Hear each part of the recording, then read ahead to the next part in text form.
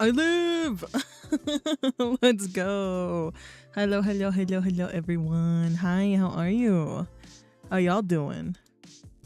Congratulations on first, Jaybird, or first, I should say. Congrats, congrats. Also, hi, Clove. Hi, hi. The fuck is so real, dude. That's so real. It do be like that. It do be like that. Congratulations on second, Clove. Congrats, congrats. Here. I was trying to edit my... Actually, can you guys hear me? Okay, yeah, you can. But I was trying to edit my stuff on the YouTube. There we go. Now I can see on this side. Yippee! Yippee! Oh my god. No. Please don't do it. It's not that. Hold up. Do I have a stops? Stop! There we go. There we go. Not on my watch. There we go. I think everything is in order. W. And I even have my music playing on the side. Very good. Make sure that there's no audio slipping out. Yeah, okay, bet. Awesome. Also, hi Raccoon. Hello, nephew. Hello. Hi, Twin. Oh my god, hi, Twin. Hi, Reepies. Hi, Clove. W. I'm glad. How are you guys? How has your day been? Oh my god, Clove, I was watching your stream earlier. It was... I was sitting here giggling. Your stream with Bacon. I was sitting here giggling, dog. I met this girl. She's great. Okay, W. Let's go. Hold up. Where am I? Let's go. Let's go. Oh my god, I ended up sneezing. Hold up.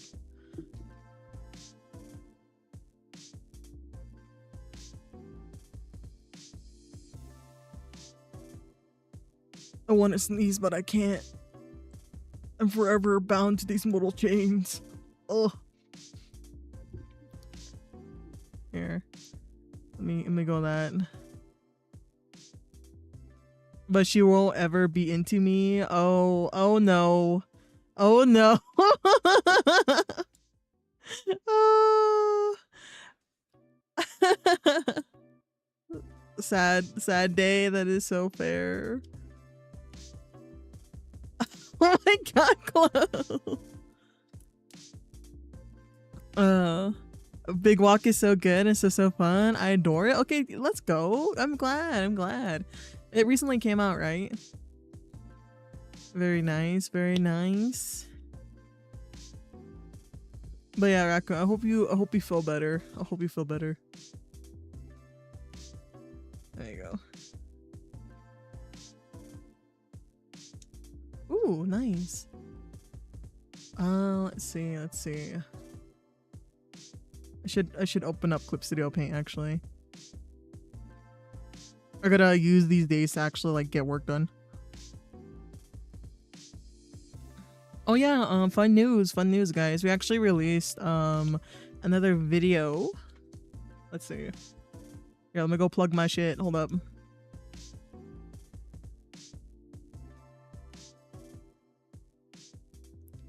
Share.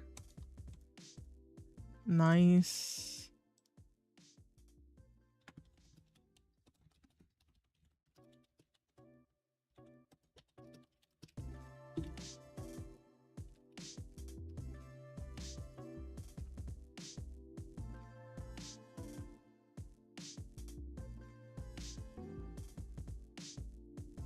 Then let me go ahead to Twitch. Yeah, same devs who made Unentitled Goose Game? Oh really? They're the same ones? Okay, bet. W.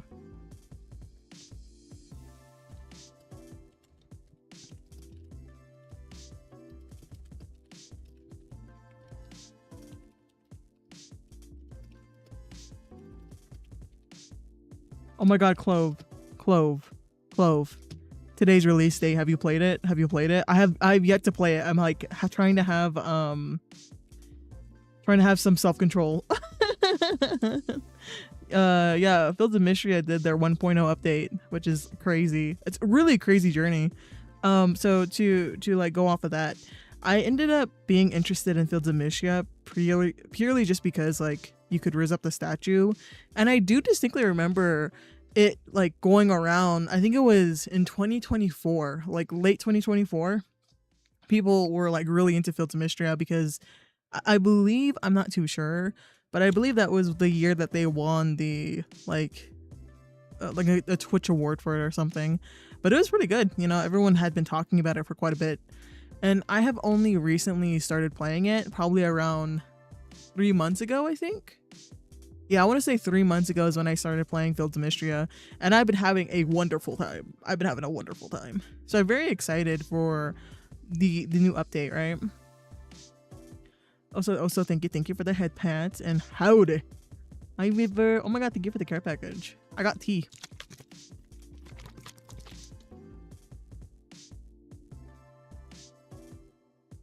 Oh, if I knew if you were, oh, I see. No worries, DJ Backshots. No worries, dog. Oh no, Fields of Mistria, yeah.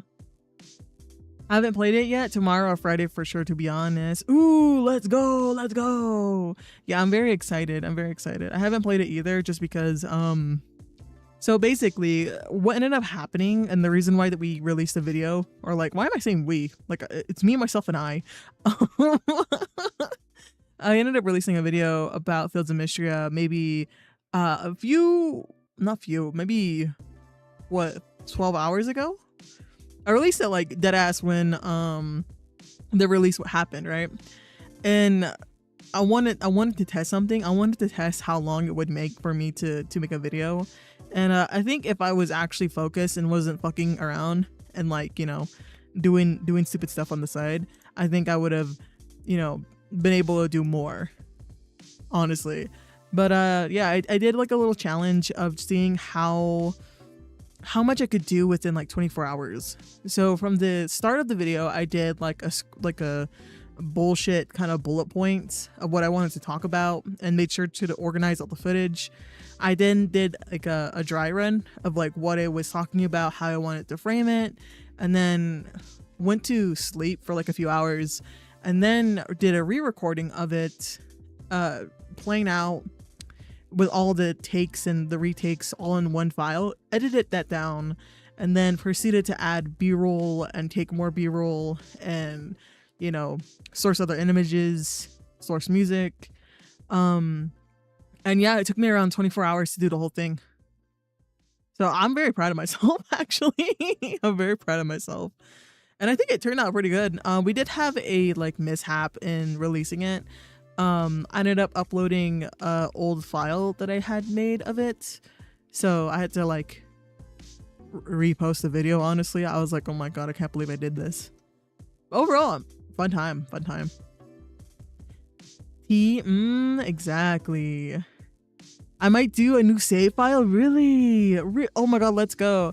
I know for me, I'm starting from the very beginning. I really want to like get the full experience of Fields of Mistria. Also, hi Natasha. Hi. My friend is drooling over it, as they should be, honestly. I already know who I'm raising up. I'm raising up the dragon. I do not care about anyone else. I am so excited. I don't know, maybe we'll play some of it as a slideshow for you guys at that point, right? I don't know, I'll see how I feel about it, because I've been trying to play around with some ideas to like make content out of it, but I'm not too sure about that, just because I like having one thing that I don't make anything on. Like, for example, I like having side projects, not side projects. When it comes to art, I feel like everything that I do is either commission based or a gift for a friend, or even just, you know, work for the channel. So I don't really have any like fun things that I work on the side. I think the only one that I did was for Shiki's birthday. That's pretty much the only like little sketch that I did that wasn't like content geared or like was like a goal, like how Art Fight was. Also, I'll be releasing a video for Art Fight pretty soon too. That one I'm still trying to script out and trying to So okay, hold up. I like talking with you guys about it. So basically, for the art fight video, I have finished all of my taxer art fight on the very last day of it. So I ended up making a whole entire challenge for it. I ended up having some goals that I wanted to do, as well as like incorporate the wheel that we talked about previously, as well as like some kind of surprises, I want to say, little surprise challenges to myself. And I basically took one entire day of just drawing things out for art fight. And for me, I'm not the most quick artist, you know, I'm not the quickest, nor am I the most technically advanced. But I'm really happy with everything that I did, and I do want to talk about it and like kind of frame it in a video format that I want to test out. So there's a lot of different types of creators that I watch, and I'm slowly trying to figure out what type of style do I like. So this is going to be an experimental video. It's going to be a new format. It's not going to be much like what I usually produce. So I'm very excited. So that's why I'm like, ooh, I should write the script for that and stuff. But that's going to be on the side for a minute. Probably going to work on that tomorrow, honestly. 2 videos, exactly, Jaybird, exactly. Jaybird was there to see the first one, and I was like, oh shit, because the first video that I uploaded was like 10 minutes long, and I was like, that seems like a little long. Why is it like that? And yeah, I fucked up. Lemon. Same thing with Pigeon. Oh my god, Sick! Hi, Sick! How are you? How you doing? Hi, Sick, hi, Sick, hi, Sick. Confirmed dragon fucker. That is crazy, Natasha. That's crazy. Confirmed dragon fucker is crazy, dog. Very understandable. Shrek Donkey did the same thing and he's happy. You know what? You know what? That's gonna be my Discord status for today. I love that. I love that. Oh, it's so funny. It's so funny. Here, let me place that into my Discord thing. Let's see. Oh yeah, I made my status for like a few days, making Twitch's pockets hurt, because we saw that file that was released or whatever. And I was like, damn, that's crazy. Whoever is okay, let's talk about that. So I think it was the other day, or like a few days ago, there was like a release of a document about one of Twitch's behind the scenes people. I don't know what position they worked or whatever, but basically it boils down to the fact that a quote was released, and this was like someone who worked at Twitch, right? And they were saying, allegedly, that any streamer that has a CCV or concurrent viewership under 1,000 is dead weight to the platform. So I was like, yo, I don't know who your PR person is, but that's crazy. That is crazy. Which led to like obviously backlash for a lot of streamers, not just from like the VTuber community or anything like that. There was a lot of like, you know, different creators from different niches that were upset about it. And I thought it was pretty crazy. I was like, yo, isn't everyone who's like under 1,000 make up a huge proportion of Twitch as a whole? Looks right to left. It was crazy. It was crazy. For me, I'm like, you know what, I guess from a business standpoint, I can see the viewpoint, obviously. Like, okay, you know, if you don't have a lot of subscribers, if you don't have a lot of like watchers and things like that, you're not going to be making Twitch a lot of money on AdSense, because that's what they care about, is the AdSense, right? They don't really care about the creators who make bank off of subscriptions, right? Because there is plenty of affiliate streamers who like average under 60 viewership who make bank, dog. There are some people who make bank. It's crazy. But that's not who they're concerned about. It's like a general whole. But, you know, I'm pretty sure those comments weren't supposed to be released. So I'm like, oh God, oh God. So that's why I was like, oh, I'm not gonna do anything crazy, like change up my tags or to like make a statement about it. I just wanted to be cheeky and put it as my Discord status. I was like, tee tee. I mean, it comes to the territory of running a free website, so you know, I don't know what to say to you. Like, it would be a different conversation if you were charging people to stream here, but then no one would really want to stream here from the start. So let's see. Steady pace. Reeves, where are the Borgs? What do you mean? Oh, did I get rid of them? I probably did get rid of them. I did get rid of them. I just hate having to edit them, dudes. Like, I'm gonna be so honest with you guys. Having to edit out all the Borgs and anything. So basically, I have progressively just turned into a person who I just don't. I try to make things easier for myself. There will be many times when I'm about to curse, like say the word, and then I'll just stop talking because I don't want to have to go and blur out me cursing. So it's the same thing with the Borgs. When there's something that I genuinely want to talk about and I do want to slice up and post somewhere else, I'm like, yeah, no, I really don't want to have to like edit stuff out. So I'll see how I feel about having the Borgs again. I'm not too sure. Maybe we'll do it for like something very like more exciting, I guess. Like a event or like an yeah, maybe like an event. We'll do it. And I'm not gonna be like, oh, for this subathon, if you get 1,000 points, we can unlock Borgs. Like, nah, if we're ever doing an event, that shit's turning on immediately. Let's see. Exactly, the Borg. Oh, to be, wait, you have overnight? Oh. I wish, just say that you hate me. No. Nice Discord status. Yeah. But yeah, that's some of the crazy stuff, because I've been sitting around and I haven't been on Twitter as much lately just because I feel like Twitter can be very like a cesspool at times, honestly. So you gotta like kind of microdose. You gotta microdose on like, you know, that sort of like content. Same thing with like B-Sky. Because the thing is, right, is I can understand people wanting to talk about issues or their struggles or like announcing their unfortunate forced hiatus. I completely understand that.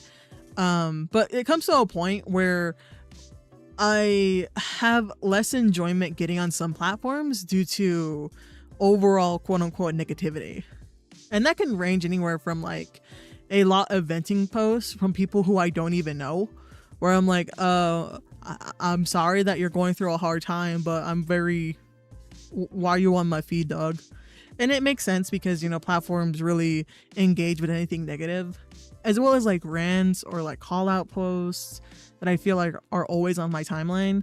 So I try to just not be on Twitter as often now. Because I used to like get on there very frequently in order to see people's artwork. But, you know, artists are like kind of rocky posting on, you know, Twitter due to like the whole AI training and things like that, or regulations when it comes to different countries. And for me, I'm very much like, okay, I wanted to see more artwork, but I understand why people are no longer posting, but that leaves me artless. So why should I come to the platform? That was my main thing. Just like when Twitch cracked down on like karaoke streams, I was like, that's literally why I go to your platform. Like way back like 2 years ago, I think it was. I was like, that's literally why I'm here. You're cracking down on the thing I love watching. So then I just didn't open Twitch for like years. I think, no, that wasn't even 2 years ago. That was like back in like COVID days. I love me a karaoke stream, guys. I love me a karaoke stream. I don't even need another person. I'll just like go in there and I'll like chill out.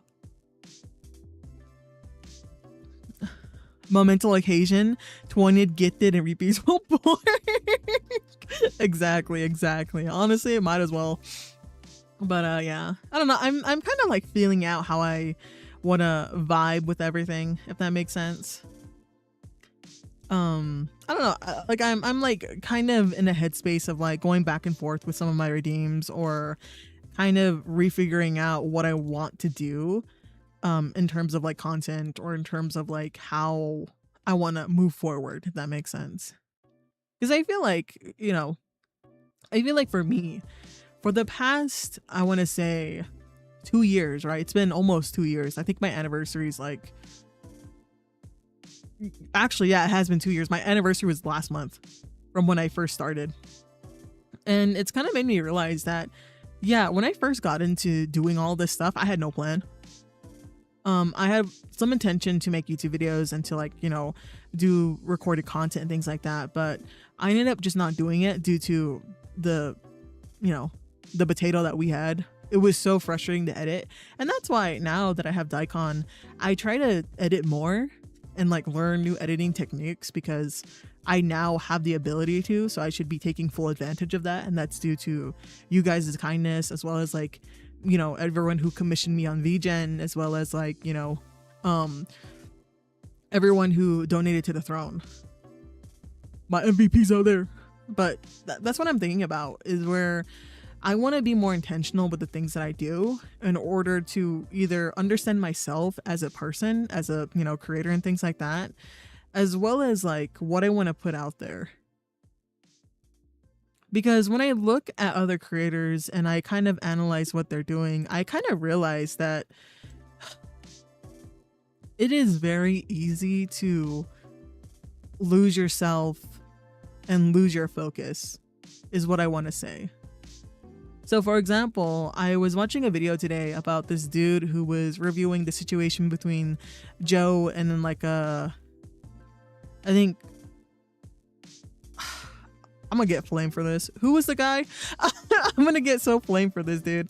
Let's see. What was the drama? It's basically between these massive Twitch Yugi. There we go. And so I was watching this guy talk about the situation, right? And to like give, I guess, some type of like explanation, it just boiled down to people being shitty in a sense of like competition wise. For example, the situation, just to like make it really quick, was one person had lied about their rank, and that caused for imbalance of like games. So for example, they're doing a competition that actually had stakes, which is like wearing a bunny girl outfit and playing a certain game. And unfortunately, one of the people in the collaboration and then the competition had lied about their rank on certain games in order for them to get a competitive edge. Because once someone found out that you had a pretty high rank in a game or were very skilled at it, they would introduce some type of handicap in order to level the playing field and make things more interesting, right? And so it led down to them arguing on stream. And unfortunately, when it comes to a lot of people who are, I think, very big on Twitch, and by big, I mean like thousands of viewership, right? Who go to in-person events and, are categorized as the honestly annoying IRL streamers. So a lot of people have been talking about the situation. I've been seeing like a lot of like thumbnails. I haven't watched the videos, but I've been seeing a lot of like thumbnails and titles regarding the situation. And I was like, okay, well, I guess that makes sense. It's a really shit situation, but at the end of the day, it's kind of how these people function, I feel like, for the most part, which really sucks because, again, if you look at any of the clips from Streamer University, you can kind of tell. So I'm like, yeah, I don't really enjoy that sort of content, nor do I enjoy really looking at it. And so this channel had caught my eye because this channel, I won't mention the creator who made the video because this is where I'm getting at, it is purely based off of positivity. What someone else could have done or said to de-escalate the situation or to have a more constructive conversation, right? That is the basis of the video. And unfortunately for it, I think in that situation, a lot of factors go into it. Because you're no longer speaking from person to person. You're speaking to someone who already has different intentions in my eyes. So for example, a conversation between me and someone who we have an altercation about lying or like competition wise, our conversation just to ourselves, like just the two of us, would be different than if we are arguing in front of people. And the added layer effect of arguing in front of hundreds of thousands, well, not hundreds of thousands, but like thousands of people who enjoy that type of content, right? Who enjoy the rage bait, enjoy, the yelling and arguing and things like that, and have like a financial incentive as well. Because, more people see you could generate some income for you. Whether that be with people currently on the stream at live, like whether or not it includes the people there, like on the stream, or people finding about the situation from clips and videos being talked about. So you're talking about someone who has an incentive to blow things up to a bigger scale. So you can no longer approach them in a way that makes sense when it regards to two people, if that makes sense. Like, oh, well, why didn't he just do this? Or why didn't this person just do this? I'm like, well, if I know that someone is trying to rage bait me or to get me to do something or say something or to, do this or that, I'm not going to waste my time in trying to explain myself. I'm not going to, try to give them the best clip possible of me losing my shit.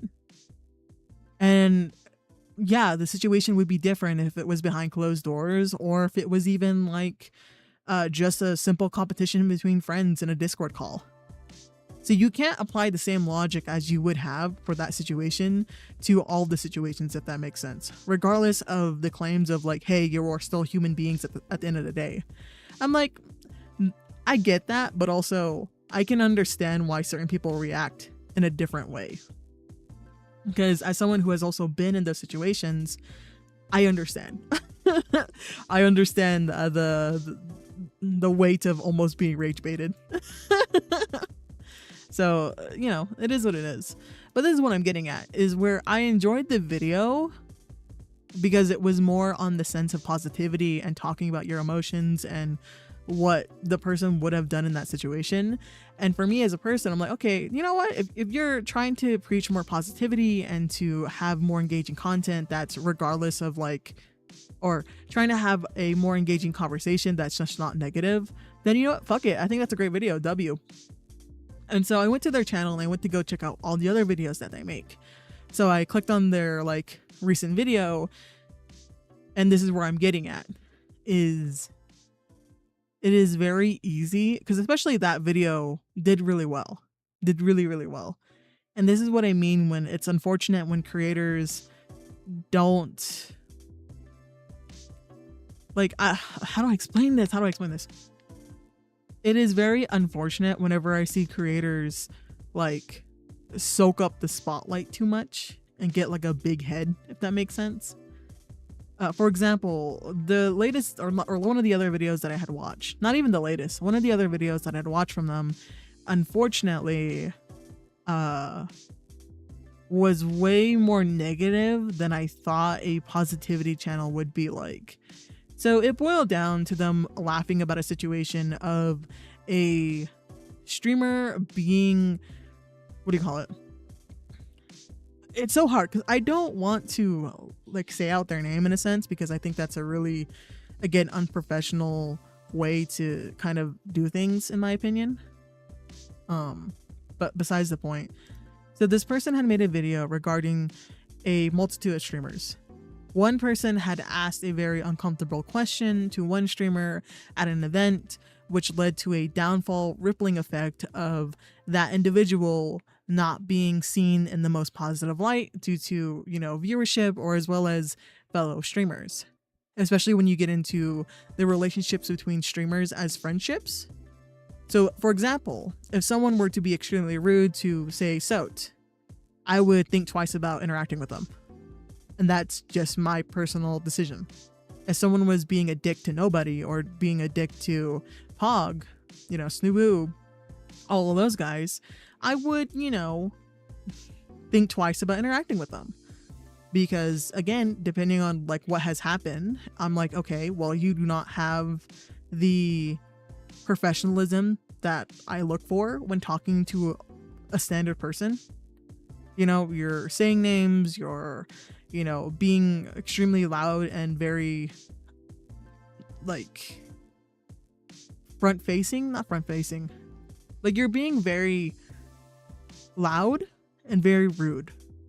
So I would think twice about interacting with you, and I don't think that's at all bad. So this person goes into the video talking about how the person who was made uncomfortable in this situation was, you know, overreacting. And the way that I paused and I looked, I was like, what? Because this is the thing, right? And this is what I've noticed within like the two content that I watched was when it comes to altercations with anyone on the internet or like in the streamer space, a lot of factors go into it. You're no longer talking to a normal person in a sense. Yes, they are a person, but there's other things tied to the situation.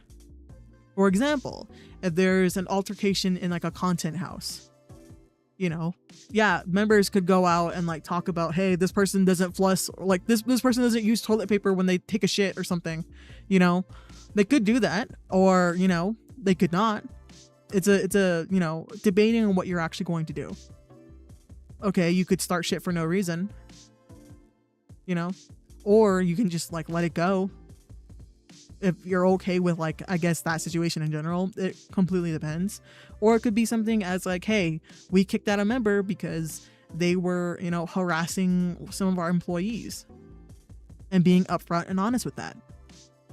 So this no longer boils down to altercations between friends. It doesn't boil down between two random streamers who met each other. It boils down to, you know, more than that, if that makes sense.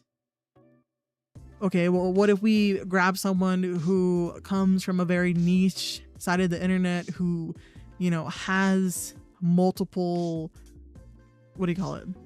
has multiple challenges in their life that causes them to have high anxiety. That just doesn't go away because they're in a professional situation. And, you know, then you can debate on how they handle it based off of their coping mechanisms or like their own way of dealing with things. That can all be debated, but you're not putting that as a factor into the, you know, the altercation at hand. You're seeing it from more of like a cherry picky situation where, you know, for me, if I were to be, you know, talked to by two streamers who were IRL, you know, were infamous for their IRL menace type of behavior of like, hey, these are like, for example, even just as simple as this. Say you were at an event, say you were at Old VidCon, and like two YouTubers who make prank videos walk up to you. Yeah, you're going to be on high alert because you don't know what they're going to do to you. Especially if you're in a niche or if you have a medium which causes you to be a little bit more sensitive. And what I mean by that, like say if you're a faceless content creator, say you're corpse husband, right?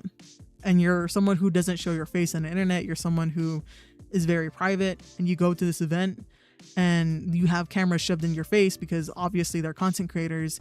You would be in a position that is not like a standard position in meeting someone. You know, there's added stakes. Is it recorded content that can be spliced up and split apart? Is it live content where you have to worry about, you know, the live aspect of it and real fallout? Is the creator a bigger creator than you? Does this creator have ties to other creators that could eventually, you know, hurt your, you know, credibility or your social circles? Like, it doesn't, again, you're no longer just meeting a normal person. You're meeting a business. In a sense, some businesses are, you know, uncomfortable to be around. So I can understand why people would not want to talk to other people at events, or if this event has caused, you know, not even bad faith, but just leaving a bad taste in your mouth. And I don't think that's wrong. I don't think people are wrong in being like, hey, I'm not going to talk to you or like give you the light of day because you fucked around with my friend. I don't think that's a immature or a wrong way to respond. an immature way would be like, hey, fuck you, leave my friend alone, right? Which is, feels justified in the moment, but, publicly, I don't think that's really the right decision to make.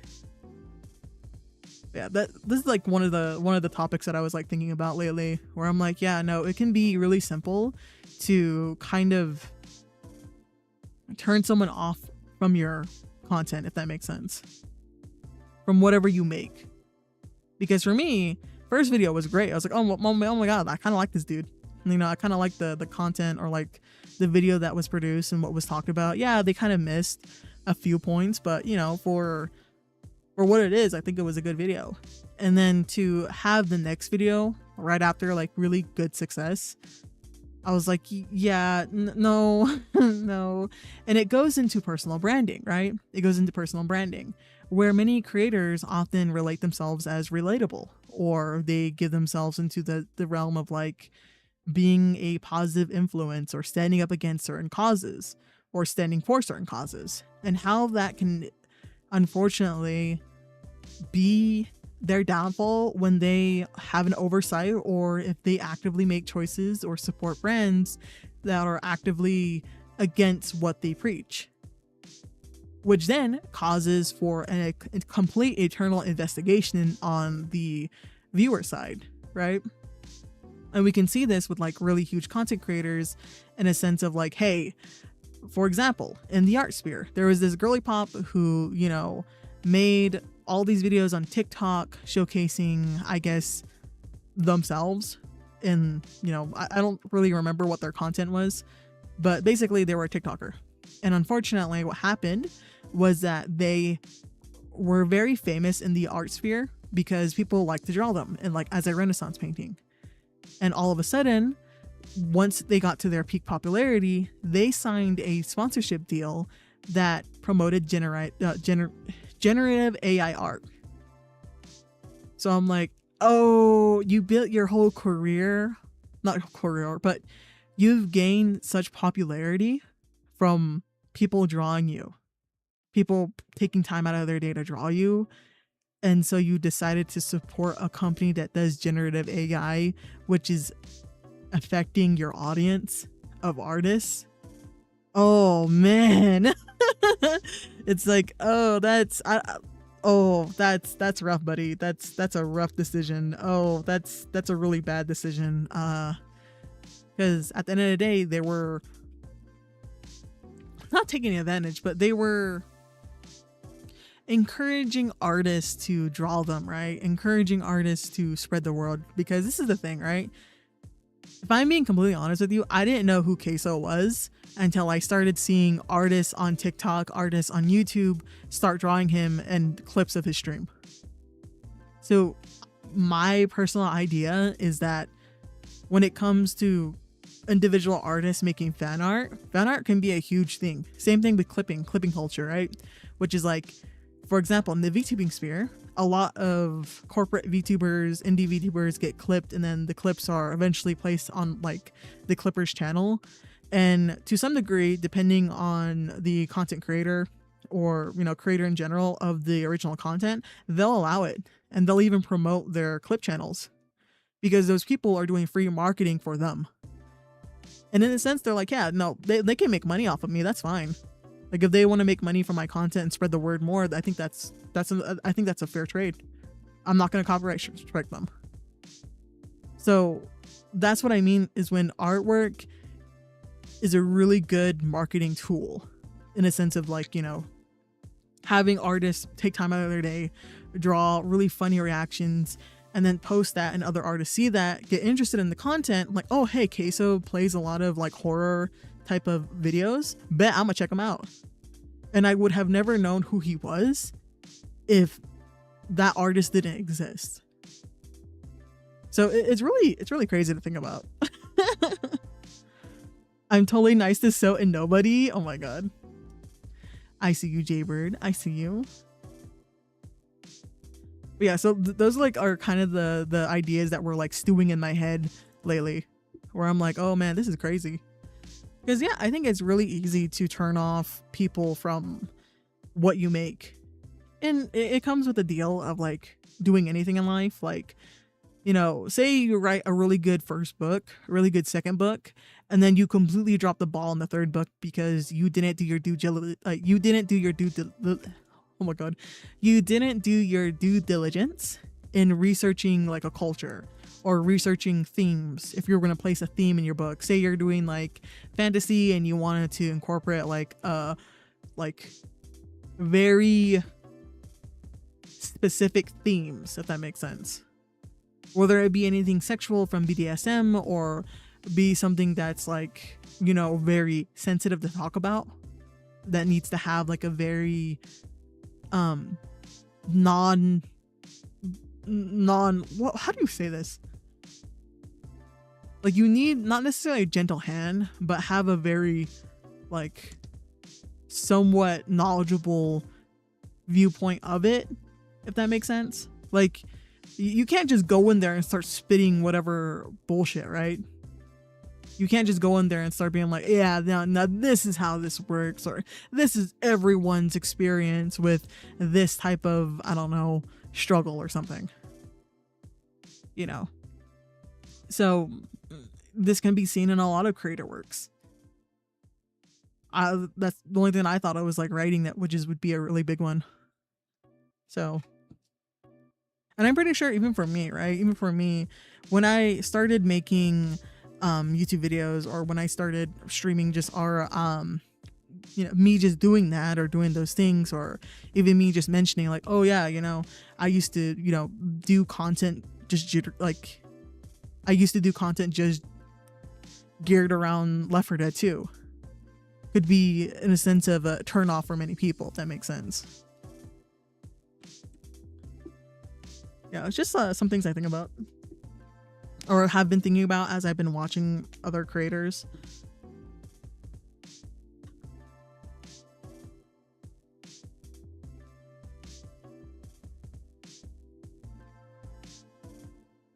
Yeah, so I think it's a lot to... Sorry, I'm like all over the place when I'm talking about stuff, but when it comes to the dude making the video about that streamer and their situation, it is very unfortunate, because as someone who, you know, preaches positivity and preaches like having a more positive outlook on things, and the next video that I see is you laughing at someone being uncomfortable in a situation, says a lot, at least for me.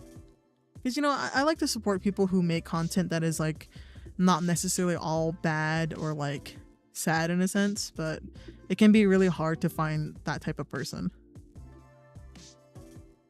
because it's very human to want to share your experiences. It's very human to want to complain, because even me, like, I complain. Let's be real, I do complain. I talk about my experiences all the time, regarding other creators, regarding like friendships I had in the sphere, things like that, just because I think it's really important to bring attention to those things. But it can very much be a slippery slope. I could be potentially talking about it too much, which has happened before. Again, it's not a bad thing in a sense of like, you know, you make one mistake and ruins everything. That's not what I'm saying. It's more of like trying to be more mindful of all of the energy that you put out into the world, whether it be negative or positive, right? Or how much of that you're doing.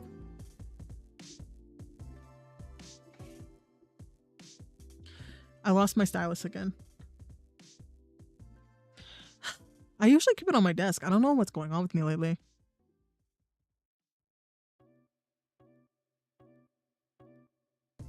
I think that's why like certain type of movie reviewers I just don't enjoy watching at all, just because they're really harsh in their critiques, which I'm like, yeah, you can be very like critical, but once you start lying about what the film was about, I think we need to draw the line.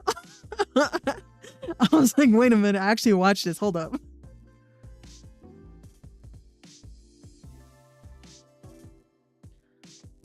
Man, where is my stylus? Guys, I think we're cooked, hold up. I have to like start putting it on like a higher shelf or something, because I keep losing it. I don't know what's wrong with me.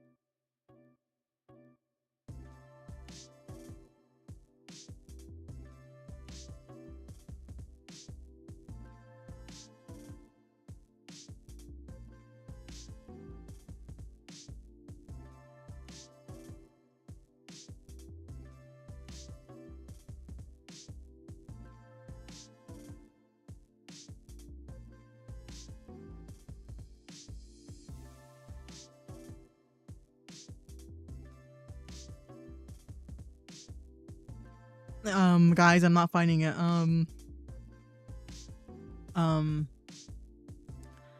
Huh. Oh no. Because I have my tablets right in front of me. Well, where the fuck is my stylus? My desk is not big, so it's not.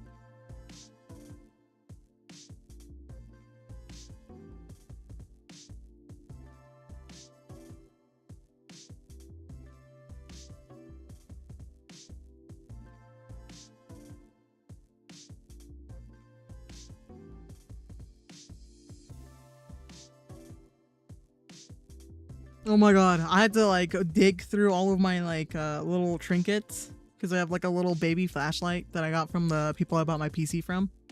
And I found it, thank god. Yo, finger drawing today? No, no, never again. Don't send me back. Don't send me back.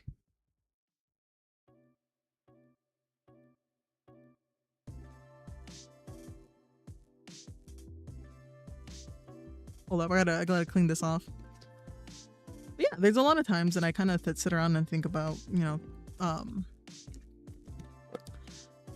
people in my, like, people I would consider peers, basically. Not necessarily on like a number wise, obviously. Like, I ain't that big of a fish. I'm like a little anchovy, you know. But it just makes me think about things like that, right? Where I'm like, oh. Because like for me, when it came to producing the stuff that I do, right, I wasn't originally going to be an art creator.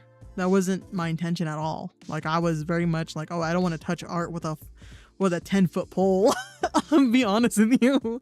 At least like the art community wise, right? Like I have always enjoyed creating art. That's always just been a part of who I was or who I am.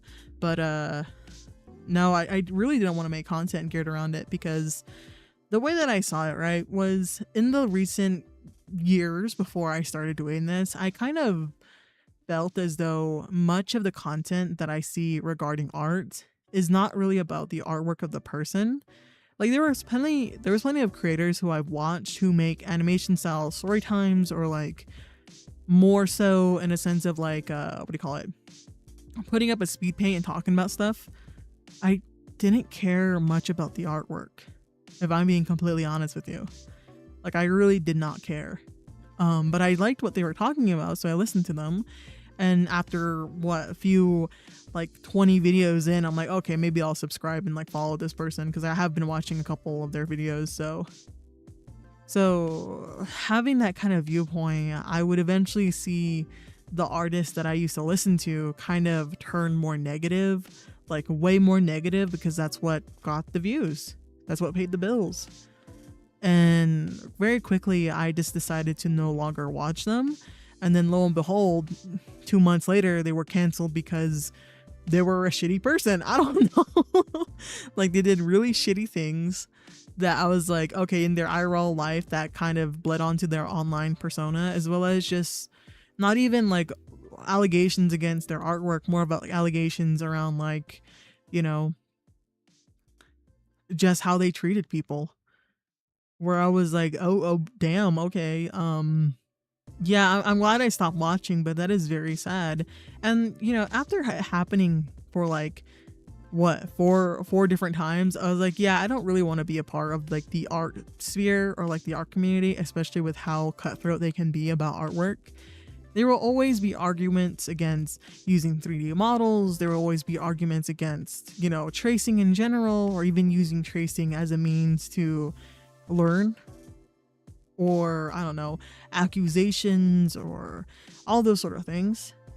As well as like AI, with the introduction of AI, there's always going to be allegations of you using AI, things like that. So it gave a very negative pitching point to be a part of that, and I kind of just did my own thing for quite a bit of time, and I wanted to test out doing art content, which in hence, honestly, it didn't really change. Like me doing art, yeah, it made my skills be better.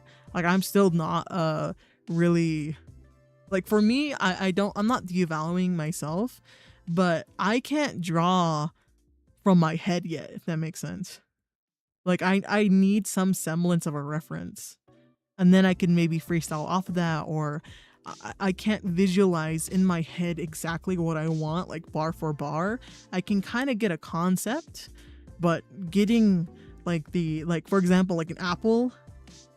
Yeah, I can visualize an apple because I've seen an apple 1,000 times. I held an apple, I've eaten an apple, but visualizing like a person and how their muscles look, how much weight they're carrying in each section of their body, you know, height wise, you know, some people have longer torsos, some people have longer legs. I have a very hard time conjuring that image, even if it's like a basic human body. I'm like, I can't, no. So, or even using myself as a reference, I don't like to do either. So the only time I ever use myself as a reference is whenever I try to like figure out how hands go, or like a position of me hold, like how would it look someone holding like a bottle or something. So for me, when it came to doing artwork, it was like a very slow and gradual thing that eventually bloomed into other avenues, which would be like gaming. And then that bloomed into me talking about games. So, you know, I think it's been fun. I think it's been really cool to try out different things, or to talk about different things. Like I have a lot of plans of like different videos I want to do, which I'm very excited to do, and I'm very excited to like put that much effort into. It's just the general thinking of, okay, if I want to be intentional with the things that I create and no longer just kind of fucking around, well, what would that look like? Which is, you know, me gradually making changes, which is, you know, doing multi-streaming, which then turned into me releasing, you know, well, actually, no, it started off with doing YouTube shorts, then it transitioned to multi-streaming, then that transitioned to doing edited VOD content that was of gaming centric things, and then that evolutionized to doing content just for like my main channel, Reaper's Reprieve, and that's going further to what I'm trying to do next, which I think is really fun. I don't know, I hope that it's fun for you guys to watch, because I do know that I am making many changes in a sense of just the things that I do, and how I'm not streaming as much as I used to. So I do feel a bit bad, but with current situations I'm in, as well as like, you know, I don't know, I feel like my living situation changes all the time, like all the time, if I'm being honest with you. So I can't really promise anything other than me working on videos and then eventually releasing them, or me kind of trying to record a lot of things at once in order to capitalize and make the best use of the things that I do. But yeah, it's just, I guess, me learning, because I also want to make sure that I balance the content that I do, the artwork that I do, which is like my personal projects of us releasing the models and doing the community events, as well as doing commissions on the side.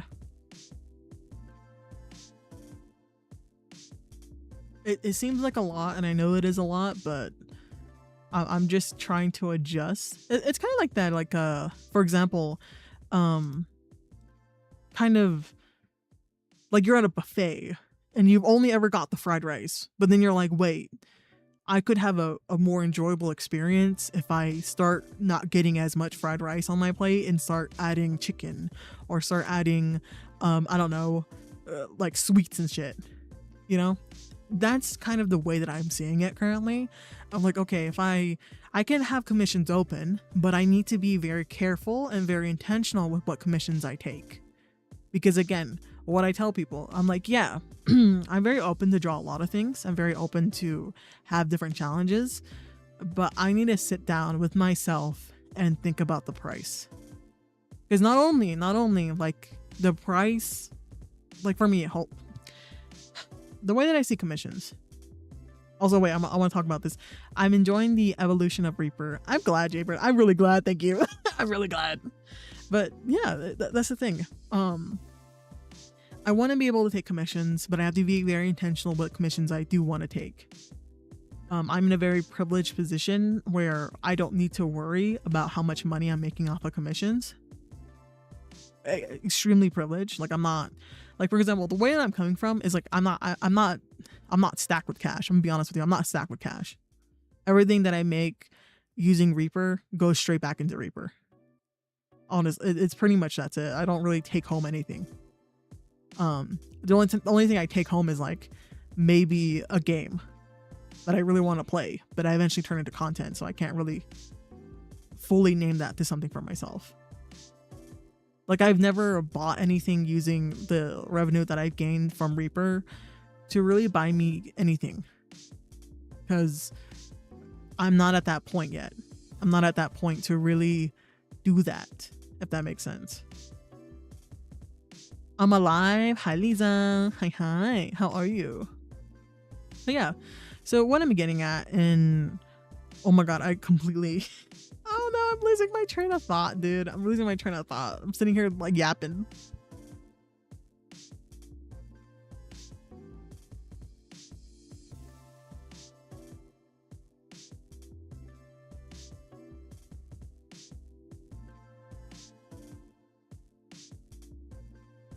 Oh, there we go.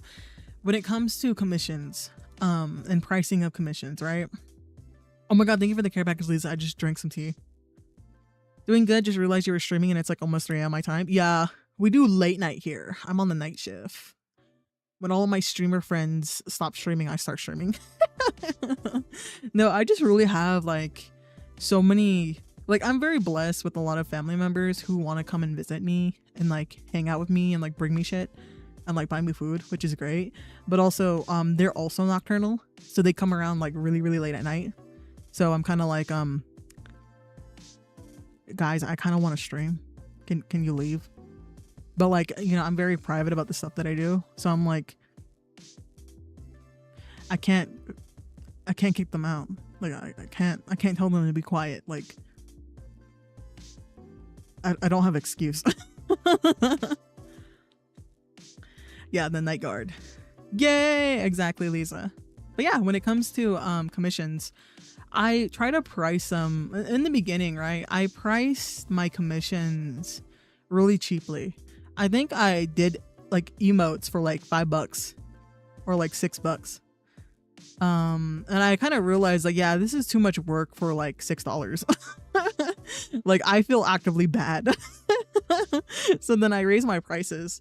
And then that turned into me feeling a bit bad, because the way that I see it, right, art is a luxury, but I also give away a lot of free art, right? Because it's a luxury. Not everyone can afford having like a commission from an artist and stuff like that. And obviously the artwork that I give out is not comparable to what I do for commissions anymore. They're not comparable. They're gonna remain sketches now. So I, in the beginning, had done my raid board for people who, you know, decided to take a chance on me, right? Decided to raid into me and decided to share their community with me, regardless of size. Always regardless of size. because from when I started, I understood how bad it feels for other streamers to make you feel when you only raid, or like when you raid with one person, right? You raid by yourself, you raid with one person, maybe two, and you're so excited to bring your like small following in a sense to them. That means the world to you, right? And for them to be laughed at. For me, I'm like, okay, you can laugh at me, you can say whatever you want to me, you can talk shit about me, I don't give a fuck. But it's different when it comes to the people that I do care about, right?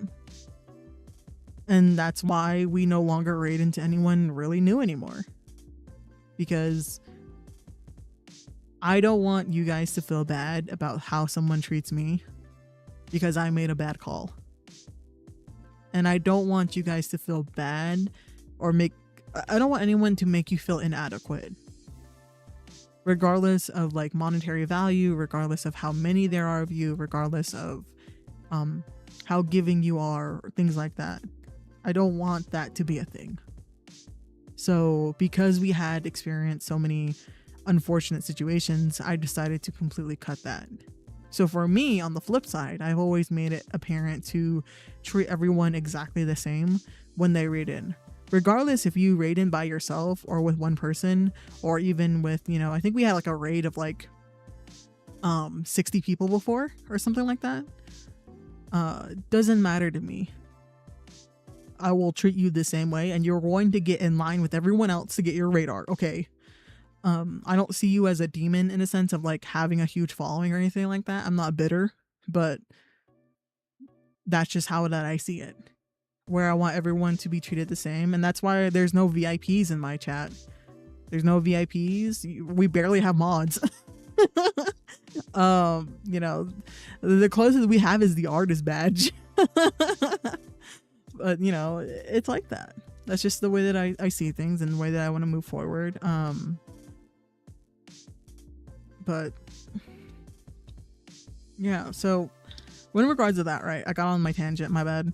In regards to that, a lot of people aren't able to afford art. They're not able to afford that luxury. So what I wanted to do was, because these people, regardless of size, had taken a chance on me, I wanted to showcase my appreciation for that, which was drawing them. And I know how hard it can be to have artwork of your model and to, you know, have promotions and stuff like that. You know, I understand, especially in VTubing, having artwork of yourself is extremely important. Having artwork and having a variety of artwork is important. And you can argue with me about this, but you know, if you want to play that Twitter game, if you want to be able to get followers on Twitch, or to not Twitch, but get followers on Twitter, or have any following anywhere, even joining other events and submitting your PNG or submitting artwork of yourself, it does feel bad, I will not lie, if you like can't offer a lot, right? Because even for me, even though I knew I could draw in a sense, I wasn't producing anything that was like illustrative worthy, if that makes sense. Like complete background, complete lighting, complete concept, all those stuff. So when I would submit my PNG, I felt really bad. I was like, damn, I got nothing. I don't really have stuff like that. And that was me in the beginning, right? So I can only imagine someone who only has like a PNG of their model, or like a screenshot of their model to submit. I can imagine how like nerve-wracking that is. Whether it be like, you know, something as simple as like, hey, join this event. I need your PNG for like a thumbnail, or like I need your artwork for, you know, like those tournament things. Oh, thank you, Lisa. Thank you for the lurk. Thank you. Sleep well. Sleep well. But yeah, and you know, I have like a huge soft spot for smaller creators, and I've always been like this, regardless of when I was just a viewer. I get it. Wanting to have a concept for your thumbnail, or have all of these ideals, you can't do them in a sense because either your skill level and it doesn't look good, and there's always a kind of negative emotion about that, right? Where like when your artwork doesn't turn out exactly the way that you want, or even resembling what you want, it's really hard to move forward with it, right? And I think every artist is on their own journey with that. And when it comes to someone who doesn't have the funds to commission artists or to really put a lot into a hobby of theirs, that's why I did it. That's why I produced so many of the raid arts, because I knew that people were struggling like that, and I knew that it meant a lot to them. And for many people on the raid board, it's their very first fan art. So for me, that really touched my heart, because I'm like, oh my god, like that's so nice. That was the first, but I hope that you get so many more, because I see a lot of people putting a lot of work into what they do. Or even if it's not a lot of work to other people, I know it's a lot of work for that person. There are many people who stream right after work. There are many people who, you know, have whole families, have different obligations, who, you know, are dealing with a lot of shit, and they're still able to do those things, and still able to stream, still able to make content. So for me, I wanted to provide them some semblance of like a good job. Here's your reward for putting in all that work. And because I have the ability to, that's what I wanted to do. And unfortunately, I can't provide the same quality anymore, because there's so many people, which I'm very truly blessed, because when I first started, I would rarely ever get raided. And for the most part, I don't even think that it's because of the raid board. I think it's like just I don't know. I don't really think it's because of the raid board people raid into me, but maybe like a couple, like a handful. But a lot of it is you guys. A lot of it is you guys promoting me to other people, and like, hey, like being very respectful about it, which I really much appreciate. Of like, hey, we need someone to raid. Someone suggest someone, and then you suggest me, which I'm very grateful for. Or, you know, it comes down to like, hey, this is a friend of someone else's, like a friend of mine, not friend of one of my friends, if that makes sense. So yeah, that's how I, you know, ended up getting more and more people. And that's why for me, I hold on so strongly to the raid board. I don't want to let it go. I don't want to give it up. I don't want to stop doing it. And that's why we just end up making adjustments and changes instead of just getting rid of it completely.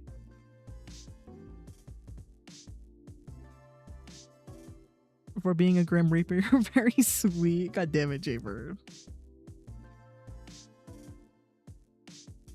I'm a big softie. I'm not gonna lie to you internally.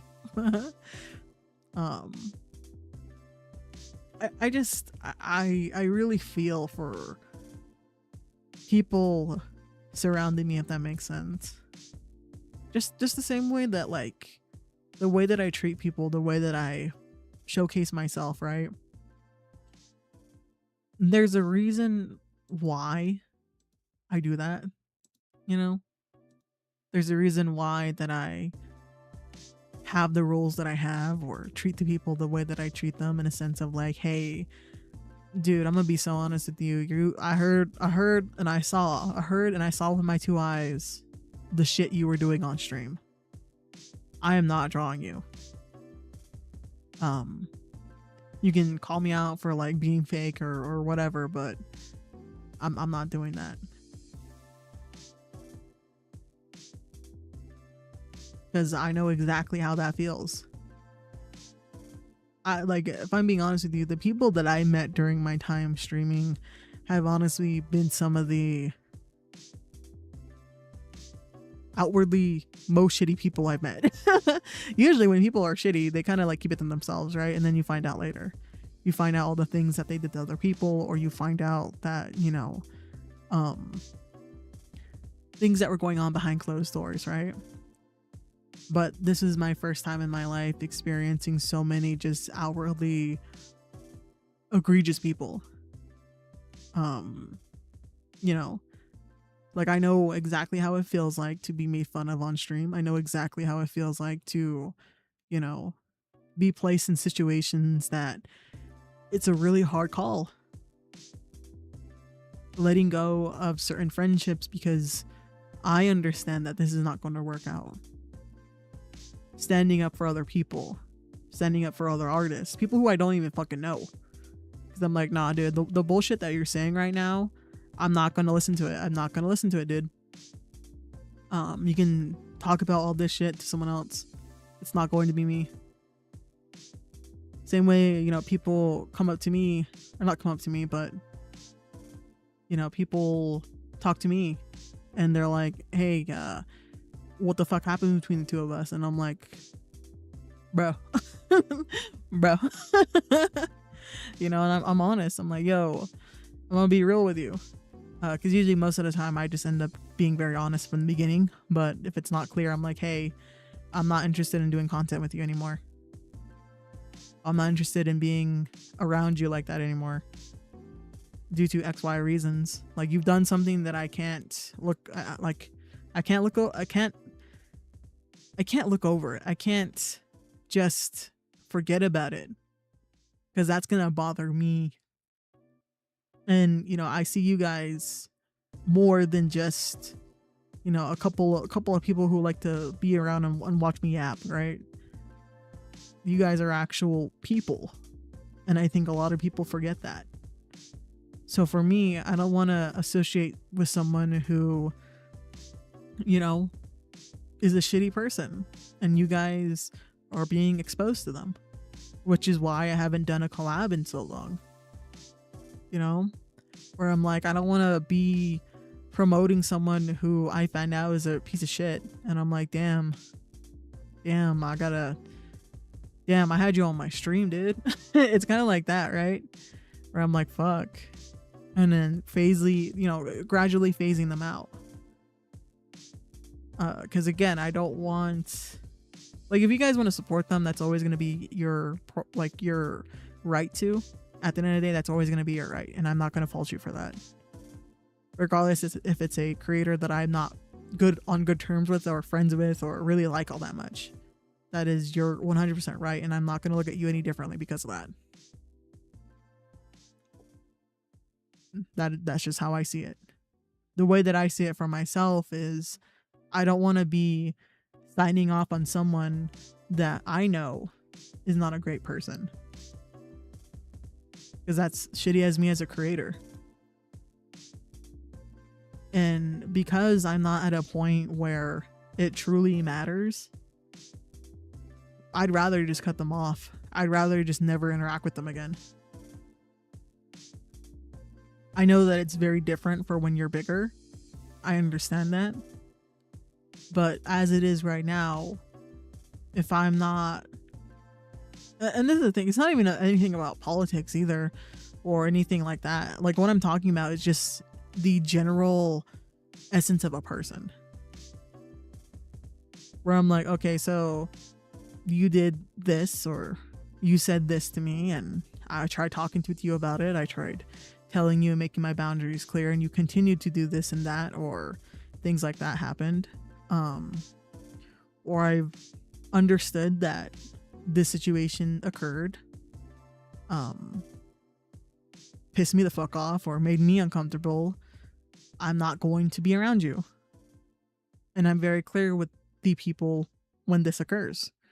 I'm like, hey, dude, I ain't gonna hang around with you anymore. I'm gonna be honest with you. I don't really fuck with you like that anymore. We're no longer friends. Don't talk about me. Not even don't talk about me. I was like, just don't give me credit, dude. I was like, you can continue to use my artwork, anything that I gifted you. You have full commercial rights, things like that. I just don't want to talk to you ever again.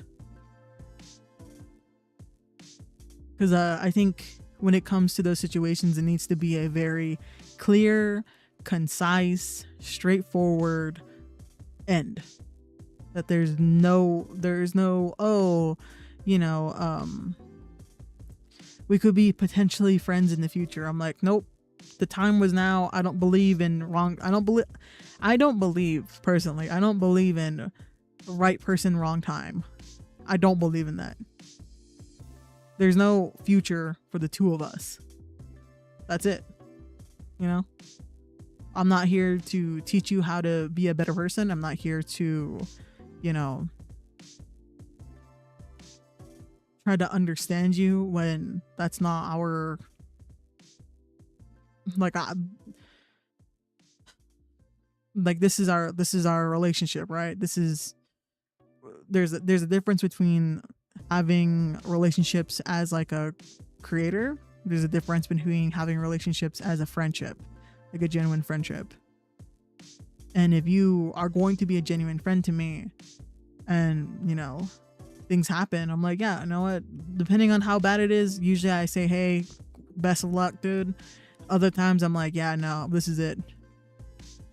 Like, I don't want to ever hear from you again, dude. And I'm very clear about that. Because unfortunately, as a person who watches a lot of like VTuber content, it's very common for people to continuously reach out or to make you uncomfortable. And I've unfortunately experienced that a lot. So yeah, I'm fine.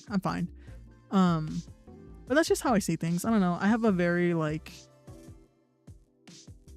at least for now, right? At least for now. Hopefully it'd be like this forever, but I have a very strong sense of,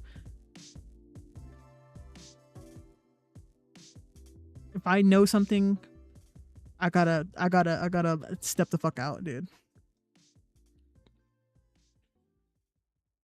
Same way with like, if someone talks to me and doesn't treat me well, I just don't talk to them anymore. Again, I'm not someone who's going to teach you how to be a better person, or to be not even a better person, just a decent person. Like, if you're unable to talk to me like a normal person, or if you're unable to, you know, talk to me about issues, or, you know, communicate stuff for collaborations, or even see me as a genuine friend, or to ridicule me on the things that I do that are not like, why do you have a problem with this? Things like that. And that's what I've learned in like the past 2 years. It's just that sometimes you really just gotta call it a quits, and you gotta be extremely clear about it.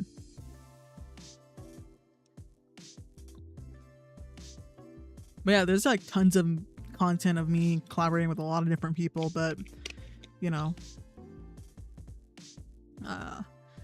I'm just glad that I don't have it.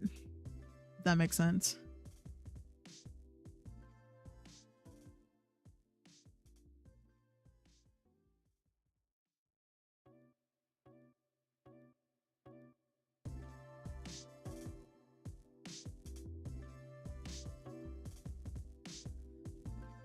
I gotta look for a cute glasses pose.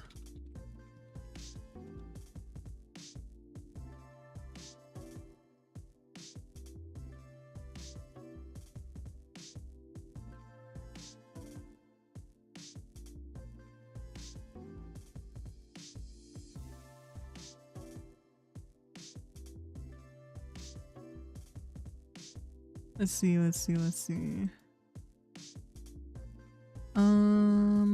I know. So basically, I'm gonna be working on a commission for Clove. I'm so excited, but I have to figure out the style of like what I'm looking for in a pose, if that makes sense.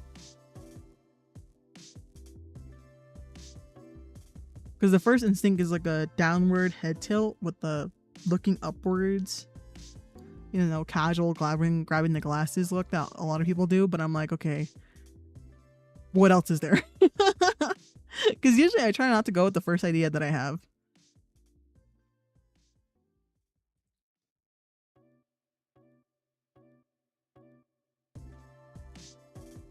Ooh, maybe I should do like a, what do you call it? Style that has maybe taking off the glasses.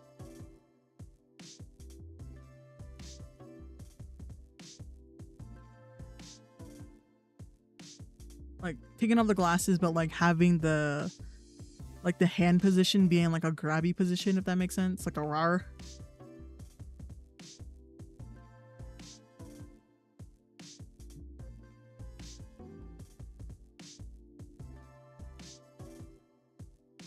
Like, yeah, it is like gonna be a bust commission, but that doesn't mean that I can't draw the hands. I can always draw the hands. Will I cry like halfway through? Yes, but I think it looks good for the commission.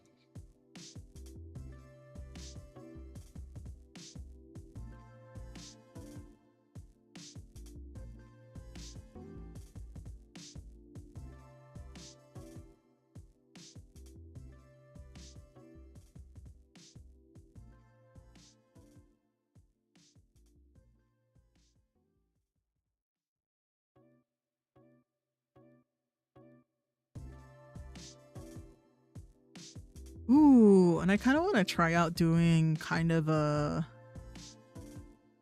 lighted effect, if that makes sense. 'Cause I see a lot of people do this. Like, you guys can see it, but like, I see a lot of people do, for example, very dark hair, and they have like a light source underneath the hair. I think it looks cool.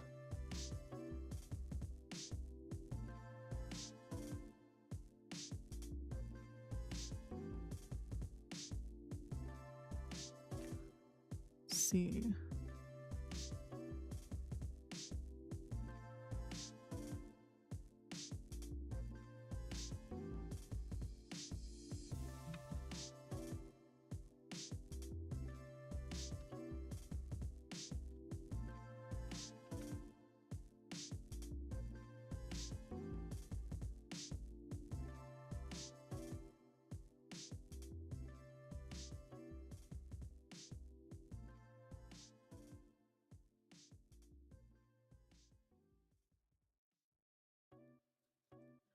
Here, we can stop sitting in the just chatting and we can go to the art.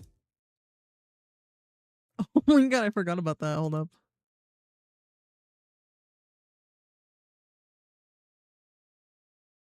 Turn that off and then I'll think about whether or not we're gonna be listening to stories.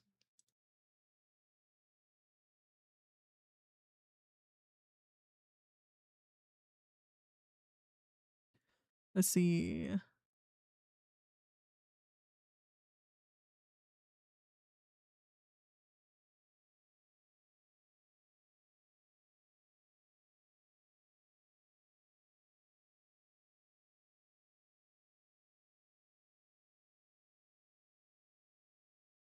We can also do something that's like more like straightforward.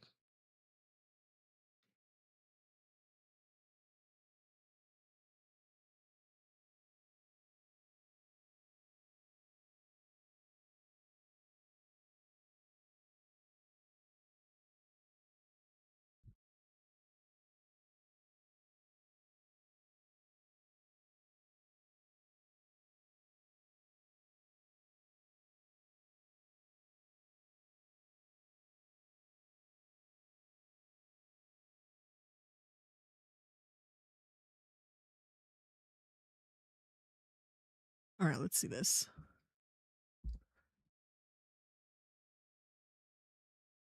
I'm trying to figure out the pose first. So we're gonna make some like squares.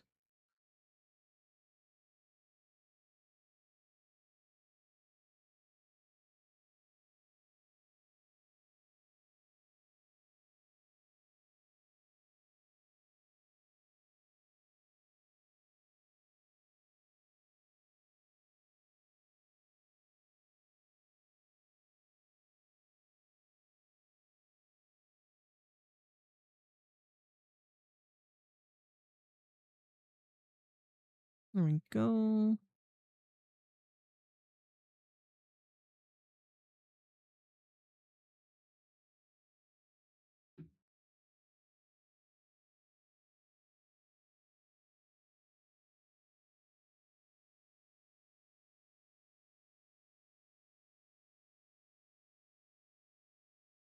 Oh, I hope you're able to hear the background music. There you go.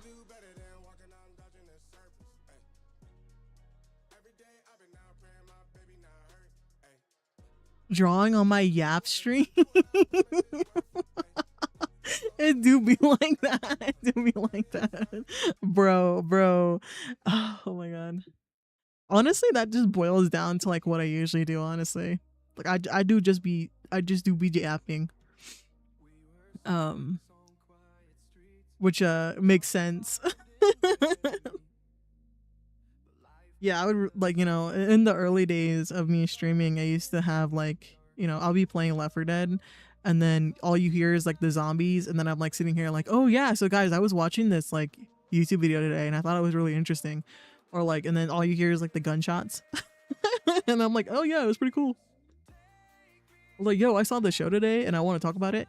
Like there was a time when I paid for like Amazon Prime for a bit of time because like my student discount was like being dried up basically, and they're like, "Well, you have to prove again that you're in school," and I'm like, "Shit, I graduated, fuck."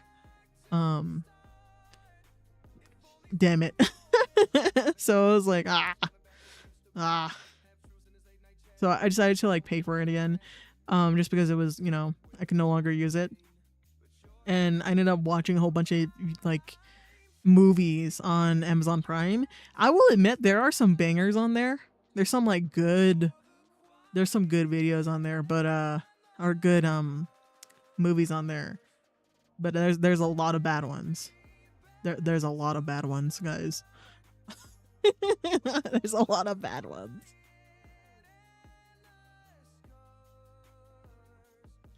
I sincerely remember when we were like talking about like all of the school centric ones where I was like, okay, I understand. Like school is such a normal setting and like an easy to understand setting, but like why are these themes, what the fuck are these themes? Where I'm like, guy, oh, like you couldn't have just put them in college.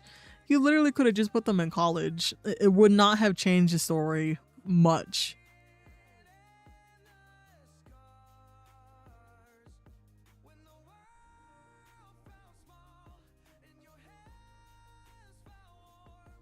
Let's see. I need the reference for the glasses real quick. Oh, they're so cute. Oh my god. Saving this. Are you guys also plagued with wearing glasses? I am plagued with wearing glasses IRL. That's why I was like, Reaper, if I'm creating you and you are my creation, you will not wear glasses because the only glasses you're wearing are sunglasses because it sucks. You pay so much money. You pay so much money to not be blind. It's so sad.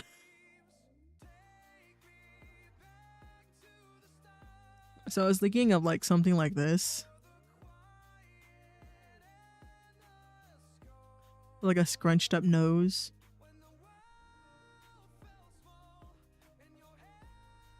Hold up.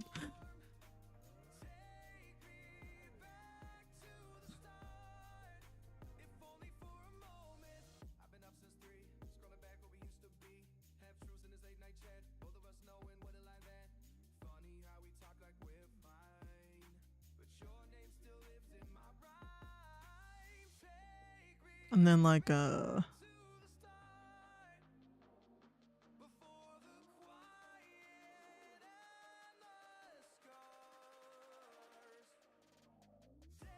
I have to be careful because this is a busk mission.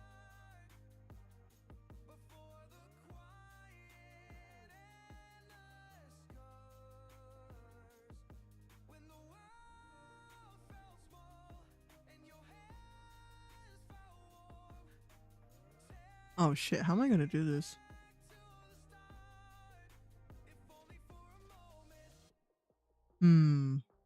We'll figure it out. But the image in my brain is like hand here. We'll obviously like cut this whole piece.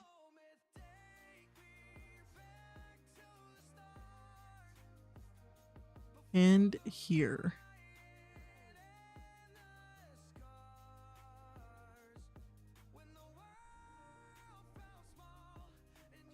With like the glasses.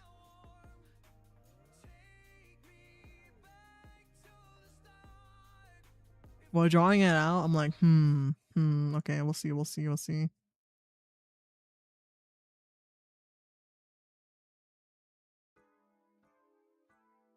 Let's see, what else can we do?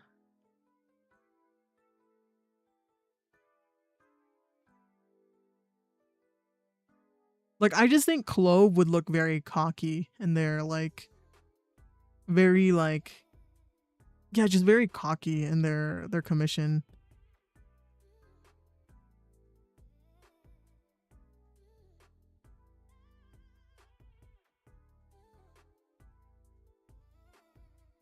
Like, very cocky or very smug is kind of like the vibes that I'm getting.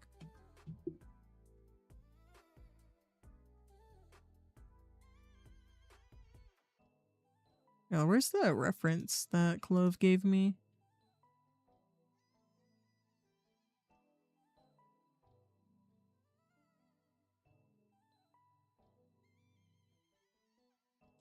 Oh, fun fact. Oh wait, did I mention that? No, I don't think I mentioned it to you guys. I finally, at least like on stream, I have finally been able to apply for verification on VGen. So I sent in my application and we'll hear back in like 2 months. So I personally am very excited.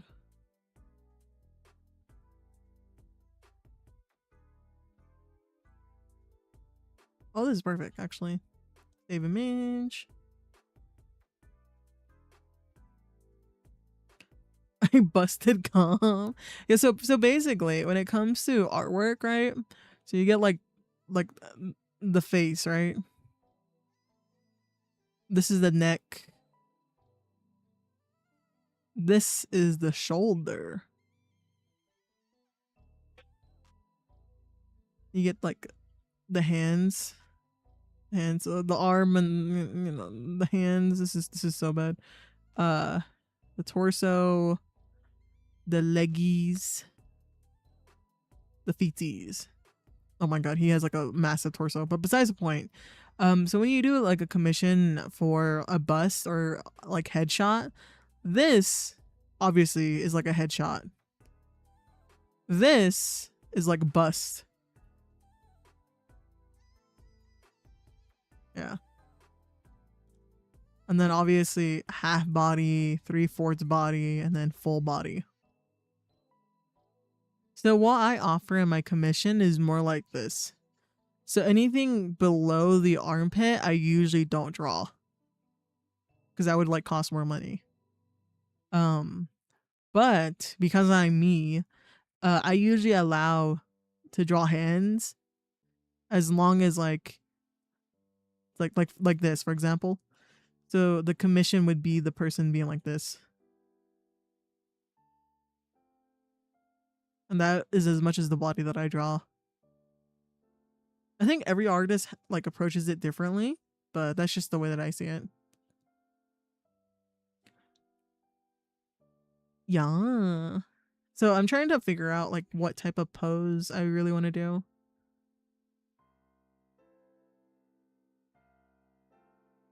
The only direction I was given, because it's a skeb commission, so like it's like a surprise me commission. So Chloe won't see the commission until like the end, and then we're gonna fix any like details that I missed or any mistakes in the design, and then that's the end of the commission. Very different from like most of the commissions that I do. So I usually consult more. I usually have like, you know, talk about it more. So I'm very excited to do these types because I can just focus on creating the artwork and then giving it to them. Because when it comes to commission work, it does take a bit of time to hear back from your client. And like, okay, well, I guess I'll start on another commission. Because even for me, right, when I commission someone, I kind of forget about it.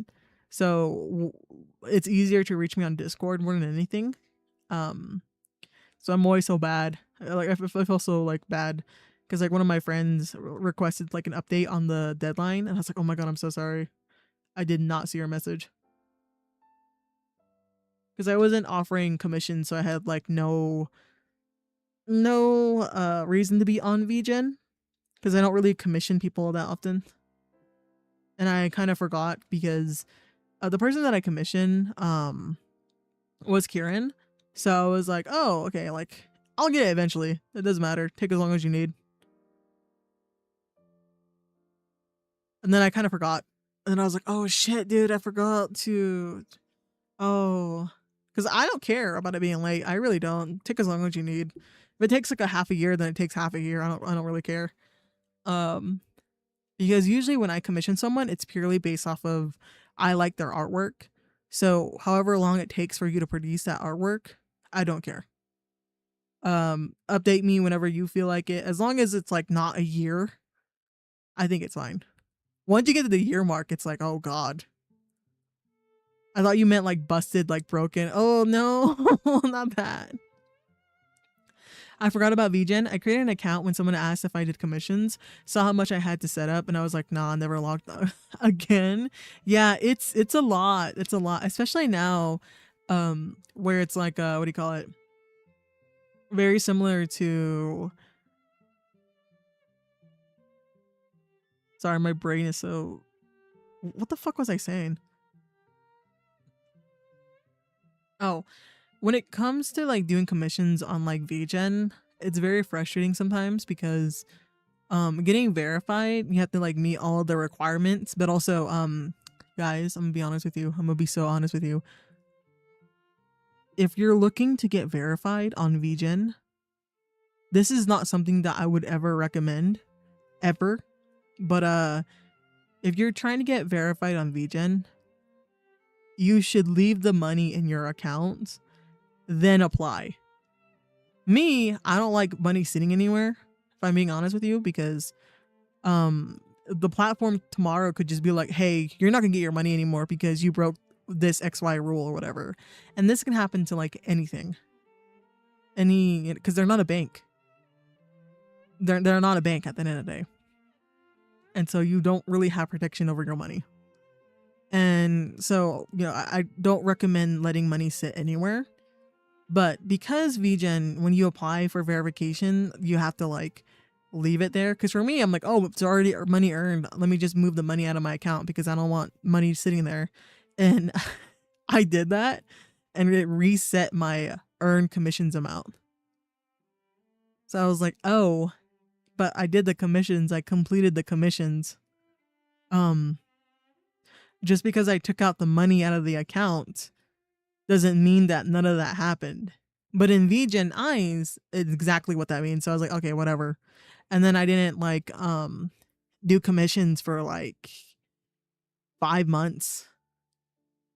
So that's why I have like a lot of commissions stacked up because people really wanted to commission me and I felt so bad. I was like, you know what? Let's just open up commissions. I'm never going to be in a position where I have nothing else going on, at least art wise. So you might as well just be doing one every now and then. What are even the requirements? I heard I had to get a code or whatever and got lazy about it. Yeah, so basically VGen, as an artist, in order for you to make an account for being a commission artist, because there's two different accounts. There's like the normal account for you to commission other artists, and then there's the artist account. I have only ever had, well, actually no, I had both. Never mind. Because you can just transition the customer account into an art account, but basically for VGen, there are different ways to get a VGen code, so that allows you to complete pieces on VGen. You cannot offer services on VGen without the code. So either someone who is a verified artist will give you a code out of either the kindness of their heart, or like they're a friend. So they are vouching for you that you're a real person who does the artwork, and it won't break their TOS basically. Because the thing about it is, if you give out your access codes, say I gave out my access code, like a VGen ticket or whatever, and I gave that code away to someone, right? It's completely random. VGen allows them to sell commissions on their website, and then it's found out that they use generative AI to produce their artwork, which is against VGen's terms of service. Not only will that person be obviously strike down on VGen, which is like, you know, their proceedings of dealing with that type of, you know, breaking the TOS, but I will be subjected to that because I'm the one who gave them the code. So they'll put a pause on my account as well. So the reason why they do that is for you to be more careful about giving away your codes and like actually vouching for other artists, but also to cut down on like scammers and stuff. So that's the pretty much gist of it. You can get the VGen code from like doing their social media challenges or, you know, their raffles for it basically. But it's very like unlikely that you'll get that. Or you can even apply for like it's like you go on social media, you make your little posts, you're like, hey, I'm trying to get verified on VGen, here's my portfolio, and they have to count a certain amount of retweets, likes. I think that's it, retweet and likes. Yeah. Yeah, it's not the best system. I'm not too like there's different ways to get in and like sell your artwork, but the way that I see it, if I'm being honest, if I'm being completely honest, when it comes to selling commissions on a platform, I think people need to sit down and really think about what they're selling, who they're selling it to, and their current audience base. For me, I wanted to get verified on VGen because it's a whole nother process for you to get verified. So once you get the ticket and you got the ticket and you're able to get the code and you have an account, you can actually sell commissions. You have to earn a certain amount of commission money and have a certain amount of clients. It's not a lot. It's like 4 people, but you know, if you're starting from nothing, it is a daunting task. But that is beside the point. Then you can apply to be verified on VGen, and that will allow you to have unlimited listings. So when you are just VGen commission artist, you can only have 5 listings for commissions, and that's it. So for me, if I was a new artist starting out, I would partner with a different service, if I'm being completely honest. Because the amount of work just to get into VGen and to sell commissions on VGen is a lot. Not only do you need to get an access code, but you need to get verified in order to have certain commissions. So for me, I've been very transparent. I don't only take commissions on VGen, because unfortunately VGen limits me too much. So a lot of the, like for example, I take commissions outside of VGen for services that I don't do on VGen. So I do emotes on VGen, I do icons, I do like headshots, like those type of rendered services, and then I do what do you call it, I think your character here type of stuff. All my your character here and like scab commissions are all on VGen. Anything that is custom, for example, I've been reached out about doing like shaker bottles, like shaker bottle art, reference sheets, keychains, merchandising, I don't know. I've been reached out for a lot of different things, and I try to usually these people who reach out are people who I personally know, so it's different. But usually I'll take the commission, but I'll have a separate payment platform to take that on that I don't share with other people. It's not my personal payment system, but it is not something that I give to other people. And what I realized by being a VGen artist for so long, not even so long, like what, 2 months in altogether, I realized that my current audience, like for example, I haven't had anyone commission me who I didn't know. Whether it was someone here currently, aka Jaybird, or if it was like a content creator friend, if that makes sense. Like someone who liked my artwork and they wanted to like, I don't know, like talk about commercial rights for like, I don't know, merchandise or illustration piece, or I don't know, some random like side pieces that I do. So because I don't service anyone that I don't know, I'm kind of like, why am I on VGen?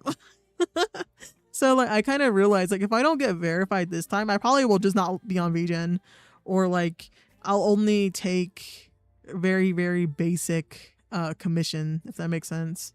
I don't know. I'm kind of like trying to figure that out myself, because VGen doesn't offer me anything. It doesn't offer me lower rates than other sites. It doesn't offer me unlimited commission slots when other platforms would from the get-go. So I'm like, okay, so I have to prove to you that I can make a certain amount of money. I have to prove to you that I have a variety of clients. And I need to prove to you that, you know, I have followers and momentum and stuff like that. But what are you doing for me, dog? So that's just my realistic viewpoint of VGen, because again, they are a service and they are a business. And I've realized being on there for so long, I'm like, yeah, I don't really get anyone new. At least from like VGen side, because they don't necessarily promote a lot of new artists on there, nor do they promote anyone who's not verified. So I'm like, yeah, there's really not a huge reason why I should be on VGen. So the barrier to entry is very high. So yeah, I don't know. I just see it as if you have the certain audience that I think works well on VGen and you're looking to be a full-time commission artist, I think it's a good option. But if you're taking commissions on the side and most of your commission clients are like people you know, I would rather just completely move to a different platform. That's just, you know, how I see it. I don't think I'm wrong in saying that though. I know some people are like, will stand by and live and preach VGen, but I'm like, with anything, it completely depends on, you know, your situation.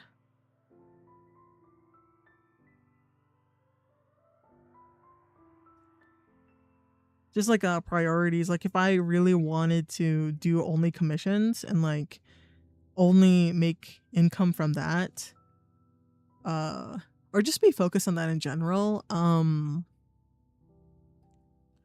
my approach would be very different. But I only take commissions because people ask me all the time, and that's why I was like, okay, well if there's a demand, I'll do it. And I do enjoy drawing for other people, so it's just I get monetary benefit from it. And I do get to see my work plastered in more places. But it's not my main priority. It is whenever I do get commission, obviously. Like if I get commission, then I'm like, hey, I'm going to, you know, lock in and actually do that first before anything else, honestly. Ooh, like this is such a nice pose, actually. Let's see.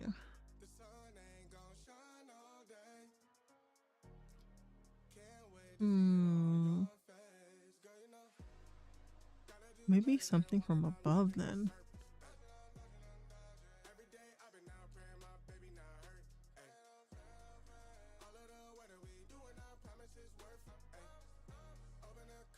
I love your art. I love your art. Thank you, Japer. I very much appreciate it. I'm glad you guys do. I'm glad that like there's a demand for you guys to commission me.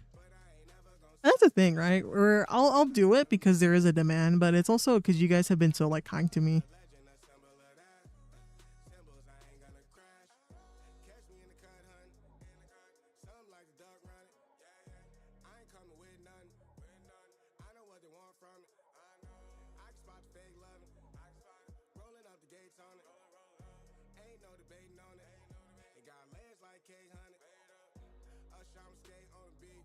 It's like I would be open to doing like ASMR content, but just obviously not right now. Because I have to be very realistic about what I can do and what I can't.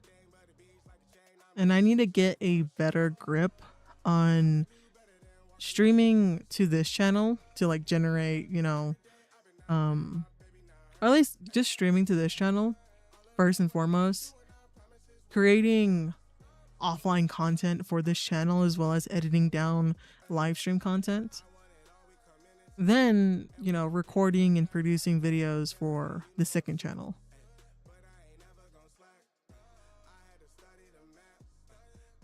So I need to get a lot of like my priorities straight first before I think about branching out to a whole nother niche.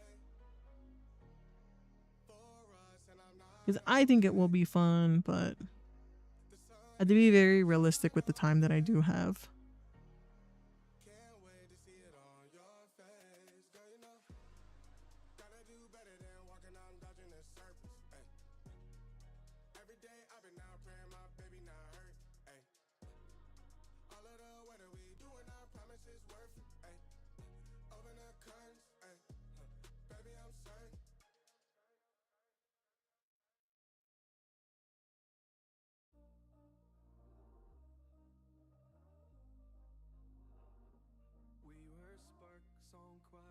My mouth is too big.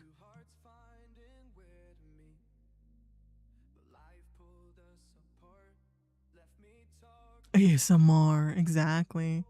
I mean, technically, well, it's not in the ASMR, but it is like acapella, I guess. Acapella like esque videos on my Spotify.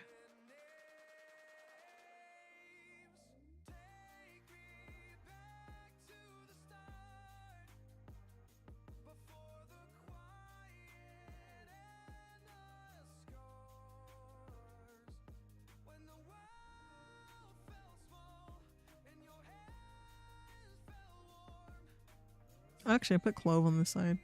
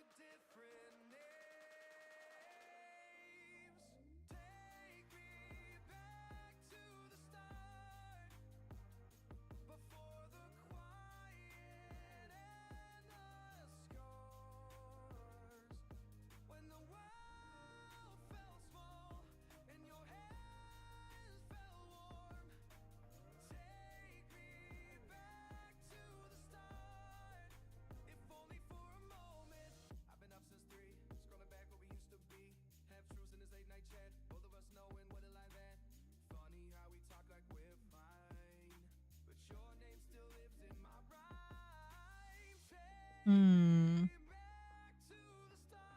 The eyes are too far apart. You guys get the vibe, right?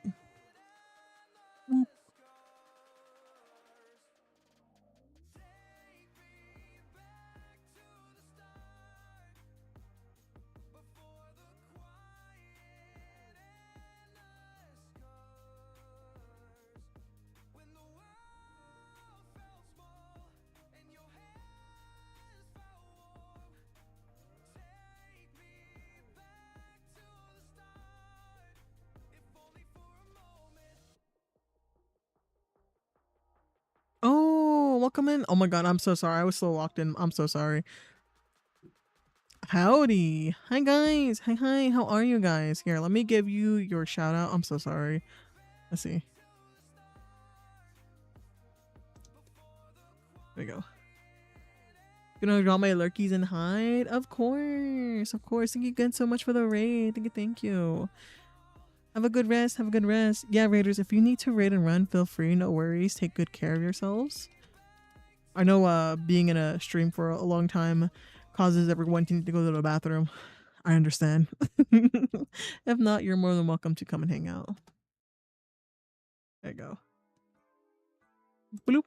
Yeah, but welcome in, raiders. My name is Reaper's Reprieve. You can call me Reaper Reeps Naughty Dog. I use any pronouns, and we usually do art here. Right now, I'm trying to figure out a position for my commission. So I'm just kind of doodling out certain, like, I guess, vibes. But yeah, here, let me go ahead and give you the second shout out as well.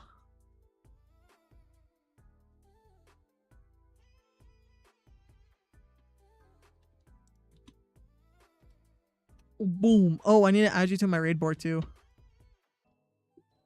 Ooh.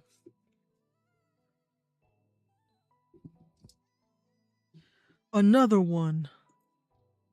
Oh, we can get started on these again, actually. Oh, thank you for the follow. Thank you. Here, let me go ahead and pull up my little raid board.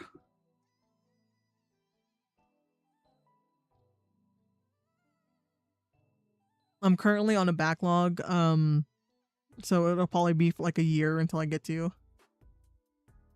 And there's gonna be like simple sketches too, so no worries. Like simple head sketches.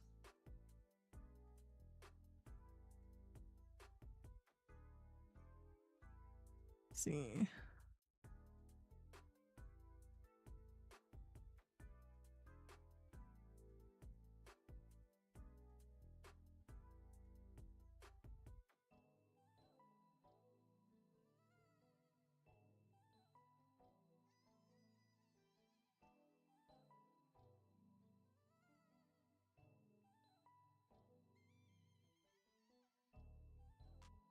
Just finished up a long stream of comms. Oh, really? I see.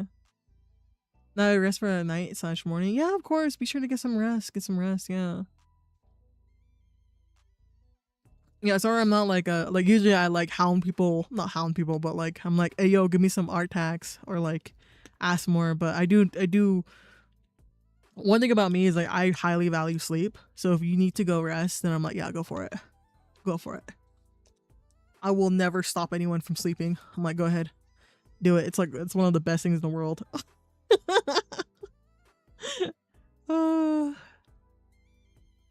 Let's see. Am I spelling this right? Hold on.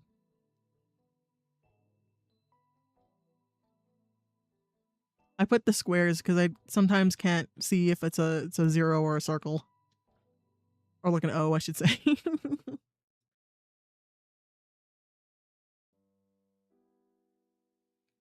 There you go.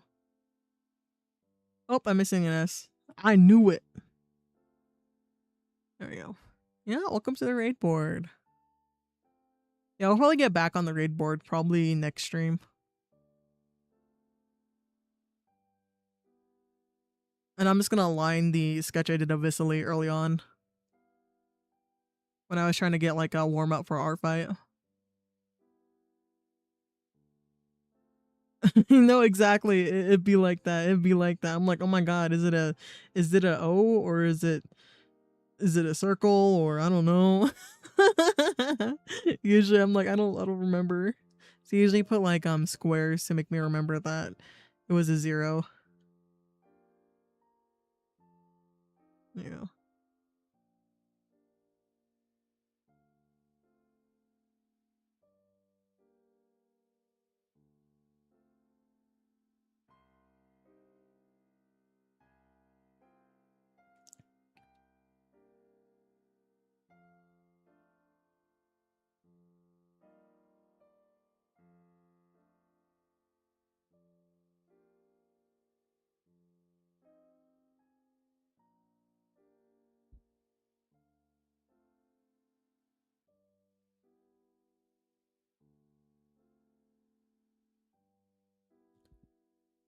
That could be one.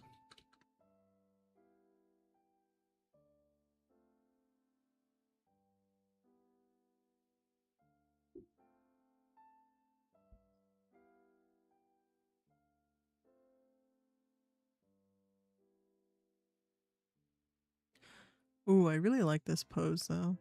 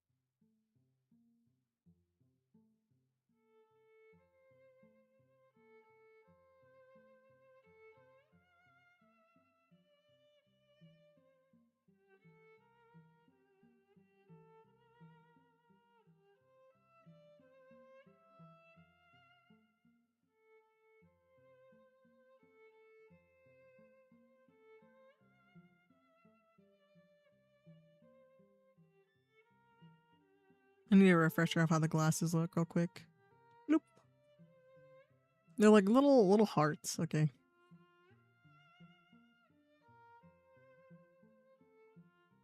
Not exactly the same, but similar in shape. Okay. Oop.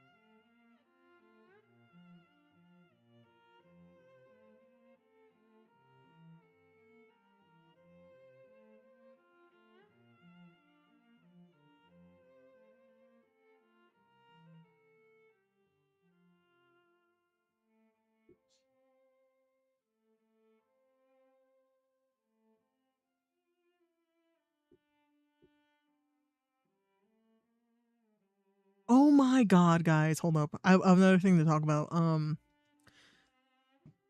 So I think it was like around a month ago, right? Around a month ago, there was a huge boom of people talking about the Fears the Fathom series, especially like the latest edition, which was fuck, I already forgot about it. Something Creek. I think it was like Switch Creek. And what it made me think about, right? Not think about, but I was basically on the fence of watching it or like playing it because I wanted to avoid as much content as possible because I thought I was going to play it. And then as the, days passed, I kind of realized that yeah, I probably won't be playing it. Not because like I'm not interested, just because um I don't really have anyone to play it with, if that makes sense. So I was like, oh, I might as well watch someone play it, right? And I decided to watch these two dorks, honestly.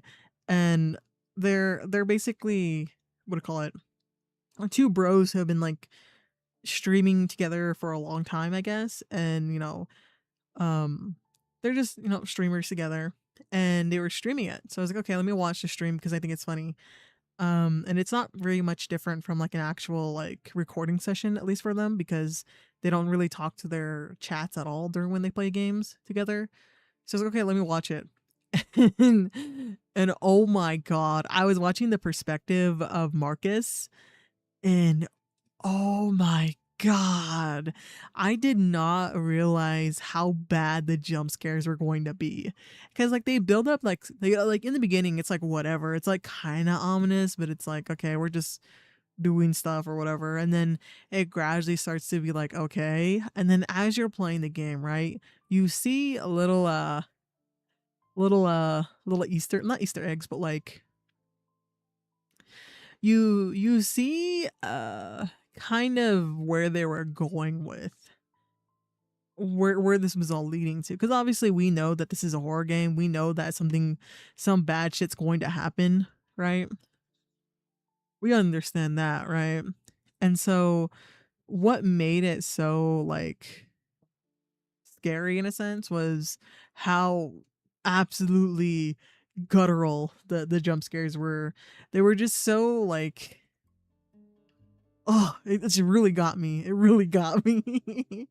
Like there was one time where he was like walking in like an underground area and then turned a corner and was walking towards like a machine, and a dude popped out and like killed them, right?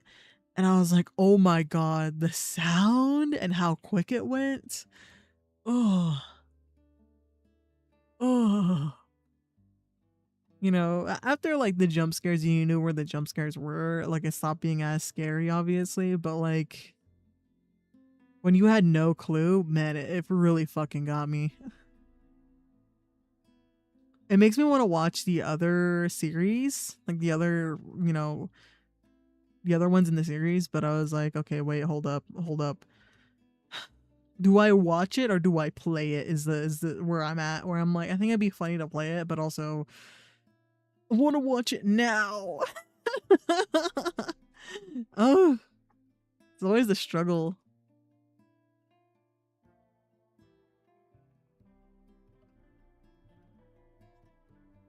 Let's see. Well, we could also do that pose.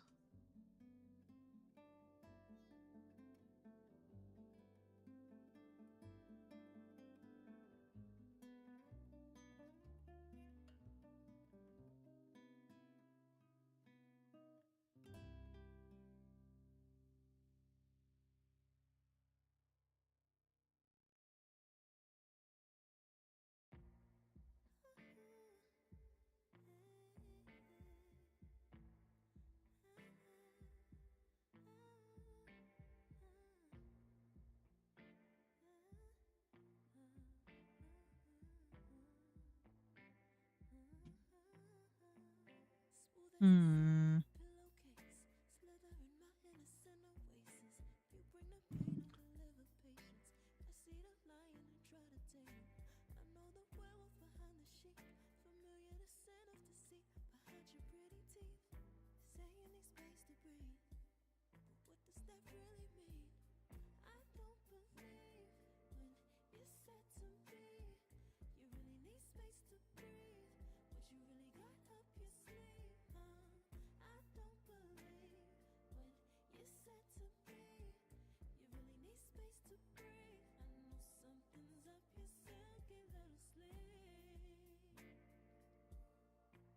Here we go. You know, like when it comes to what? Oh, sorry, Visions being weird. I was like, what do you mean? It's like it was a weird notification. But yeah, I don't necessarily play a lot of horror games. I do watch quite a few people play horror games because I think it's funny.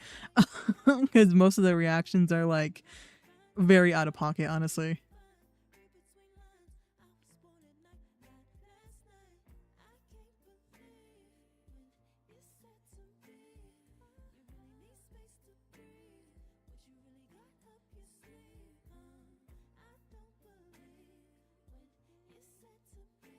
Hmm.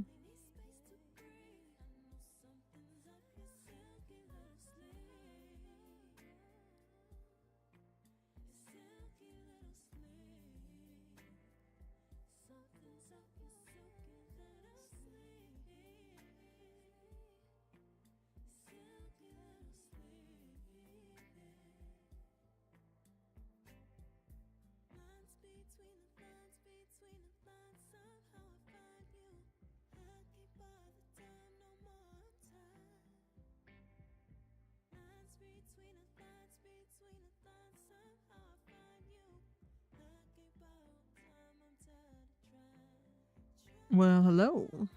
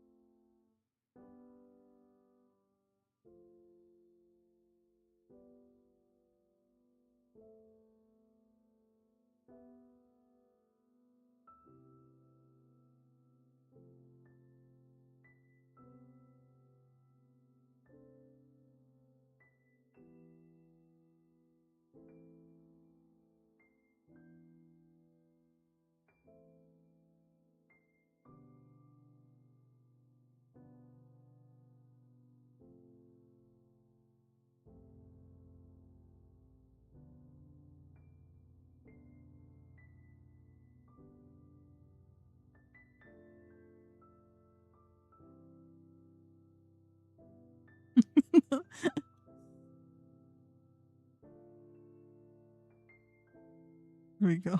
It looks better.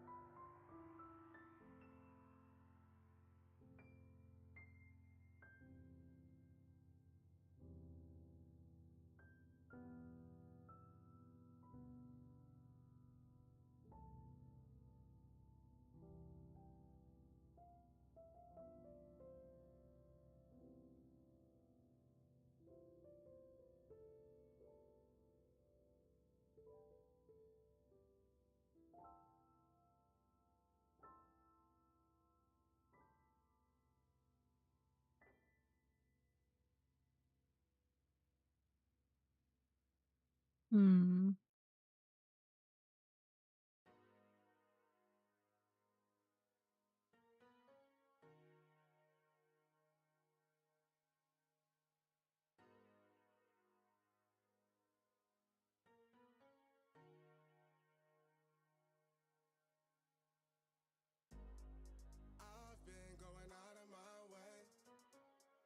I think my perspective on the face is off on that one.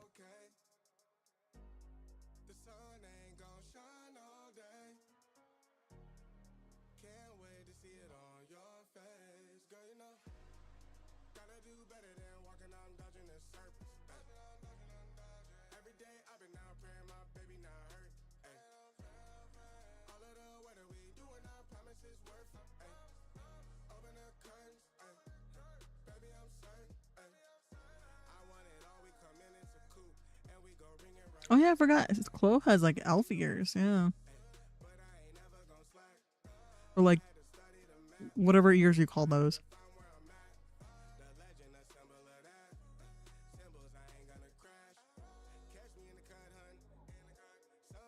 That's too big.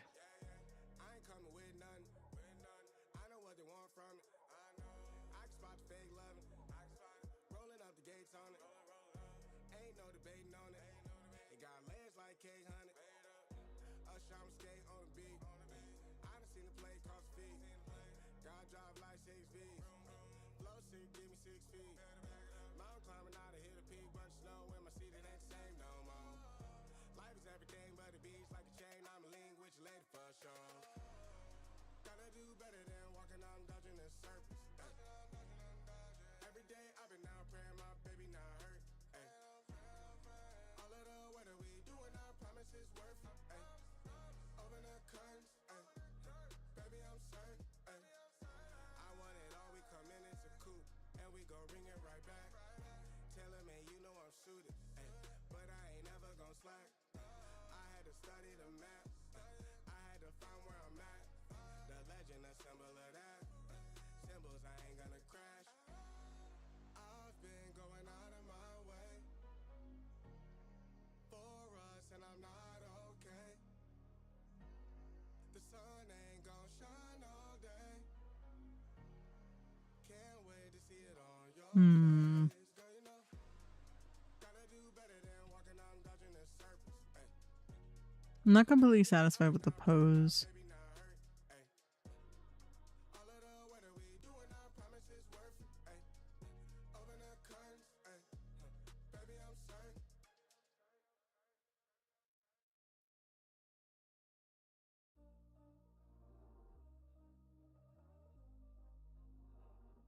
We were sparks on quiet streets, two hearts finding where to meet. The search continues. Life pulled us apart, left me talking to the dark. If I called you tonight, would it feel the same? Or have we both moved on to different names? Take me back to the start, before the quiet and the scars. When the world felt small and your hands felt warm. Take me back to the start, if only for a moment. I've been up since 3, scrolling back where we used to be. Half truths in this late night chat, both of us knowing what it like that. Funny how we talk like we're fine, but your name still lives in my rhyme. Take me back to the start, before the quiet and the scars. Take me back to the start, before the quiet and the scars. When the world felt small and your hands felt warm. Take me back to the start, if only for a moment. If only for a moment. If only for a moment. Take me back to the start. There's also a possibility of just placing the glasses on the face, but I'm like, wait, we haven't explored all the options yet.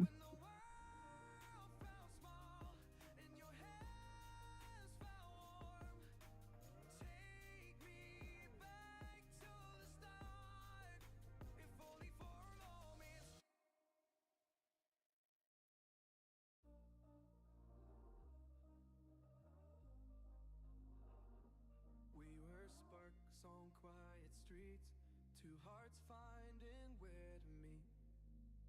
But life pulled us apart, left me talking to the dark.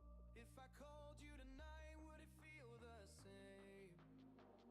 Or have we both moved on to different names?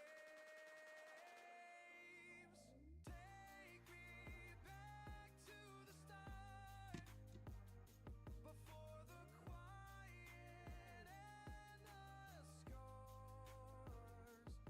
When the world felt small and your hands felt warm.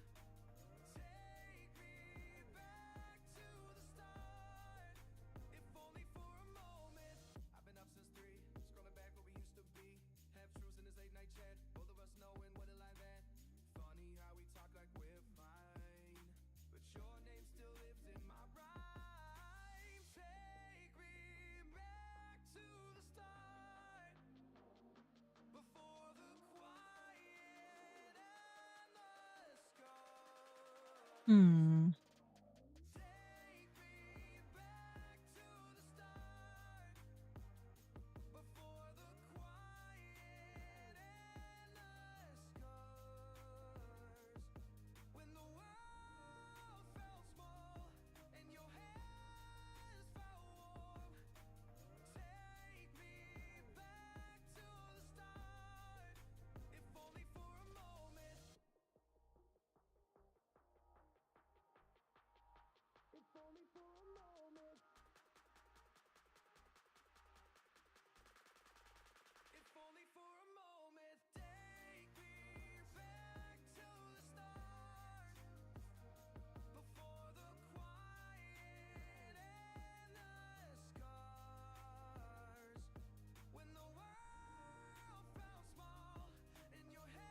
I do like the grabbing and then like the how do I express this?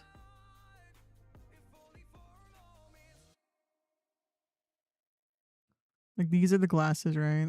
Boop boop.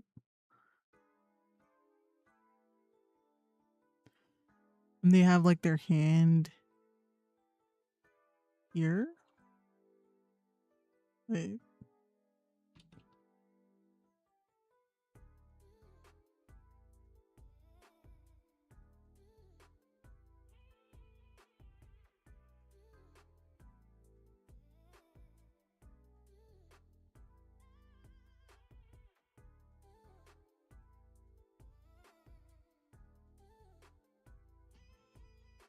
That makes sense. Like their hand, like their fingies are like sprayed out. And then their hand is like pinching, if that makes sense.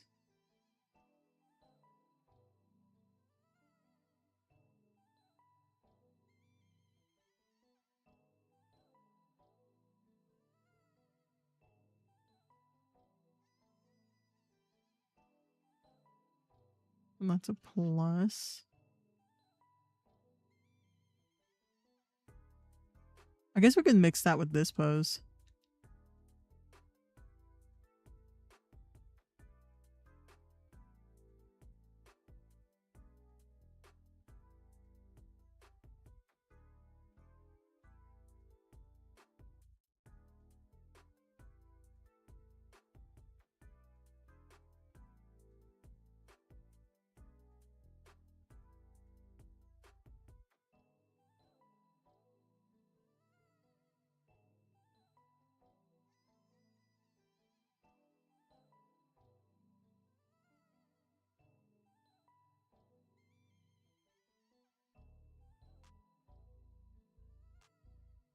Hmm.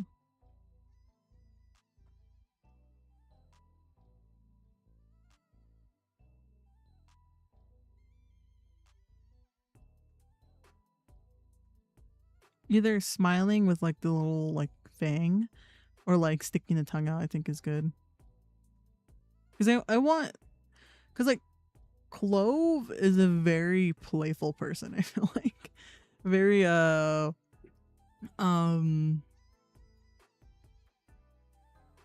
just a good vibe, but also will 100% match your energy. And I kind of want that to come across with the commission.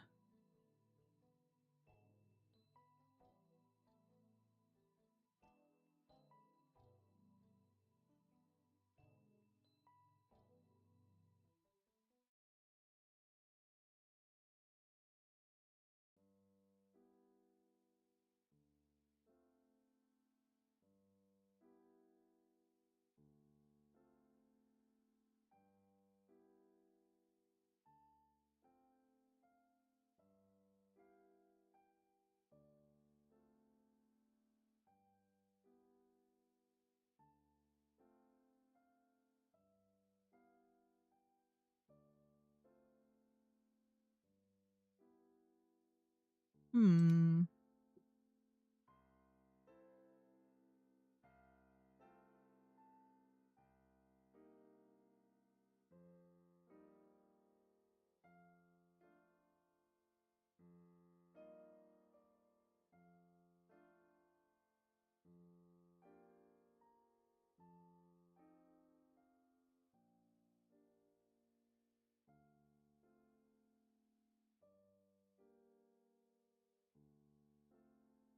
Oh my god, what if I just have Clove flipping people off? Also an option, also an option.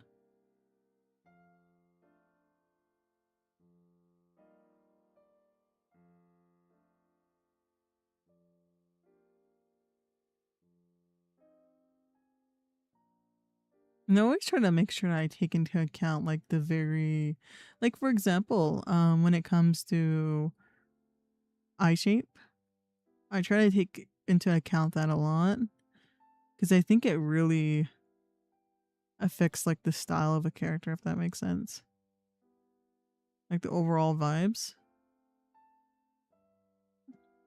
especially when it comes to like how big the enemy eye is.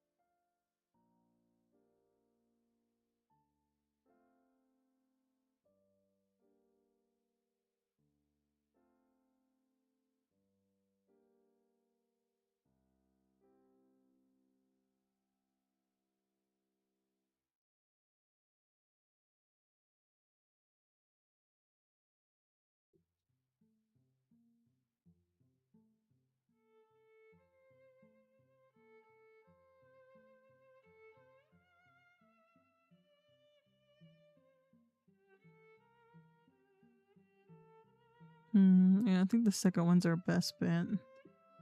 I did find one that I thought was really interesting for the pose, but I'm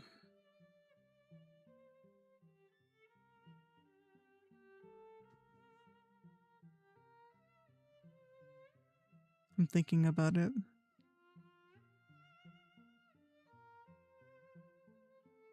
Because I have to think of like when it comes to me drawing people as well, I want to make sure that I honor and do well in a sense of like body type.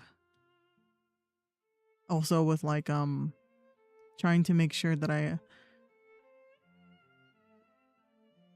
how do I put this? I want to make sure that I'm doing the best possible job I can be. So when it comes to being more adventurous with poses, I kind of have a hard time when it's like based off of a commission. Because if it was just me like giving away free art, I'm like, yeah, you get what you get. I'm sorry. I tried my best, but it's less pressure, you know, less stakes.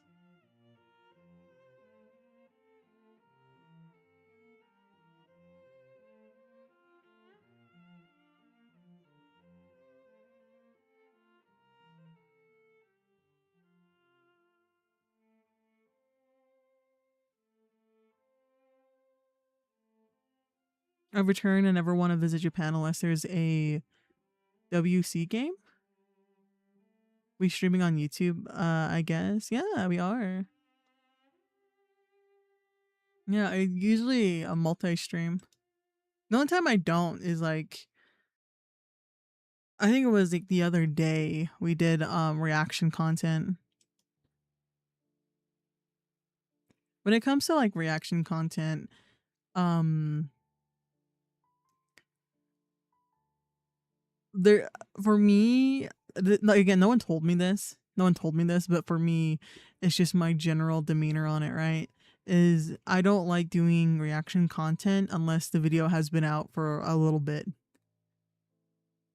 I know so many people are like, nah, just like do the reaction as soon as it comes up. And I'm like, no, I like to let the creator, regardless of size, be able to soak up the initial 24 hours at the very, very least. And I kind of want to be more mindful about what I choose.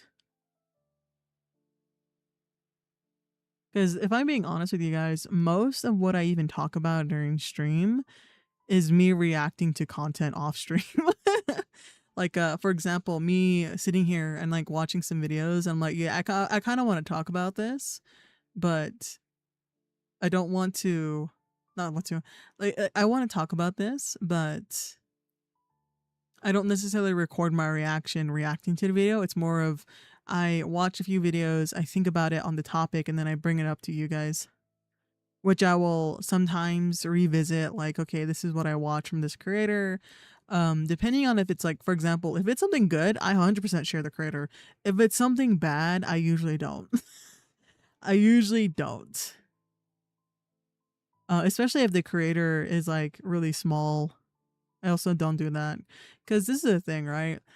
With any content, it can also at any point blow up in a sense. So I want to be mindful. Like me, I'm a very small content creator. I'm not someone who brings in the big numbies, but that doesn't absolve any possibility of that happening on one single video. So mistakes that I make in the way that I talk and things like that could potentially cause issues for someone else in the future. That's just the way that I see it, but also I can understand from some people's perspective it being shady. Where it's like, if you're gonna talk shit about me, tell me to my face. But I don't know. Oh, World Cup? I see. Because I don't think it's productive for me to like pull up a video of someone specifically and being like, this person is a piece of shit or something like that.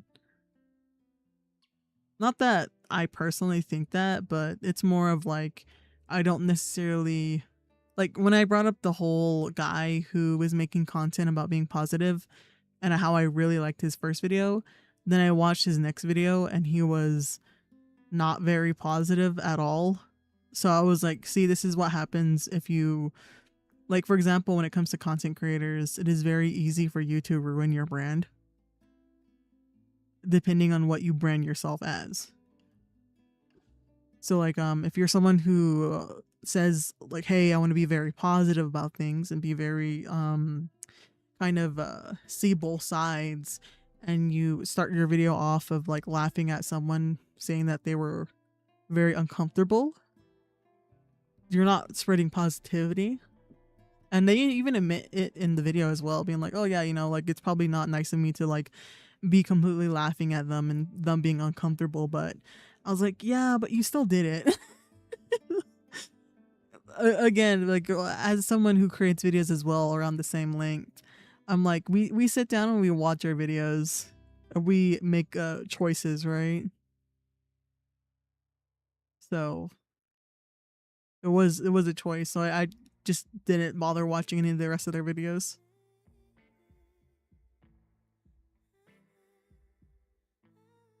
So especially when it comes to reaction content, it can be very, what do you call it? Half and half, if that makes sense. Sometimes I think it's like, oh, I really like, I used to look at content like, what do you call it? Reaction content in a very negative light because someone has taken the time to make a YouTube video and you're reacting to it, which is not, you know, in most cases very creative on your end. That's the way that I see it. But as I have continued to go about my life and watch other people, I do watch reaction content. And the reaction content that I watch is like, for example, Cinnamon Toast Ken. He does reaction content with what is his name? Oh my god, I forgot. I see his face in my name. Buff Pup Pro, I think his name is. Buff Pup, I think. But yeah, I like watching them talk about, you know, just their journeys and like, one, it's like comedic for one side, but also the other side, it's like what do you call it? Them talking about like my 600-pound life and their experiences being heavier set, and obviously their journey of like losing weight in a sense and how that also affects them. So how they can relate as well to, you know, the issues with being a bigger person, stuff like that. So I like watching that content because I think it's really interesting. And I also like watching their kind of like just a random video every now and then. For me, like for example, I don't necessarily watch a lot of like police takedown videos. I'm not really a big fan, but I'll watch Cinnamon Toast Can react to one every now and then because I can at least know that this video is a good video. And then like as I like I'll go to the bathroom and I'll like put on the original video just so the person can get the view out of it. It makes me feel better about myself. It makes me feel better. But it makes sense. I mean, for many cases when it comes to people who have a large platform and they react to videos, I think smaller creators do appreciate that in some extent because it gets more eyes on their content. So for example, if I watch Cinnamon Toast Ken react to say VTuber, like a VTuber, and I like the way that the VTuber carries themselves or like, you know, we'll just use VTuber, it's easier. And they do content revolving around like scary videos or scary video games or something, right? And then I'll be like, okay, cool, I kind of want to watch more of them, so then I'll go to their channel. And I wouldn't have known them if Cinnamon Toast Ken didn't, you know, react to them. So in that way, it's a positive, right? I don't know. I feel like people have a lot of opinions on reaction content, and I think it's well warranted, you know? I know certainly my opinion has changed throughout the years.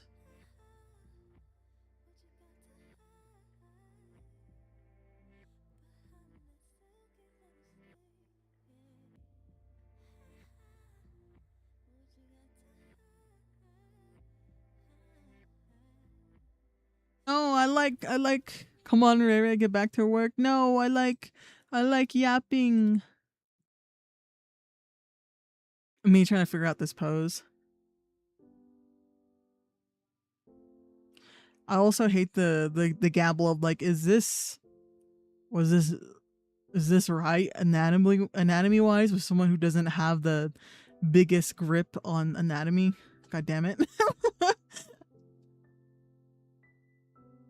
I'm like, this looks a little off, but how can I say it's off when I'm not very good at anatomy?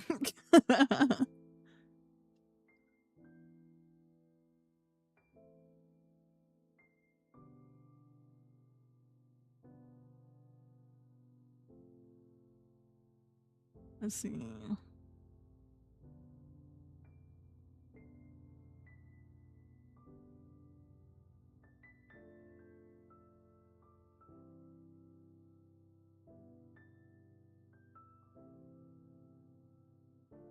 Hmm.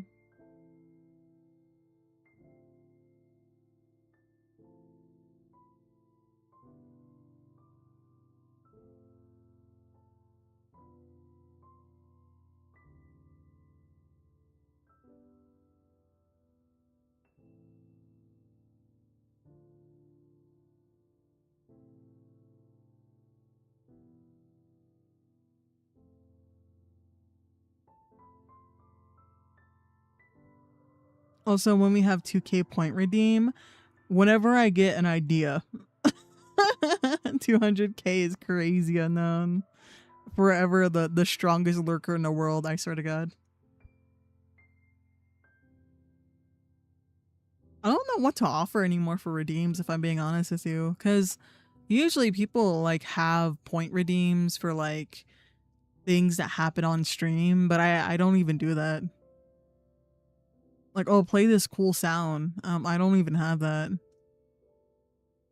And I've tried out certain redeems, like, you know, giving compliments or, you know, affirmations and like more personalized sort of point redeems, but you know, it doesn't work for me. And then I'm like, I also don't want to do any more art redeems because I'm drowning in debt. I still haven't done a lot of the art redeems that I have had in the past. You know, 20K is not a lot of points to earn, because this is the thing too, right? Is where I didn't foresee me changing the points for the point economy, if that makes sense. So like I know there's quite a few individuals who have like over 100K points, and I'm like, I don't even know what to offer you. What do you want? Should I make like a 500K redeem for a new model? I haven't even done the model that I was working on, bro. The night model. The night model is actually a redeem. I haven't even finished it because I got so focused on commissions last week or last month, and also art fight, and then making YouTube videos. So I don't really know what to make for any redeems anymore. Let's see.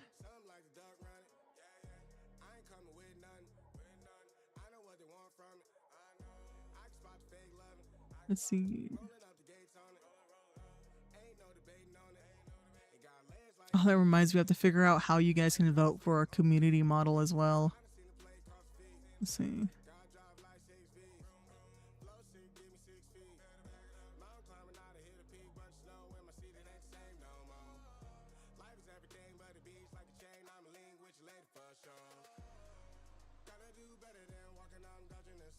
There you go. This is how far we got with the night model. I think it looks fun. But doing the metal work, oh my god, I'm not ready. I'm not ready. I'm not ready. Oh, I know it'd be so difficult. I know it'd be so difficult. But that's later for me to figure out, especially like what do you call it? Figuring out my schedule in a sense. So when it comes to my schedule, I want to make time for stream, which is me talking about stuff with you guys, as well as like working on work, which is like half and half of how much I do, and then figuring out time for personal projects for Reaper, which is like the night model, as well as like the merch release that was supposed to happen last month, but obviously did not happen. And then like taking commissions every now and then, because I think for commissions, I'm only gonna offer your character here and nothing. Like this is probably my commission for Clove, and my commission for, Jaybird would probably be my only non your character here commissions that I'm gonna do for a long time, just because doing these commissions take time. And with concepts and stuff like that, I'm not very streamlined in my work process because I like to be very personal with my commissions.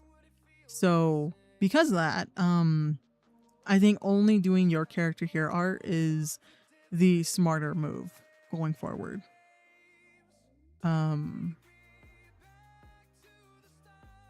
What else? Then I want to make content for Reaper Reprieve, the channel here, as well as making gaming content as well. And all of those things take time. So I'm like, I gotta figure out a schedule to fit a lot of this in.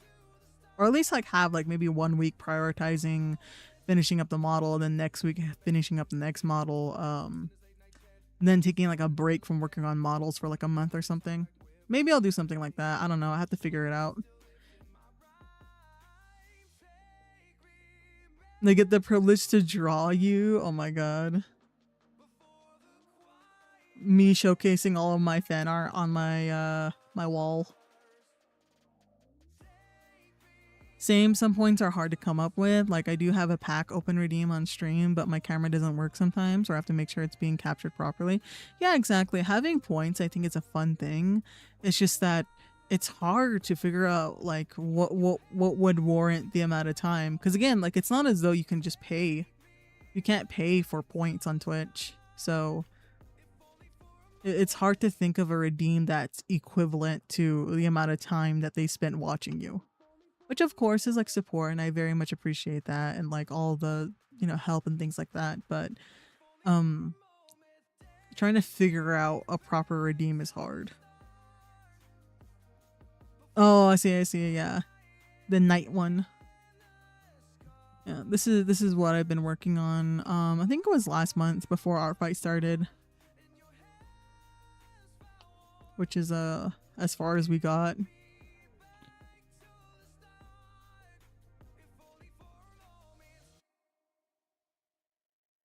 Ooh, maybe I'll do like 100k, and then like not 100k, like a 500k to suggest a model, and I'll draw it, I guess.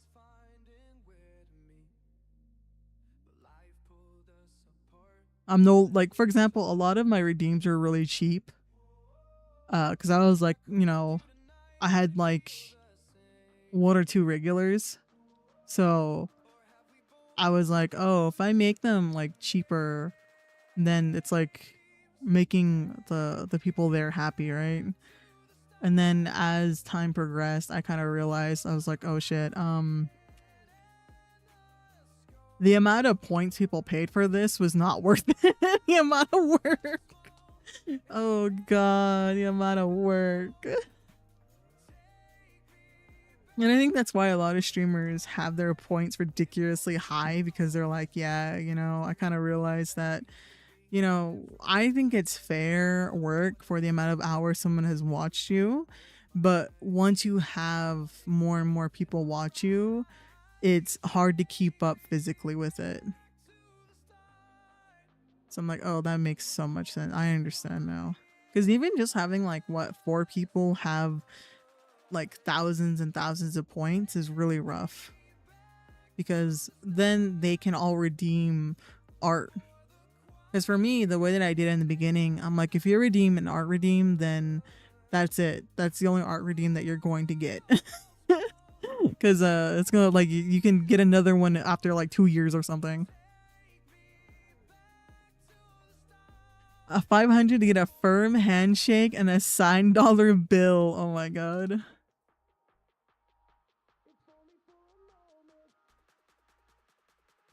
Maybe I'll do like I'll draw you as a frog and then print you out and then place you on my wall or something.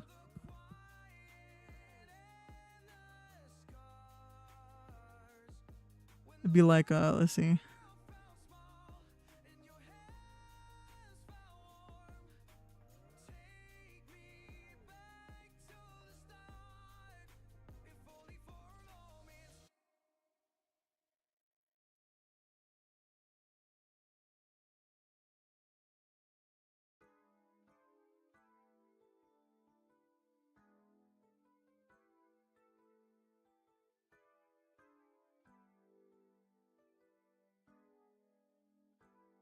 Here. Example, this would be Minja. Because I know Minja hates being a freaky frog.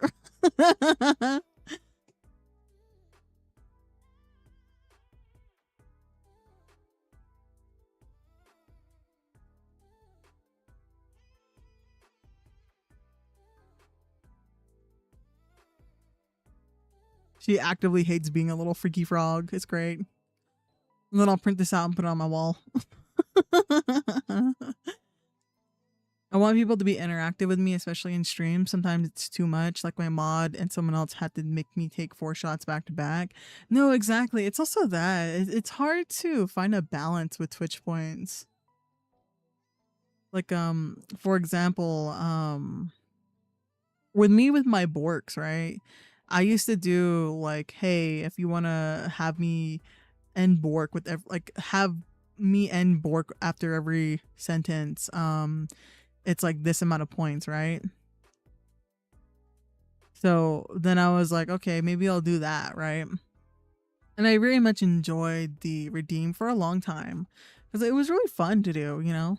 It was tiki. It was a lot of fun to, you know, kind of have like a little inside joke, especially. And then it turned into people being weird about it, where not necessarily weird about it, but just, you know, people in general coming in and acting very negative towards the redeem, where I would get side comments by like random people. And it, unfortunately, it kind of made me rethink too of like me doing the redeem, if that makes sense. Cause then I'm like, oh, is it demeaning for me to do this? Oh, I haven't really considered that when I did it. Oh, and people are weird with like anyone who sounds feminine on the internet. So I'm like, oh yeah, I really like it, but also I've been feeling a bit mixed feelings on it in general, especially with how often, because I know it's like a little joke for me to continuously do it over and over and over again, but me as a person, it significantly lessens my ability to talk. So just adding like another word to after every sentence in me to like kind of mentally remember that. And there's also some times that I just don't want to do it, so I just turn off the redeem. Um so if I'm ever to bring back Borks, it would probably be way more expensive. Like crazy expensive. Just because I used to have it at like 10K, I think it was. And then so was like, hey, let's make it lower. And I was like, you know what? Sure, why not? Haven't really done a lot for you guys in a sense of like celebrating milestones. So that's okay. If everyone's in agreement, then we can do that. And then it became like, okay, there is obviously a point economy in my Twitch chat, so I kind of have to reconsider this. And then me not feeling the best about it has made me be like, okay, maybe I need to reconsider and rework this because I don't want to get rid of it. But I'm also, like I explained earlier this stream, I was like, it's really annoying to try to edit that out when I'm actually wanting to have a conversation with you guys and then use that for short form content later. It's really annoying to try to edit it. And I'm like, okay, okay, it could make it unknown, but yeah. I think I'll reconsider it, I'll think about it, and I'll kind of come up with different ideas. I think it would probably be a Twitch exclusive too. It probably will just be a Twitch exclusive because I don't necessarily do every stream on YouTube. I do most of them, right? But there have been times where it's like, okay, I just want to test out audio. Let me just say hi to all the Twitch folk, right? So I'll do like a really short 1 hour stream and it's just yapping for a little bit while I take care of like audio issues and making sure everything's working correctly. Do like a test stream and then end. Because especially when it comes to copyright music, I don't want YouTube to shoot me. I don't want YouTube to get angry with me. So I ended up just, doing audio checks on Twitch exclusively. So maybe during then I'll do like, Borks or whatever. Or maybe I don't know, I'll figure something out. I don't know. But I don't think it's gonna be exactly the same as it was. Because it's also like if we're being real about it, if we're being completely real about it, I think it also hurts my credibility, if that makes sense. Like I don't think people take me as seriously, which has been an issue before. Where I'm like, I do a lot of fun things on stream. I do a lot of fun things in my content and things like that. Or like, I hate saying the word content because it makes me sound so weird, but I do a lot of fun things. And I make a lot of videos about those fun things. But at the end of the day, you should treat me with respect. Same way with how I handle everything. I'm like, hey, treat me with respect. I'll treat you with respect. That's the basis. If you can't meet that basis, then I'm sorry. And that comes like with the territory of like interacting with people. So it kind of hurts that as well. So it's kind of a sticky situation. I will need to sleep. It's 4:30. Hey, if someone being mean or bullying you, let me have. Okay, unknown. Have a good rest. Have a good rest. Yeah, let me. How long have we been going? Almost 3 hours. Okay. Yeah, have a good rest. And also, no worries. I mean, a lot of altercations that I have, I've already dealt with. I've been pretty chill. Like ever since I stopped doing collaborations with people, or like put a huge limiter on it. I've been pretty much chill. I don't really do a lot of collaborations anymore, and I don't really do a lot of like, hanging out with people, if that makes sense. I kind of just stick to my own lane now because I've been a lot busier doing stuff.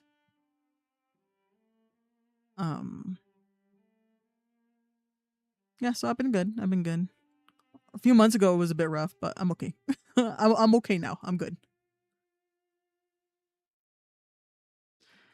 I'm so dang tired. I spent the last 5 hours trying to draw a kicked up femboy. That's crazy.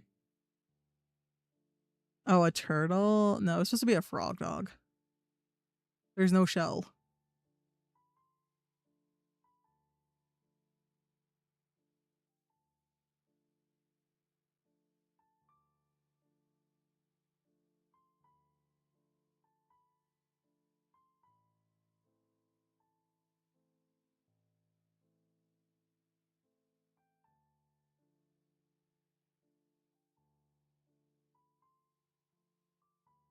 That's good to hear. Yeah, yeah. No, I'm good. I'm good. I'll be chilling. I think I've been very good at just not interacting with people who are like anyone who gives me a red flag, I just don't interact with them. I'm like, no, no, no, no, no, no. I know better now. And I think that has caused me to avoid a lot of heartbreak. Which is good, which is good.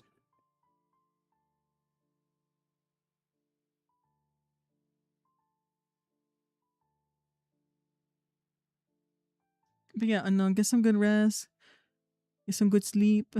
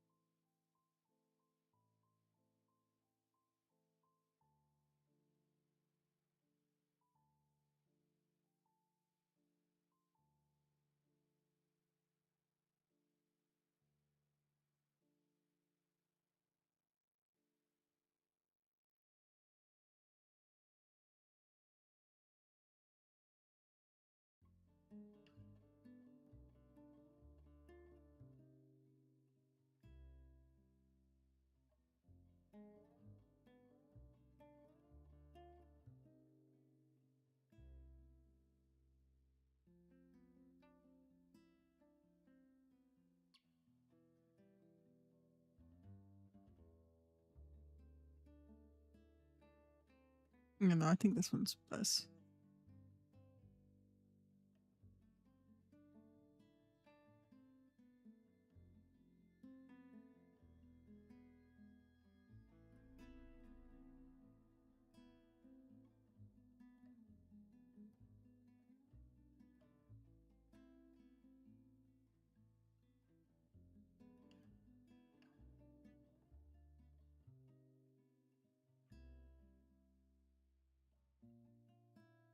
Let's see, let's see, let's see.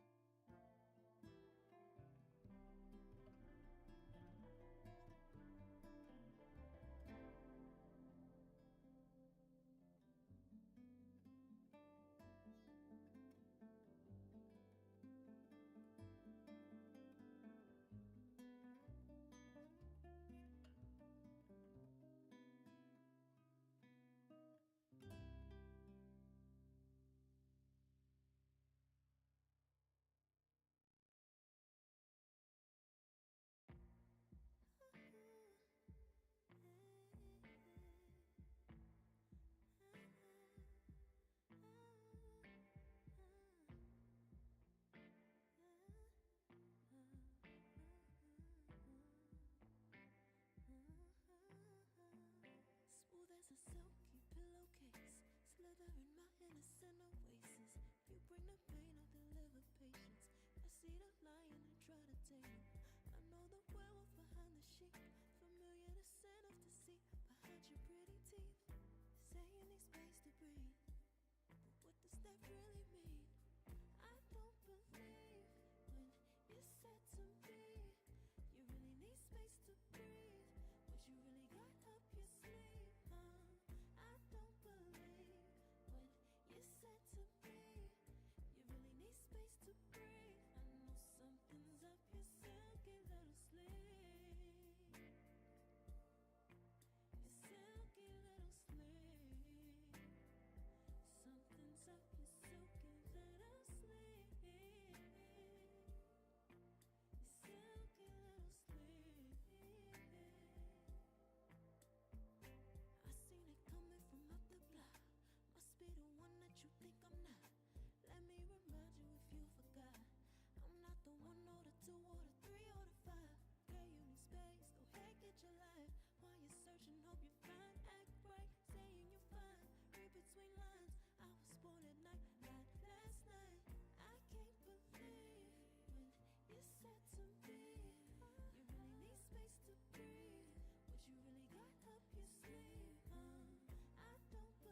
I'm so dang drowsy.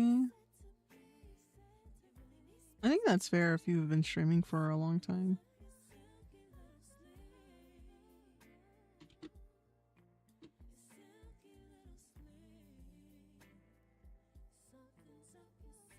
I know for me, usually when I'm like done streaming stuff like that, I usually just end up going to bed. Depending on how busy the day is, I should say.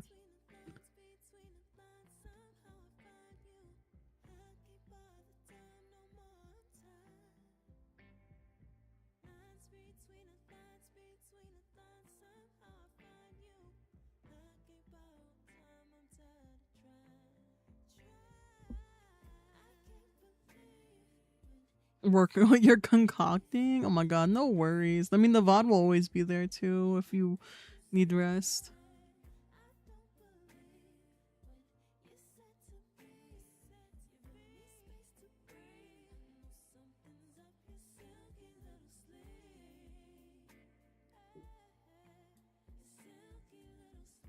Because I will see if I even like this pose enough to continue with it.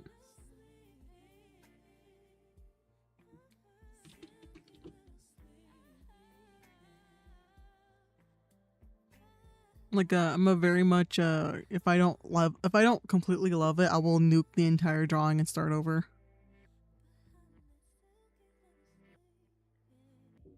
Especially when it comes to commissions.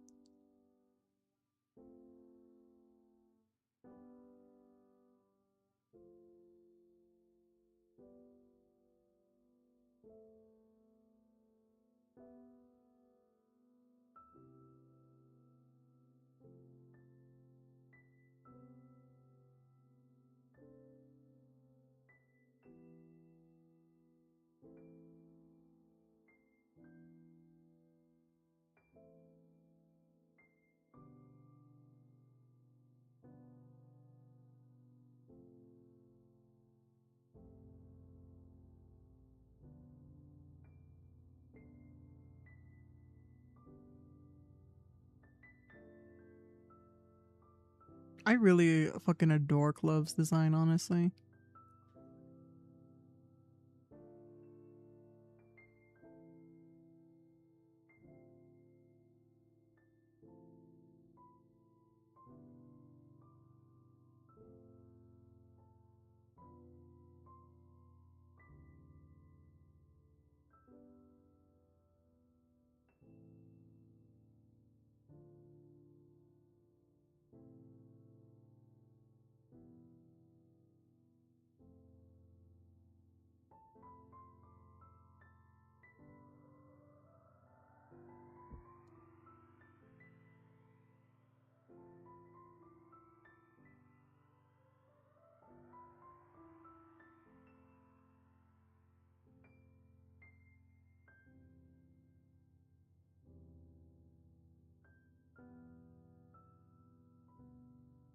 Oh my god, the little like what do you call it?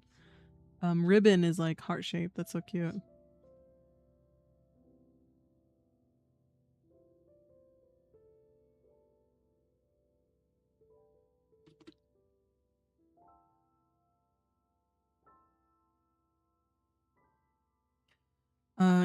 Usually how it goes at the restart commissions multiple times. Did my style change from the time I got the commission to the point I started working on it again? Oh, so fair, so fair.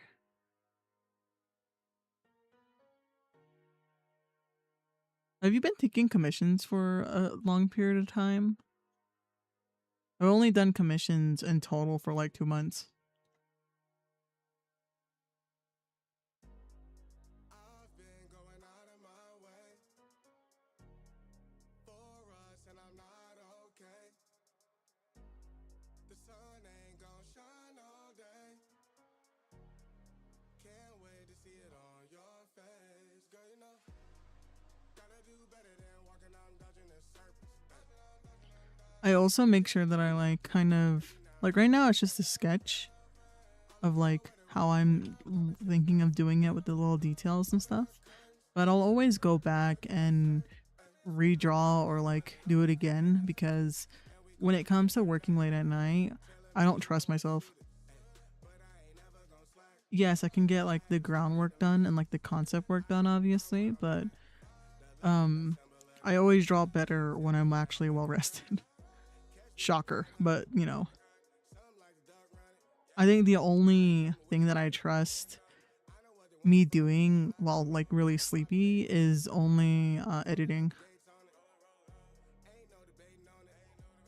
It's pretty much the only thing I trust myself doing when I'm like sleepy.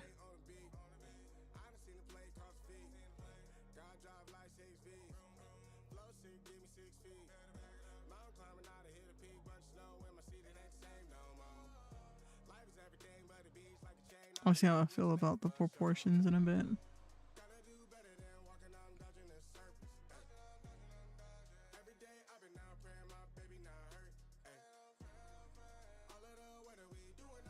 Oh, 10-ish years? Damn. Okay, I see you. I see you.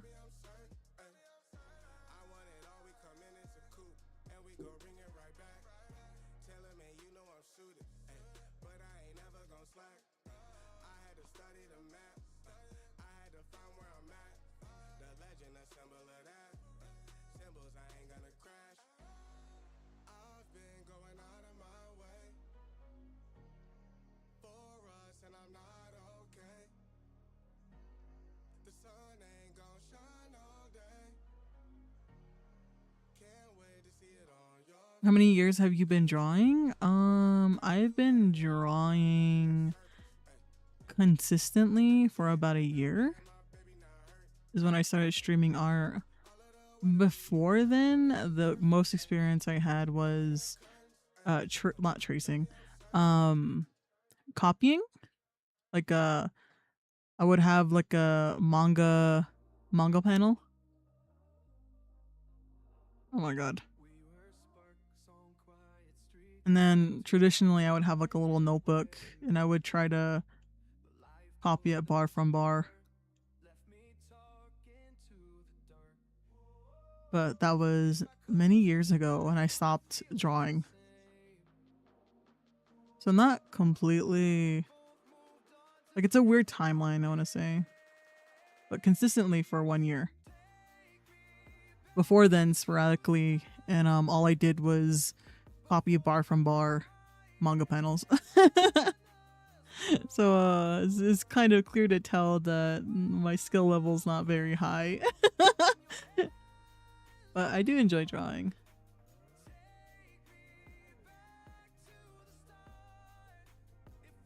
Oh, thank you. I very much appreciate it. Thank you.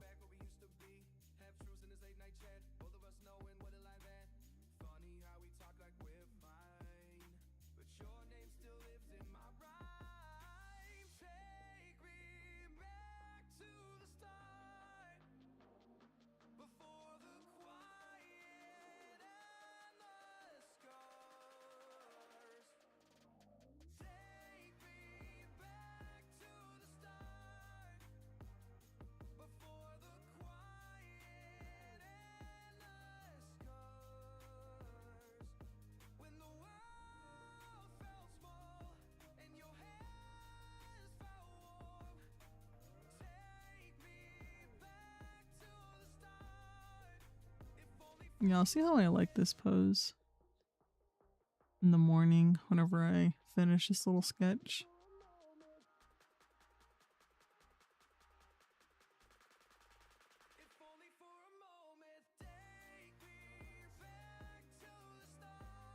I'm very happy to get to draw a girly pop though.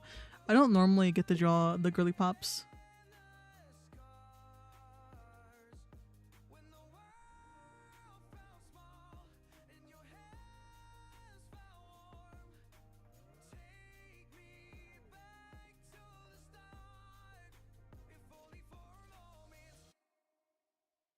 I never even thought of that. Big brain over here. I did this thing like how to draw X books growing up. One was DBZ, another was Striderman. Oh, really? Nice. That's how my sister learned how to draw. But yeah, no, that was primarily just for me to like get confident in drawing, but also this was like way back in high school, I think it was. And for a very long time, I gave up drawing because I had like a very toxic relationship with it. I'm very much better now with art.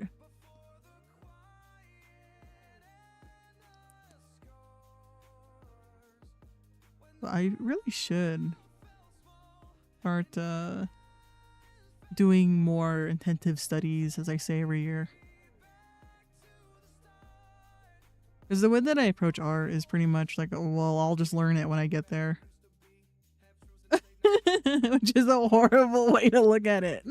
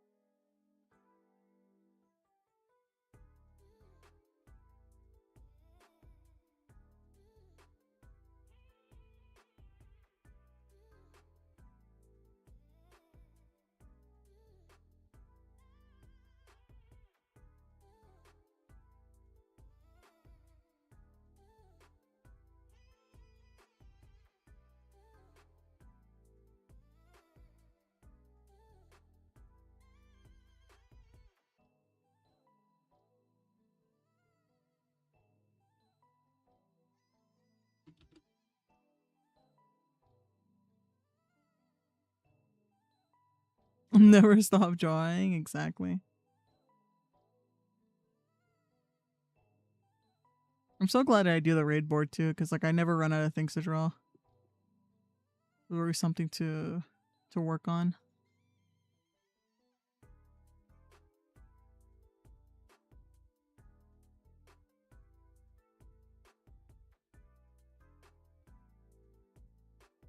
One thing I am glad though is I don't necessarily draw every single day. I think a big part of that is just like balance.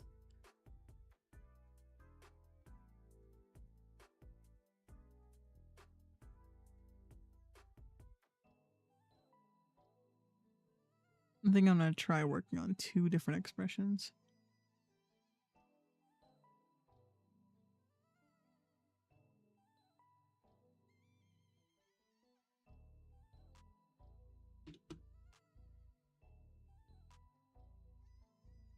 Oh, Strawberry! Hi! How are you?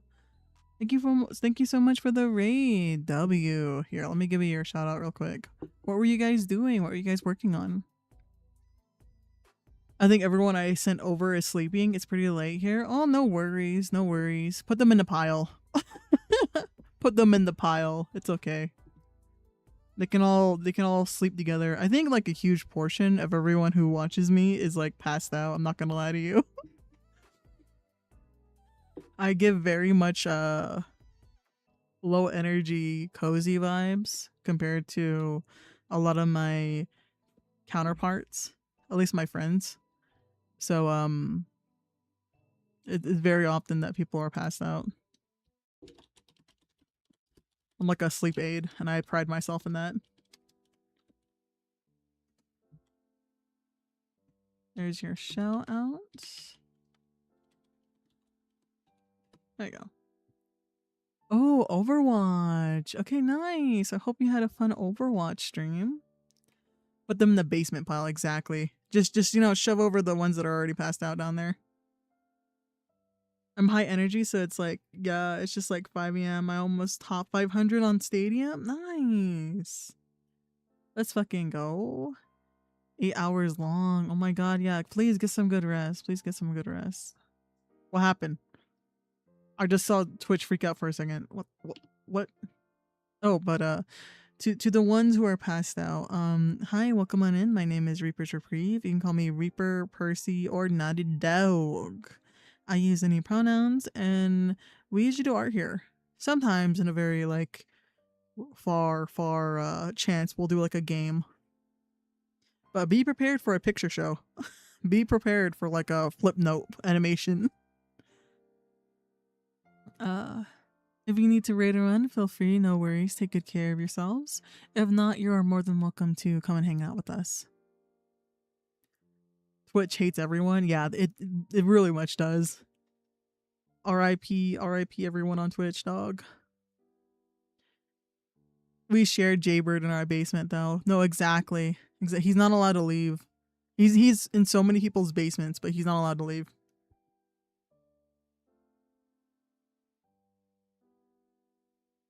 The only time I allow Jaybird to leave the basement is when he wants to go see your Italian waifu, because I will not get in I will not get in his way of his destiny.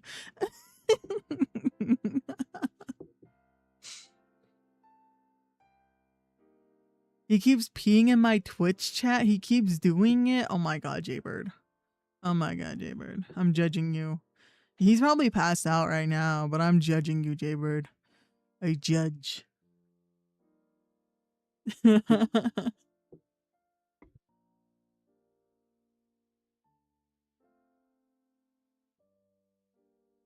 I even have a piss corner in my Discord for him. Damn, the influence Jaybird has. He keeps peeing on the seeds and eating them. I don't know what he does here.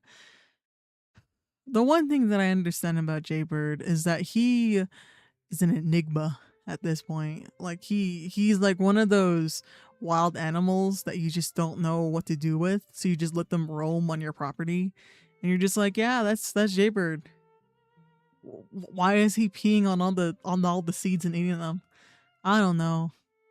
I think he's the last of his kind. Like he's just in like endangered species or something. So like I don't know. We just let him do what he does in the corner.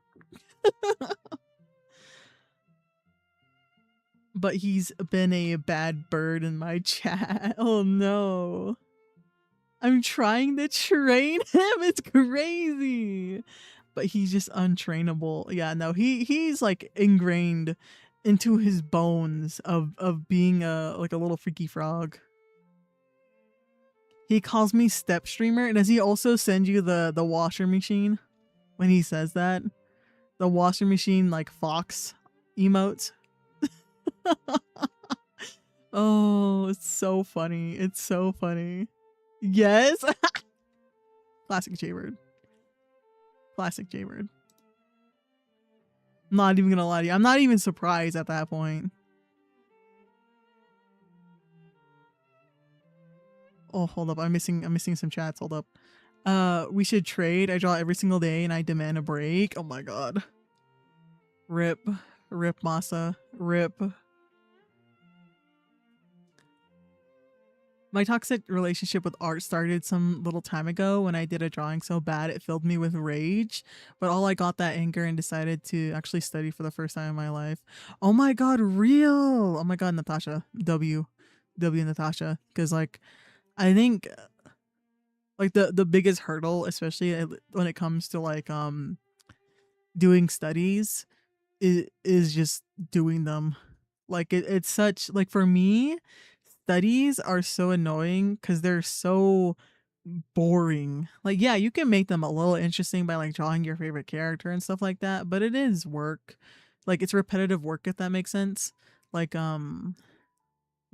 like knowing perspective and getting all those abilities very much useful, but you really have to put the time in, and I think that's very commendable for anyone who really does that.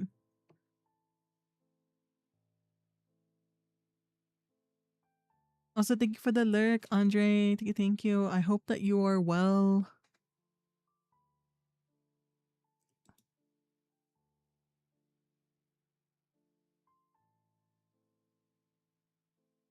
Maybe I'll do like a series of like learning how to study art as someone who dislikes doing it.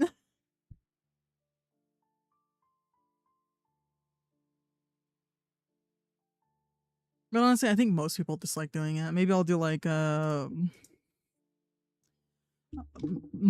this as a challenge in order for me to actually do art studies.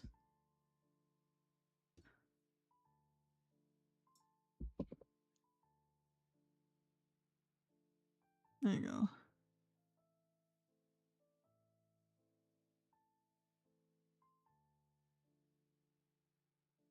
Like there's a pose that I saw that I really liked while searching for poses, but I was like, I don't know if I can pull it off. I think I have to like practice. And I think being on stream too kind of makes me a bit nervous when I practice stuff. Like I'm okay showcasing that like, I don't have the highest skill level. Like I don't mind that. But I also wanna sometimes have like some privacy when I'm trying to work something out. Like for example, let's see. I decided to not string me finishing all the art fight attacks. So like to give a preview, let me go grab one.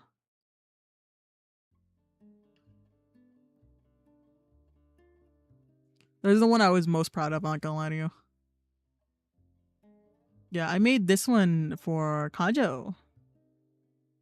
So you can see on the right all of my layers and layers and layers I did.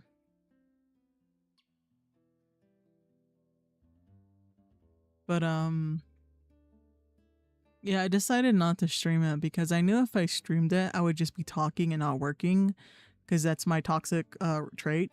But also, I realized that sometimes I want like privacy and trying to, well, I guess not even privacy. It's more of like less pressure, if that makes sense.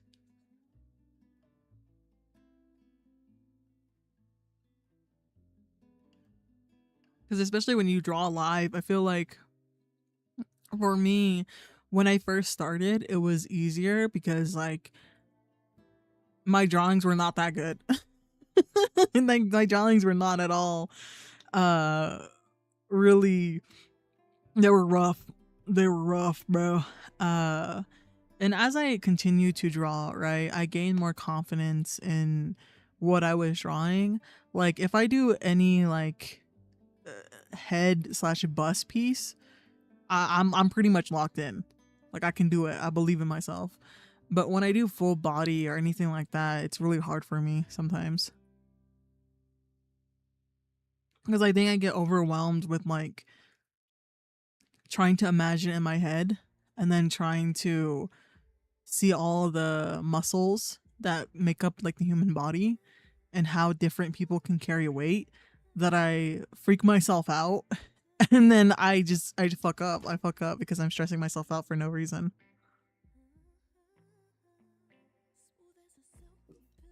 Which makes no sense because there's like literally no one watching. But you're like I'm not a perfect artist in any case. Holy layers, one layer gang. Oh my god, you guys are monsters, okay? You guys are monsters. I love me and my layers. Yeah. Especially to get this texture. It's multiple layers to get this. Maybe one day I'll like go back to actually doing like a full rendered piece, but I think that's like not in the cards for a long time. Maybe just for my models, I think.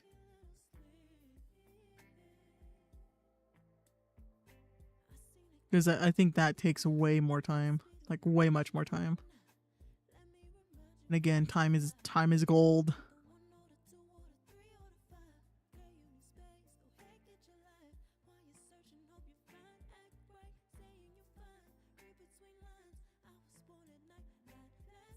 Because I also believe in like the general, what do you even call this?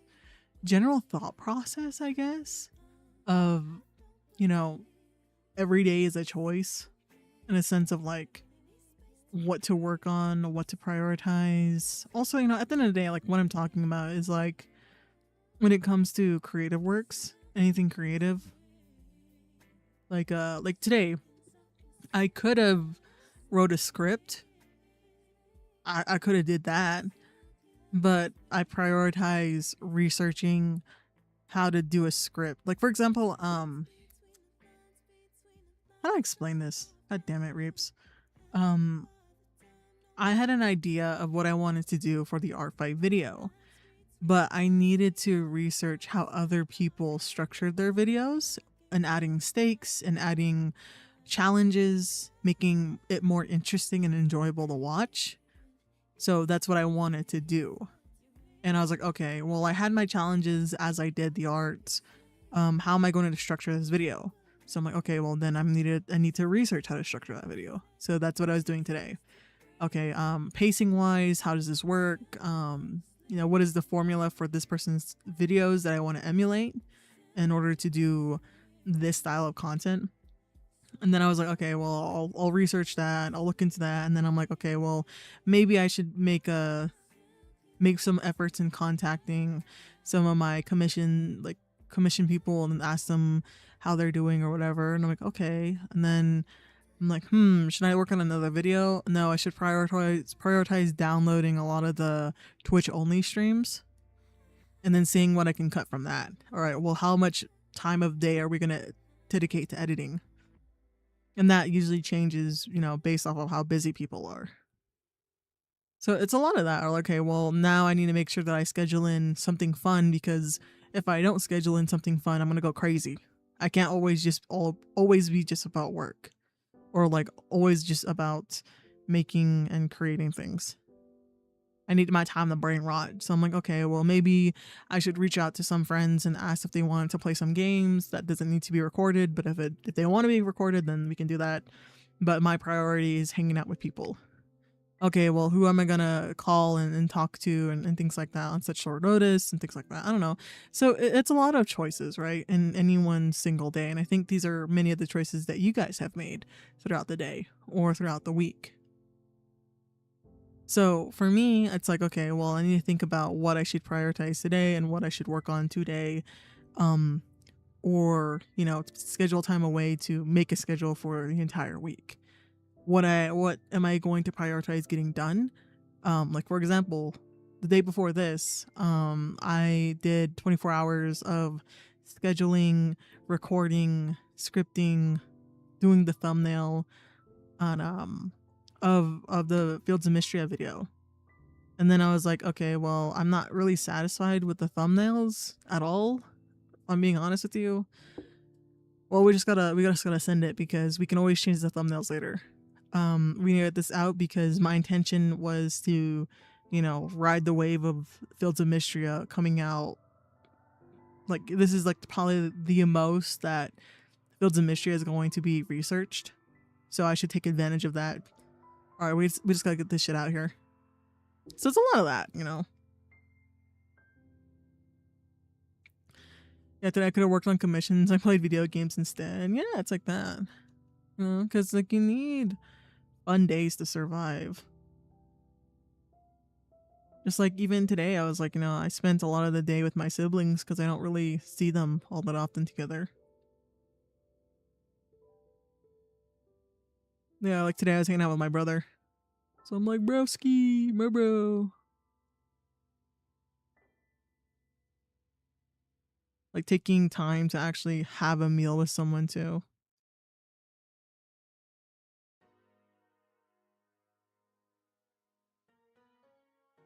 Yeah, that's what I was saying. Like I could always work more and do more things, but I don't want to go insane and burn out. I really don't. But I also need to be realistic with myself, being like, yeah, you should be doing more in like some cases, like working on models. Like, do you really want to release another video, or do you want to like finish your model? And I'm like, god damn it, I kind of want to release a new video. And then I feel bad because I'm like, I should be working on the model for my community. So, you know, it's just how life is, where things pull you in different directions, or you feel kind of bad because you prioritize something else. But I'm not beating myself over whatever choice I make.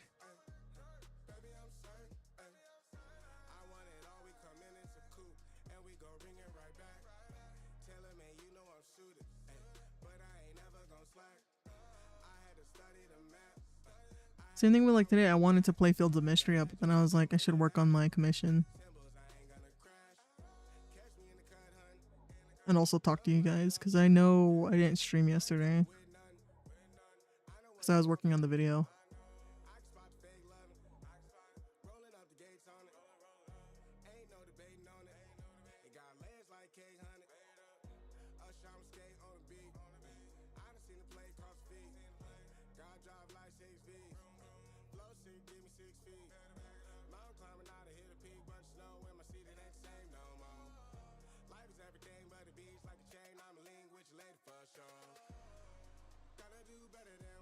Or even just like today, we could have been doing reaction content while we drew. I think it's nice just having some conversations when we can have them.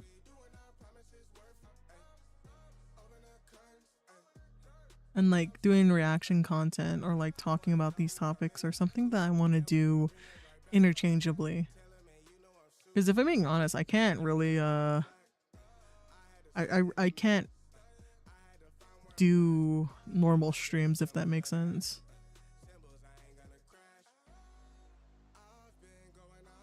Like whenever we react to videos, it's always like the audio and that's it. That's not by choice. That's not my choice. My internet's not strong enough to showcase a video like that, which is unfortunate, but you know, we gotta work with what we have.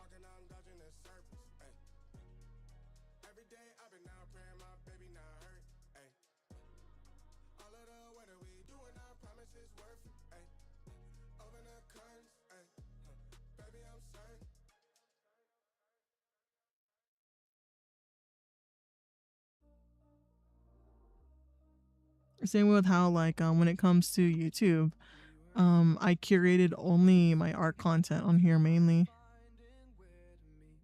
and that was not like a teehee teehee just for funsies. It was a very intentional thought process.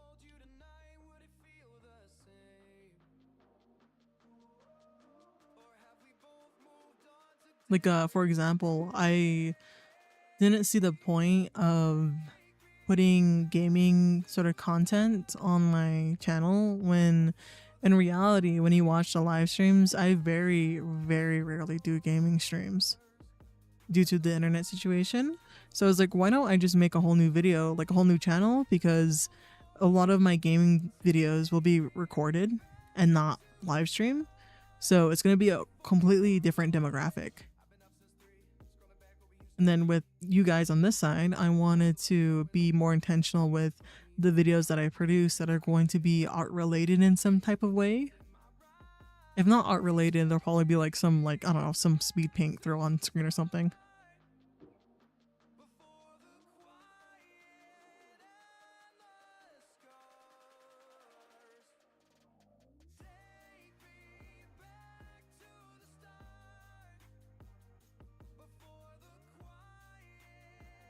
Yeah, you know.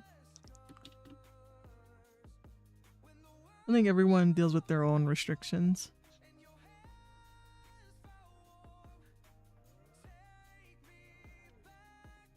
whether it be like budget or like, you know, some cases people work for certain sponsors or companies and things like that that they can't really do whatever the fuck they want.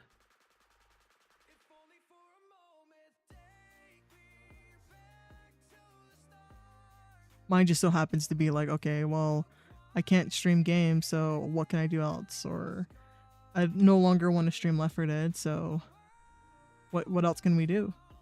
Which leads to like, you know, innovation, I think, and being creative in general.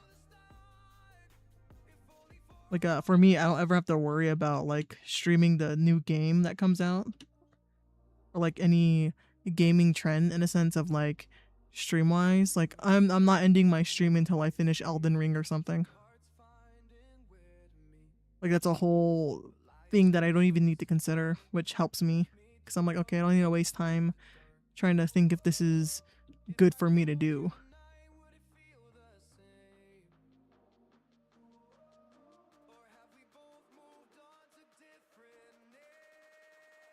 That's what I think about my friends. Like, they're able to stream games, yes, but they have to kind of figure out their own journey of what they should prioritize.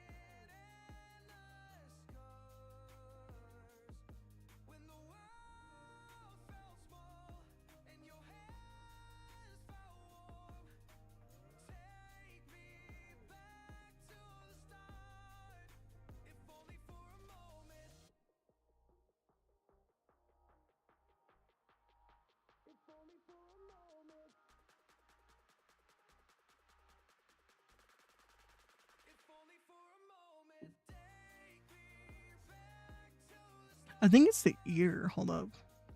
I was like, it doesn't really look like Clove. I'm like, oh no.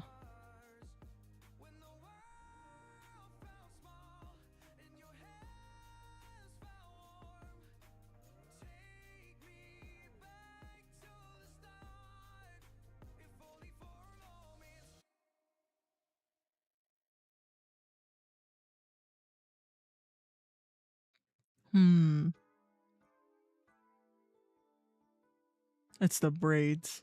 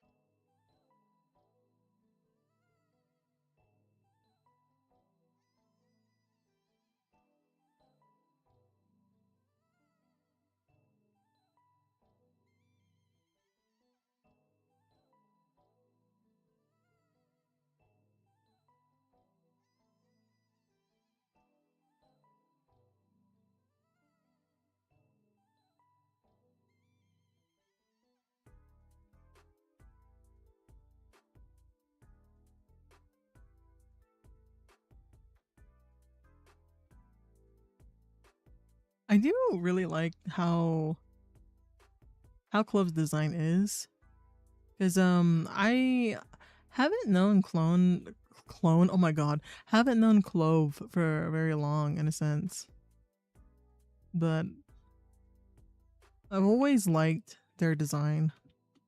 Because before Clove had like purplish skin, but the design was still like again very cute and like very rememberable, if that makes sense.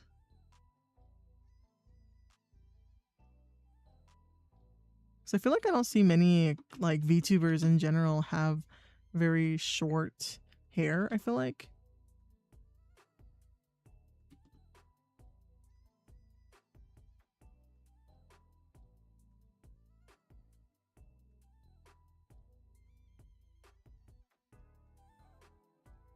Also like be like, you know, plus size and like have a darker skin tone. But what stood out for me in Clove's design wasn't necessarily those things. It was more in a sense of just general fashion sense, as well as just like the detail in the hair. Because braids are underrated, and I think they need to be used more. And I'm totally not biased whatsoever. Okay, I'm not biased whatsoever.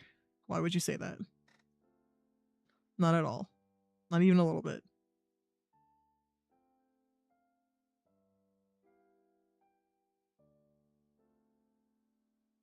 I'll do better. I'll draw better blades, better braids later.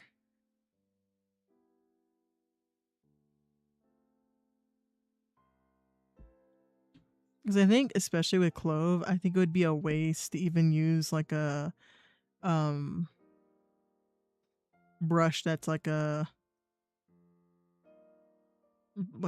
braid brush, if that makes sense. Not in a sense it's bad to use those or anything. It's just that I feel like I want to take the time to draw it out so I can showcase like hair sticking out of the braids.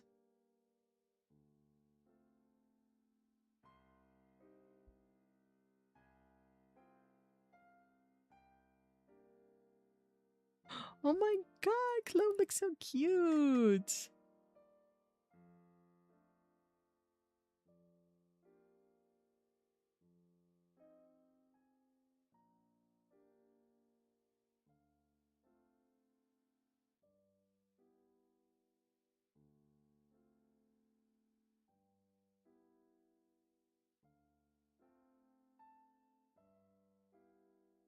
And I don't know about you guys, but I really like doing commissions in a sense of just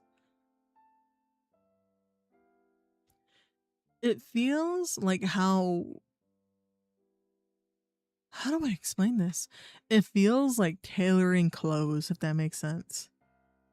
Like it feels as though you are taking the time to take someone's measurements and then craft something for them and do fittings and stuff like that. Like the entire process feels like that, even though it's a digital good. Like whenever I'm consulting with clients or talking with them or trying to get their vibe of what they want, and sometimes it is difficult, sometimes it's really hard because not everyone, again, like I'm not the perfect commission artist, and I don't think everyone is the perfect like client because it's so subject based. But that's what I think of, where you know it feels nice to deliver a product that they will cherish for a while, right? And it's so personal to them, and it means a lot in a sense like that.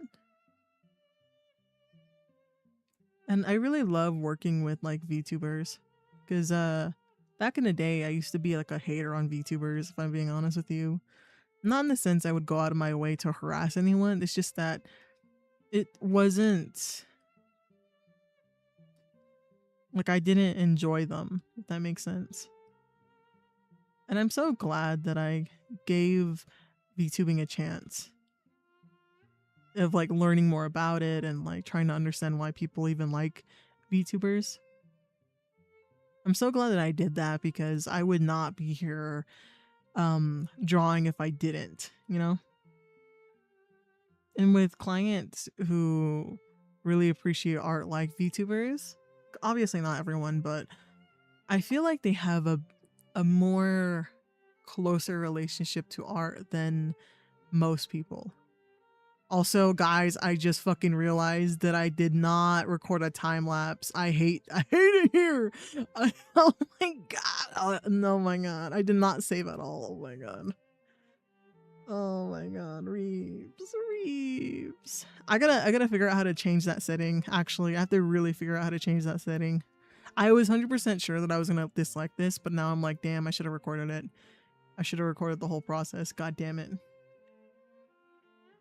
But yeah, I really like working with VTubers.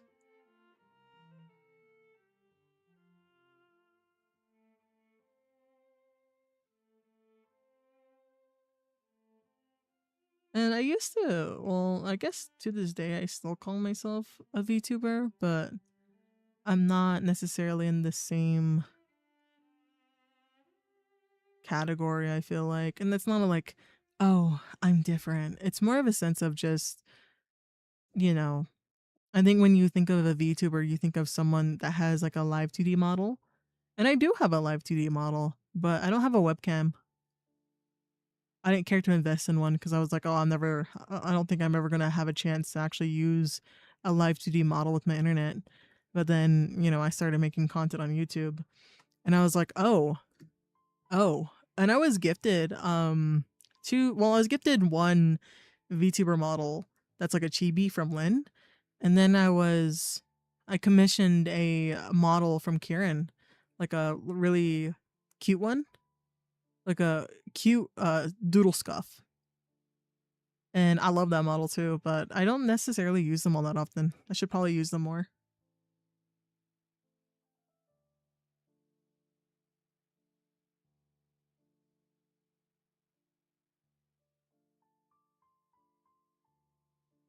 But yeah, I just see like live 2D and like or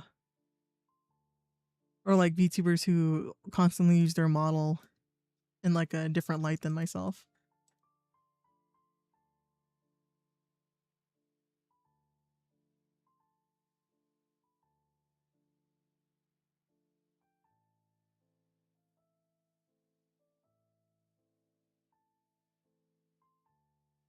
Maybe the eyes need to be bigger. I'm always like hesitant on making the eyes bigger because I'm like, oh my god, they could look very easily bug-eyed.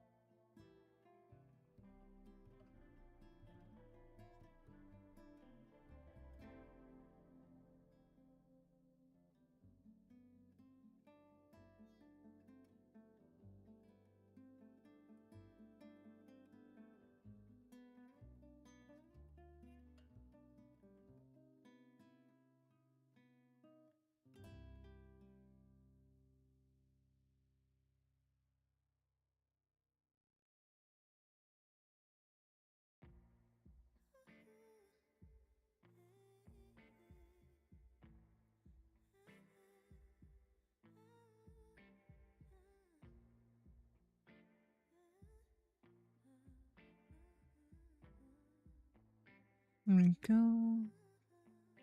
Smooth as a silky pillowcase, slither in my innocent oasis. You bring the pain, I deliver patience. I see the lion and try to tame him. I know the werewolf behind the sheep, familiar the scent of deceit behind your pretty teeth. Say you need space to breathe, but what does that really mean? I don't believe when you said to me you really I don't know how to make wrinkles on the nose sometimes. you really got up your sleeve. I don't believe when you said to me you really need space to breathe. I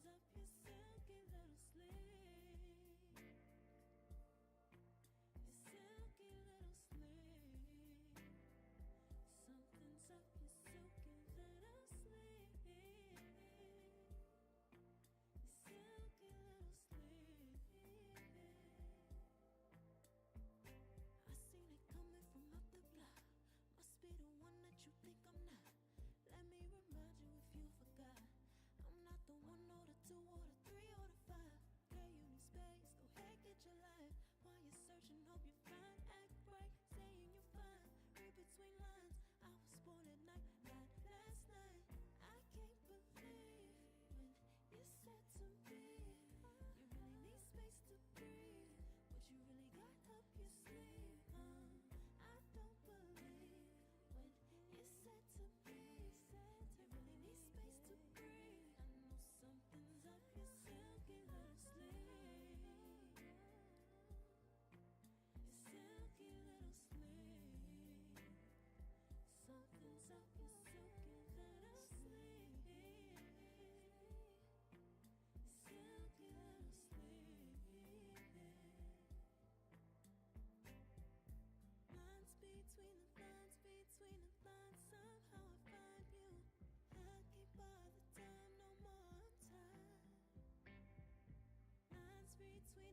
between the lines, somehow I find you. I can't borrow time, I'm tired of trying. I can't believe when you said to me you really need space to breathe. What you really got up your sleeve. I don't believe when you said to me Sometimes when you make the eyelashes too thick, you can give the wrong vibe, if that makes sense.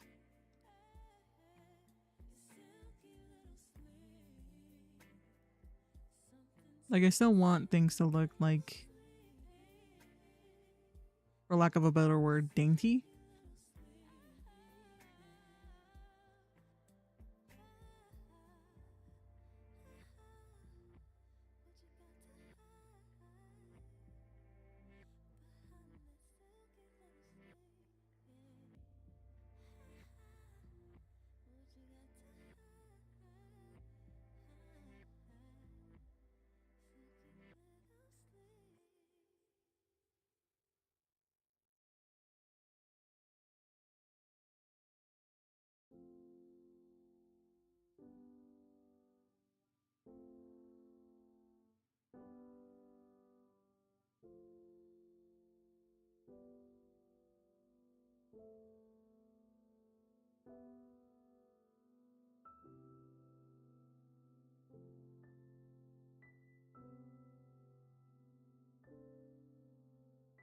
Yeah, this is giving gremlin energy. This is giving clove energy.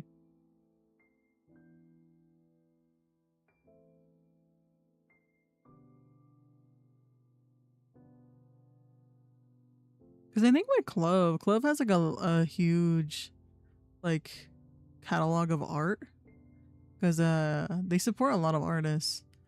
And usually when I do any sort of commission or like any artwork for someone, I try to go at a different angle. Like for example, I got like fighting, like for example, when it came to Brielle, I did a like Church of Bread. I did a more fighter type of drawing for her. Just because I knew that, you know, she doesn't really get a lot of artwork that's like combat based because she's not necessarily like a very combat sort of character, but I think it's fun. I was like, you know what, I don't think many people really draw her in like a more badass light, if that makes sense.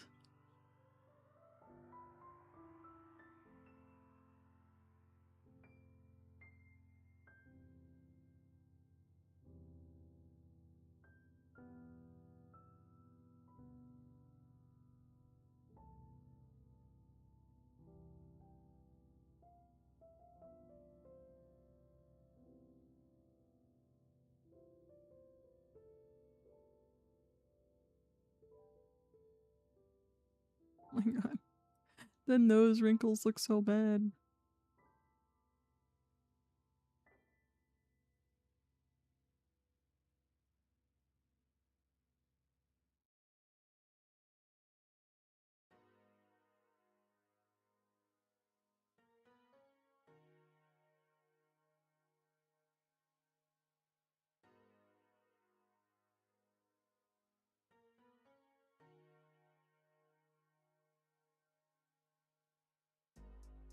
I've been going out of my way for us, and I'm not okay. The sun ain't gon' shine all day. Can't wait to see it on your face. Girl, you know, gotta do better than walking out and dodging. I'm making Clove look like a mega evil. Oh my god.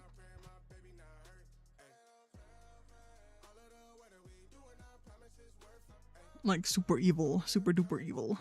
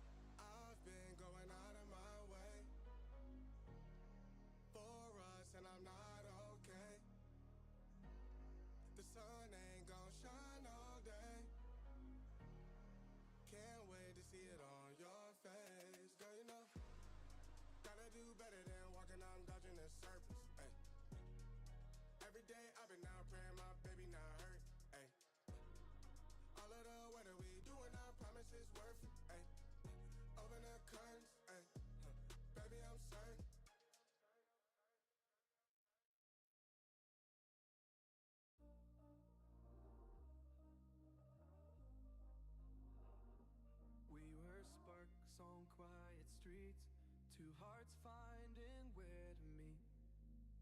But life pulled us apart, left me talking to the dark. If I called you tonight, would it feel the same? Or have we both moved on to I just realized I was supposed to draw the glasses.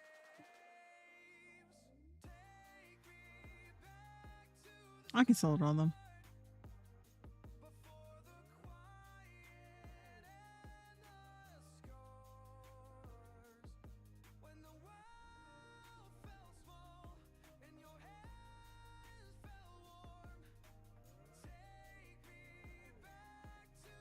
I might change the color inside to like not be clear. Maybe I'll do like a pink or something. Because I feel like that's like a waste of an opportunity to just make them clear.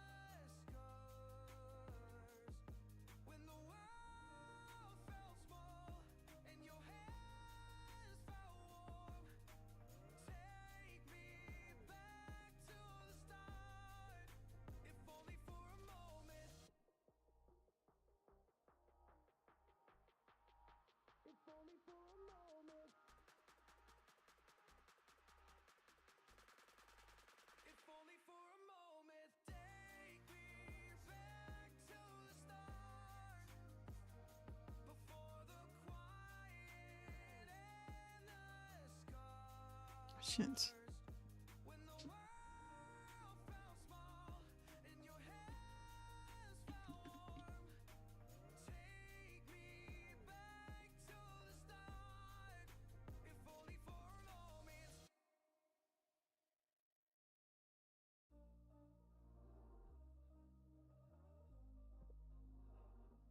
We were sparks on quiet streets, two hearts finding where to meet. But life pulled us apart, left me talking to the dark. If I called you tonight, would it feel the same? Or have we both moved on to different names? Take me back to the start, before the quiet and the scars. When the world felt small and your hands felt warm. Take me back to the start, if only for a moment. I've been up since 3, scrolling back where we used to be. Half truths in this late night chat, both of us knowing what a lie that. Funny how we talk like we're fine, but your name still lives in my rhyme. Take me back to the start, before the quiet and the scars.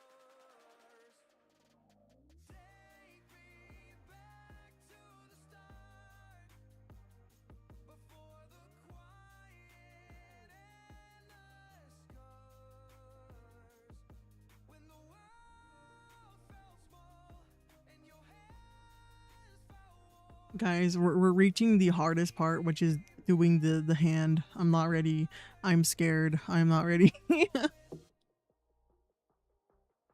Let me find like a hand reference to the exact like pinching, what do you call it? Pinching pose that I want.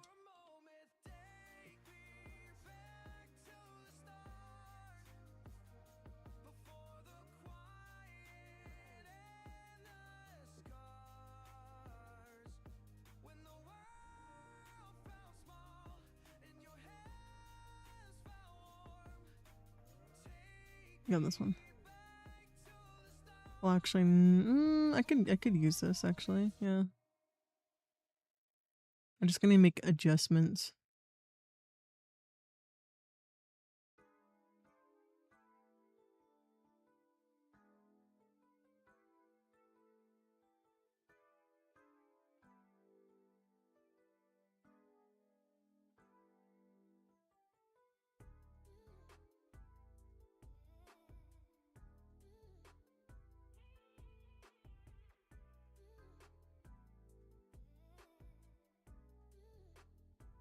See, I kind of want this type of pinching, if that makes sense. Like pinch.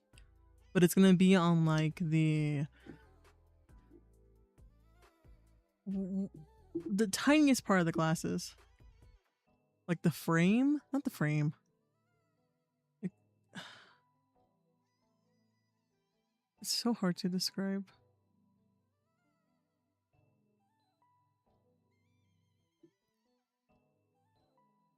Like this.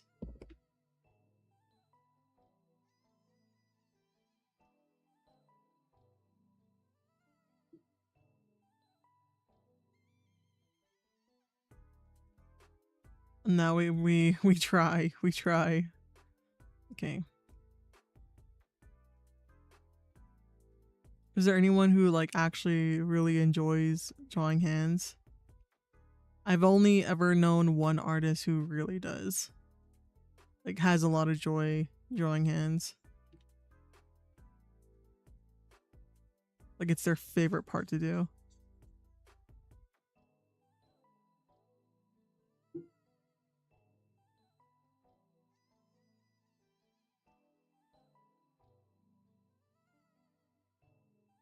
And honestly, their hands were really nice. Like they had such a good grasp at like drawing very delicate hands, if that makes sense. Not necessarily very rough. Like when you look at a lot of mangaka hands, like like the sword. Anyone with like any sort of weapon has like a very strong and like yeah, I guess strong looking hand.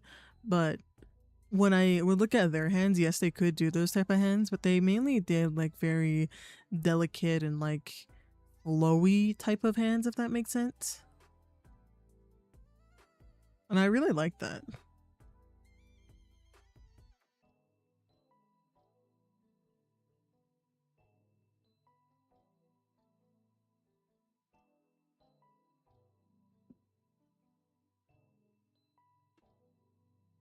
Because I know that must have taken a lot of skill to kind of get used to doing.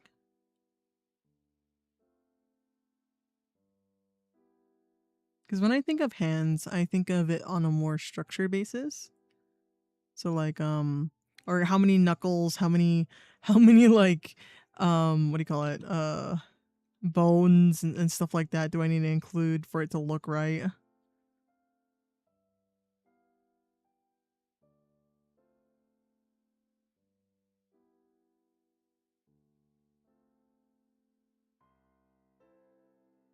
Oh, and it should be sure to I'll adjust how it looks.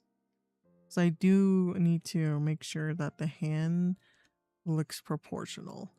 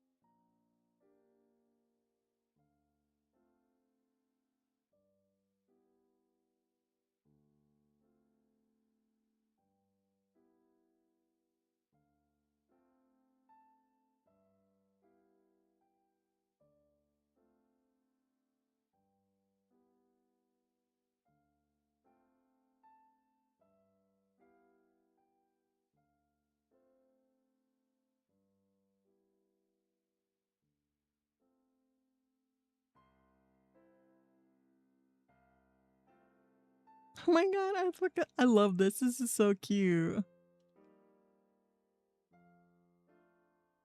All right,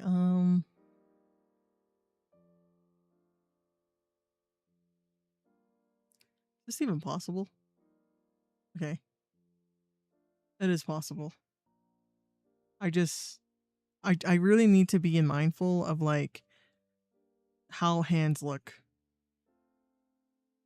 There's like a curve to the finger, like the basis of the finger. So if you try doing the same exact pose as the girly pop in the picture, you will see that your hands bend a little bit on the base, at least when it comes to like the fingers.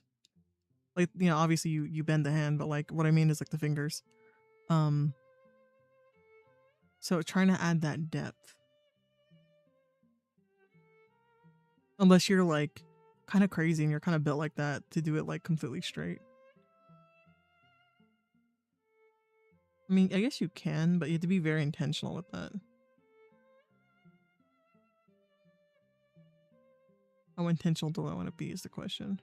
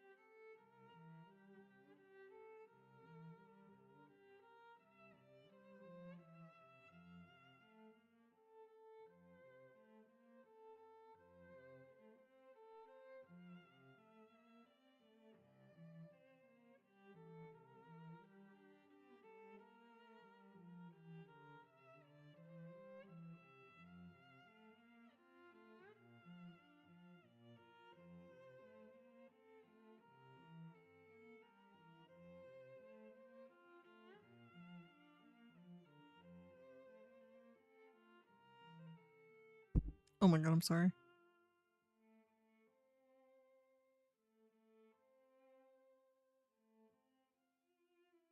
Yeah, I don't think I did the hand right. At least like the pointer finger, I don't think I did that right.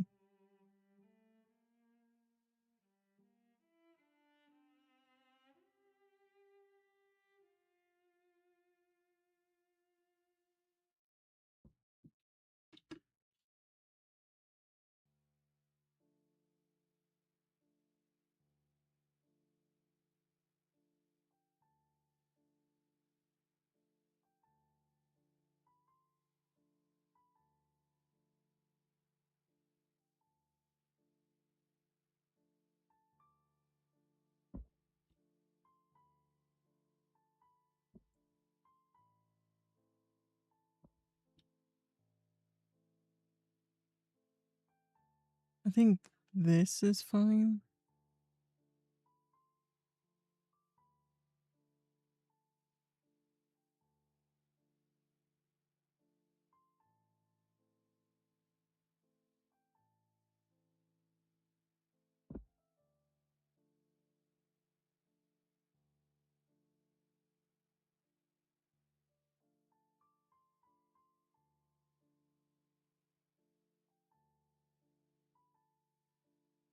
Okay, my pointer, okay, my ring finger and my middle finger are closer together than my pinky, okay.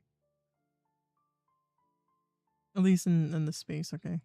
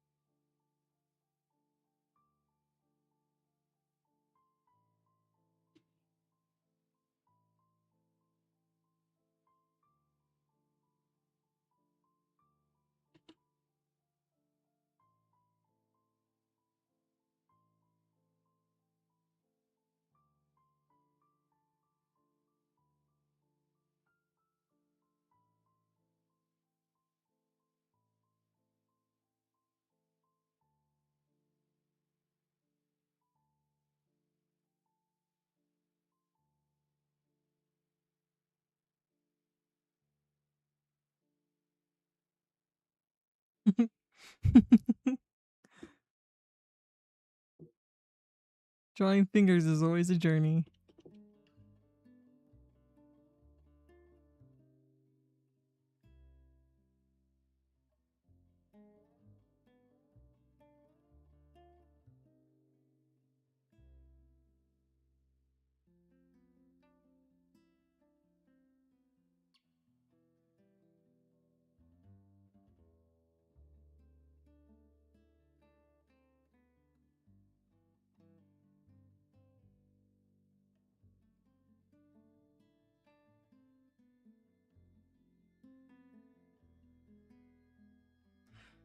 That's two. Hmm.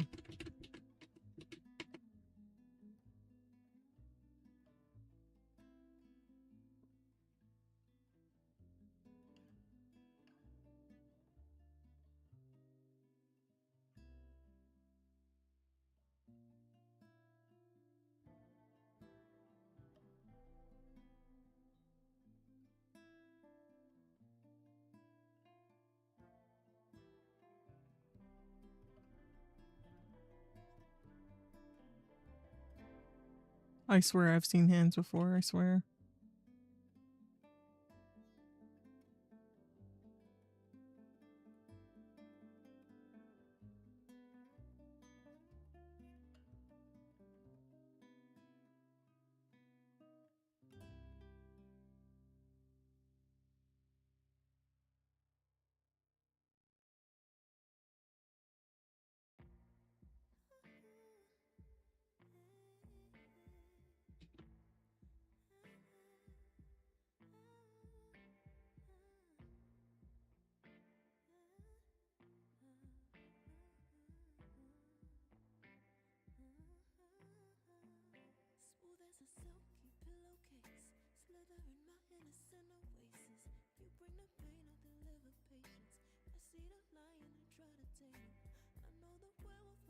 chic, familiar the scent of deceit behind your pretty teeth. Say you need space to breathe, but what does that really mean? I don't believe when you said to me you really need space to breathe. What you really got up your sleeve, huh? I don't believe when you said to me you really need space to breathe. I know something's up your silky little sleeve. Your silky little sleeve. Something's up your silky little sleeve. Come on. Silky little sleeve. I seen it coming from up the block. Must be the one that you think I'm not. Let me remind you if you forgot. I'm not the one or the two or the three or the five. Girl, you need space. Go ahead, get your life. While you're searching, hope you find. Act right, saying you're fine. Read between lines. I was born at night, not last night. I can't believe when you said to me you really need space to breathe. What you really got up your sleeve, huh? I don't believe when you said to me you really need space to breathe. I know something's up your silky little sleeve. Is that too small of a pinky? Silky little sleeve. Might be too small of a pinky. Something's up your silky little sleeve. Silky little sleeve. And then we can just Between the lines, between slice this part off. you, I can't bother time, no more time. Move it in. Lines between the lines, between the If it's too tall, we can just slice the top off. can't borrow time, I'm tired of trying. Do it like that. I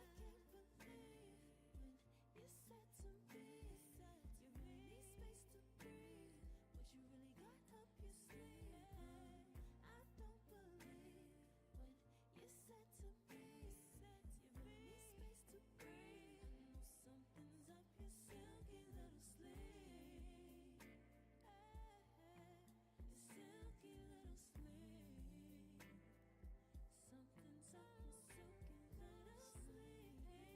Yes, I'm realizing that we did all the work for the pinky for nothing, but it's fine.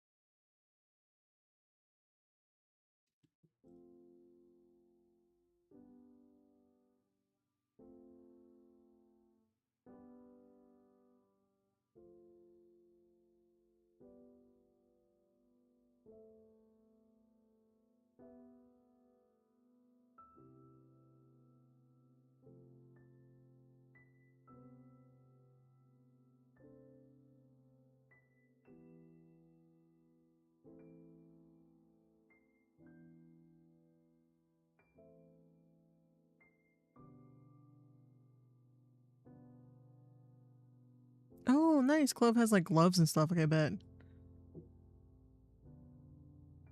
Eh.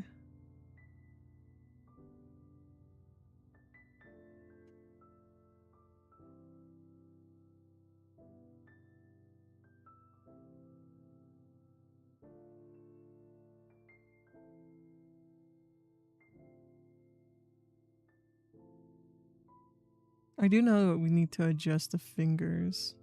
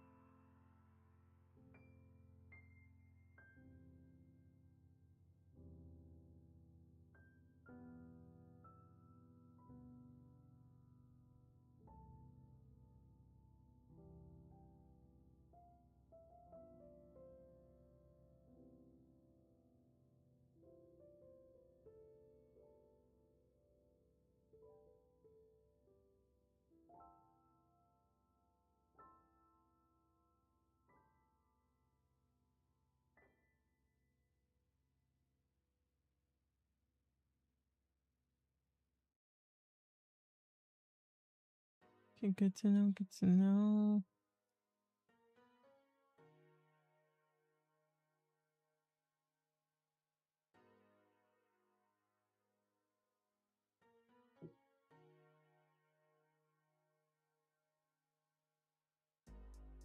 I've been going out of my way for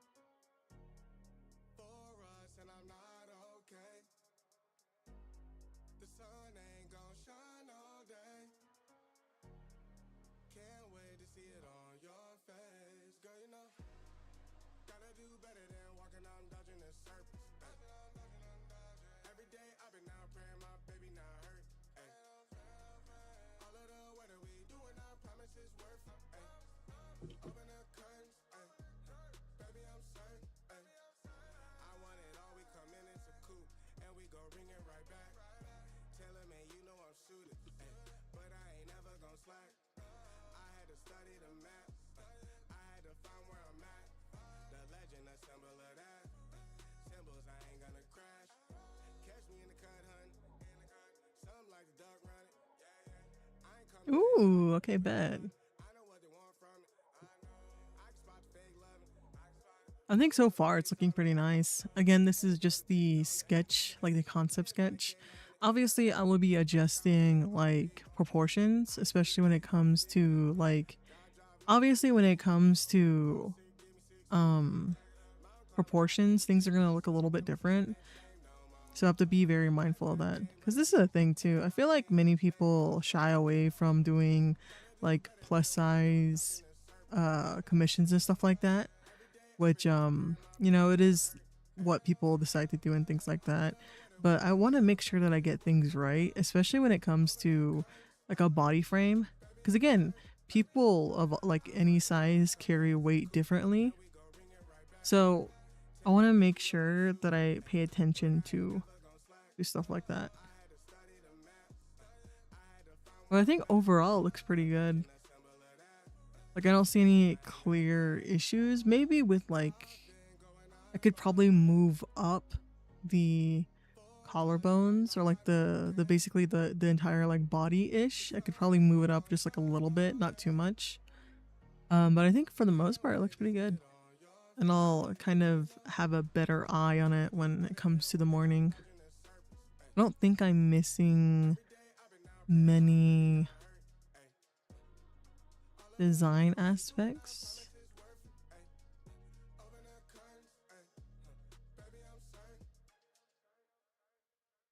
Make sure to include the gloves. Make sure to include like the torso. Maybe a touch of gold. I want to put in there. Quiet streets, two hearts finding where to meet. But life pulled us apart, left me talking to the dark. Just so I can remember that this is supposed to be gold. Tonight, would it feel the same? Or have we both moved on to different names? Take me back to the start, before the quiet and the scars. When the world felt small and your hands felt warm,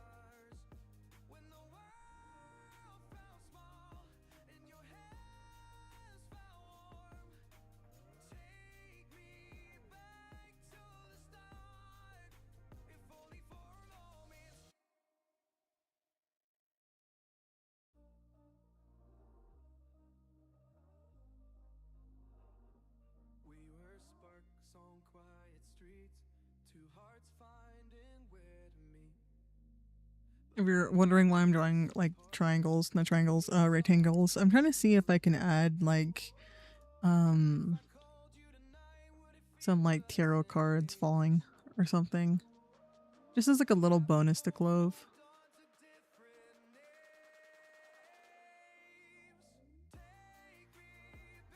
Because for these commissions, I don't really offer a lot of like detail for the backgrounds or anything.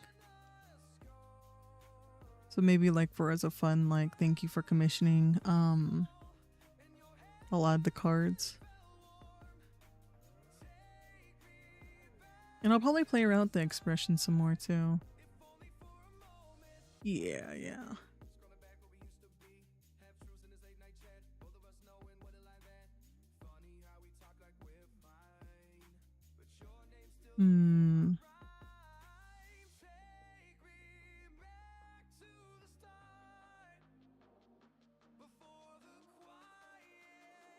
Well, all right. We are at 4 hours and 35 minutes. I don't really have anything else to really work on tonight because I'm feeling a bit tired. I think I should sleep actually. So let me go ahead and find someone to raid into. I think we have a few options. Let's see who has been streaming longer,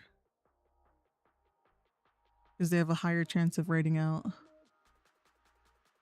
Oh yeah, one of them is really tired. Okay, bet.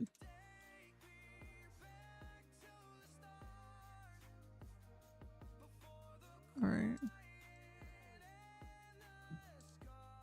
Yeah, thank you guys so much for hanging out with me. I very much appreciate it. We are going to be reading into, let's see, Mary.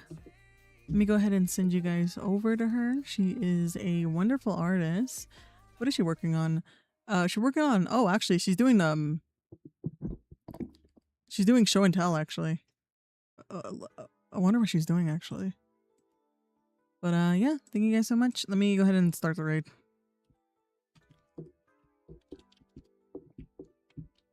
I will be back here probably around the same time tomorrow, if I'm being honest with you.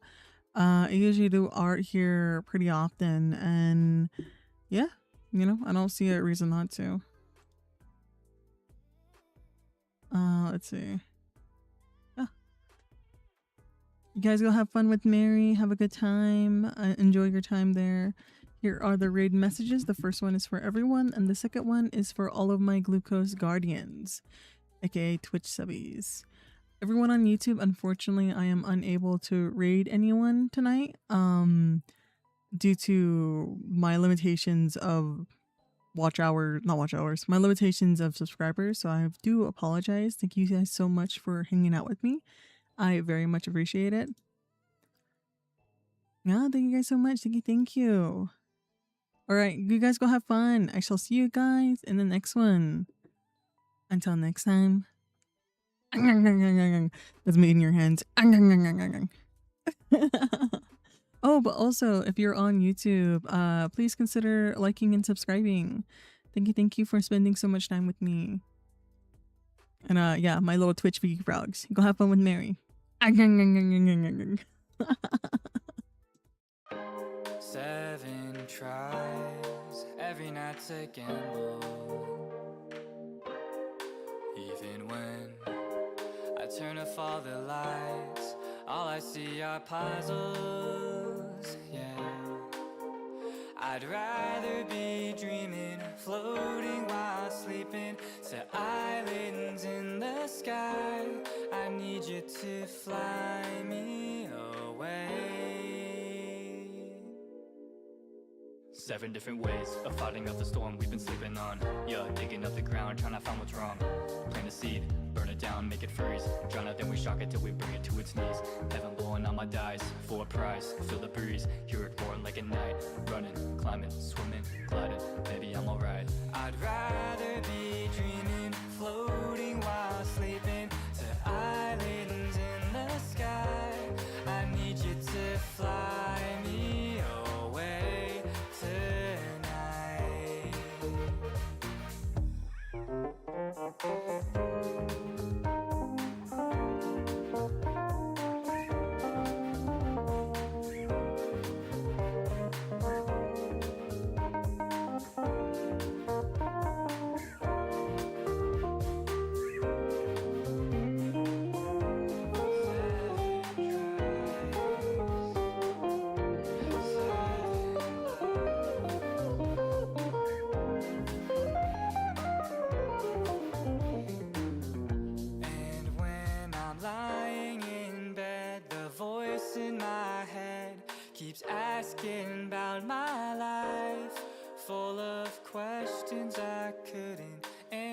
if I tried.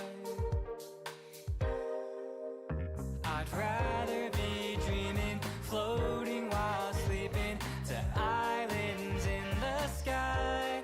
I need you to fly me away. Please fly me away. Won't you just fly me away tonight?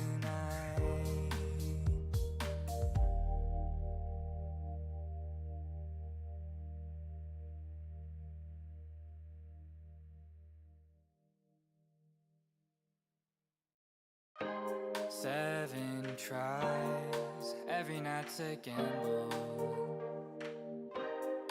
Even when I turn off all the lights, all I see are puzzles, yeah. I'd rather be dreaming, floating while sleeping, to islands in the sky. I need you to fly me away. 7 different ways of fighting off the storm we've been sleeping on. Yeah, digging up the ground, trying to find what's wrong. Plant a seed, burn it down, make it freeze. Drown it, then we shock it till we bring it to its knees. Heaven blowing on my dice, for a prize. Feel the breeze, hear it roaring like a night. Running, climbing, swimming, gliding, maybe I'm alright. I'd rather be dreaming, floating while sleeping, to islands in the sky. I need you to fly me away tonight.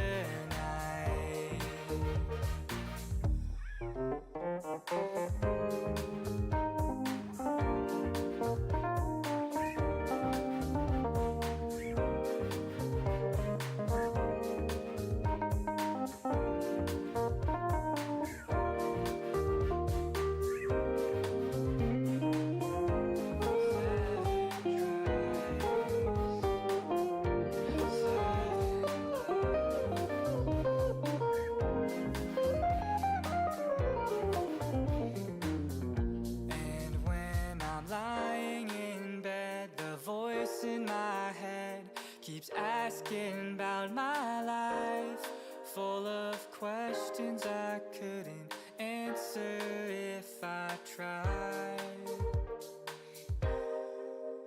I'd rather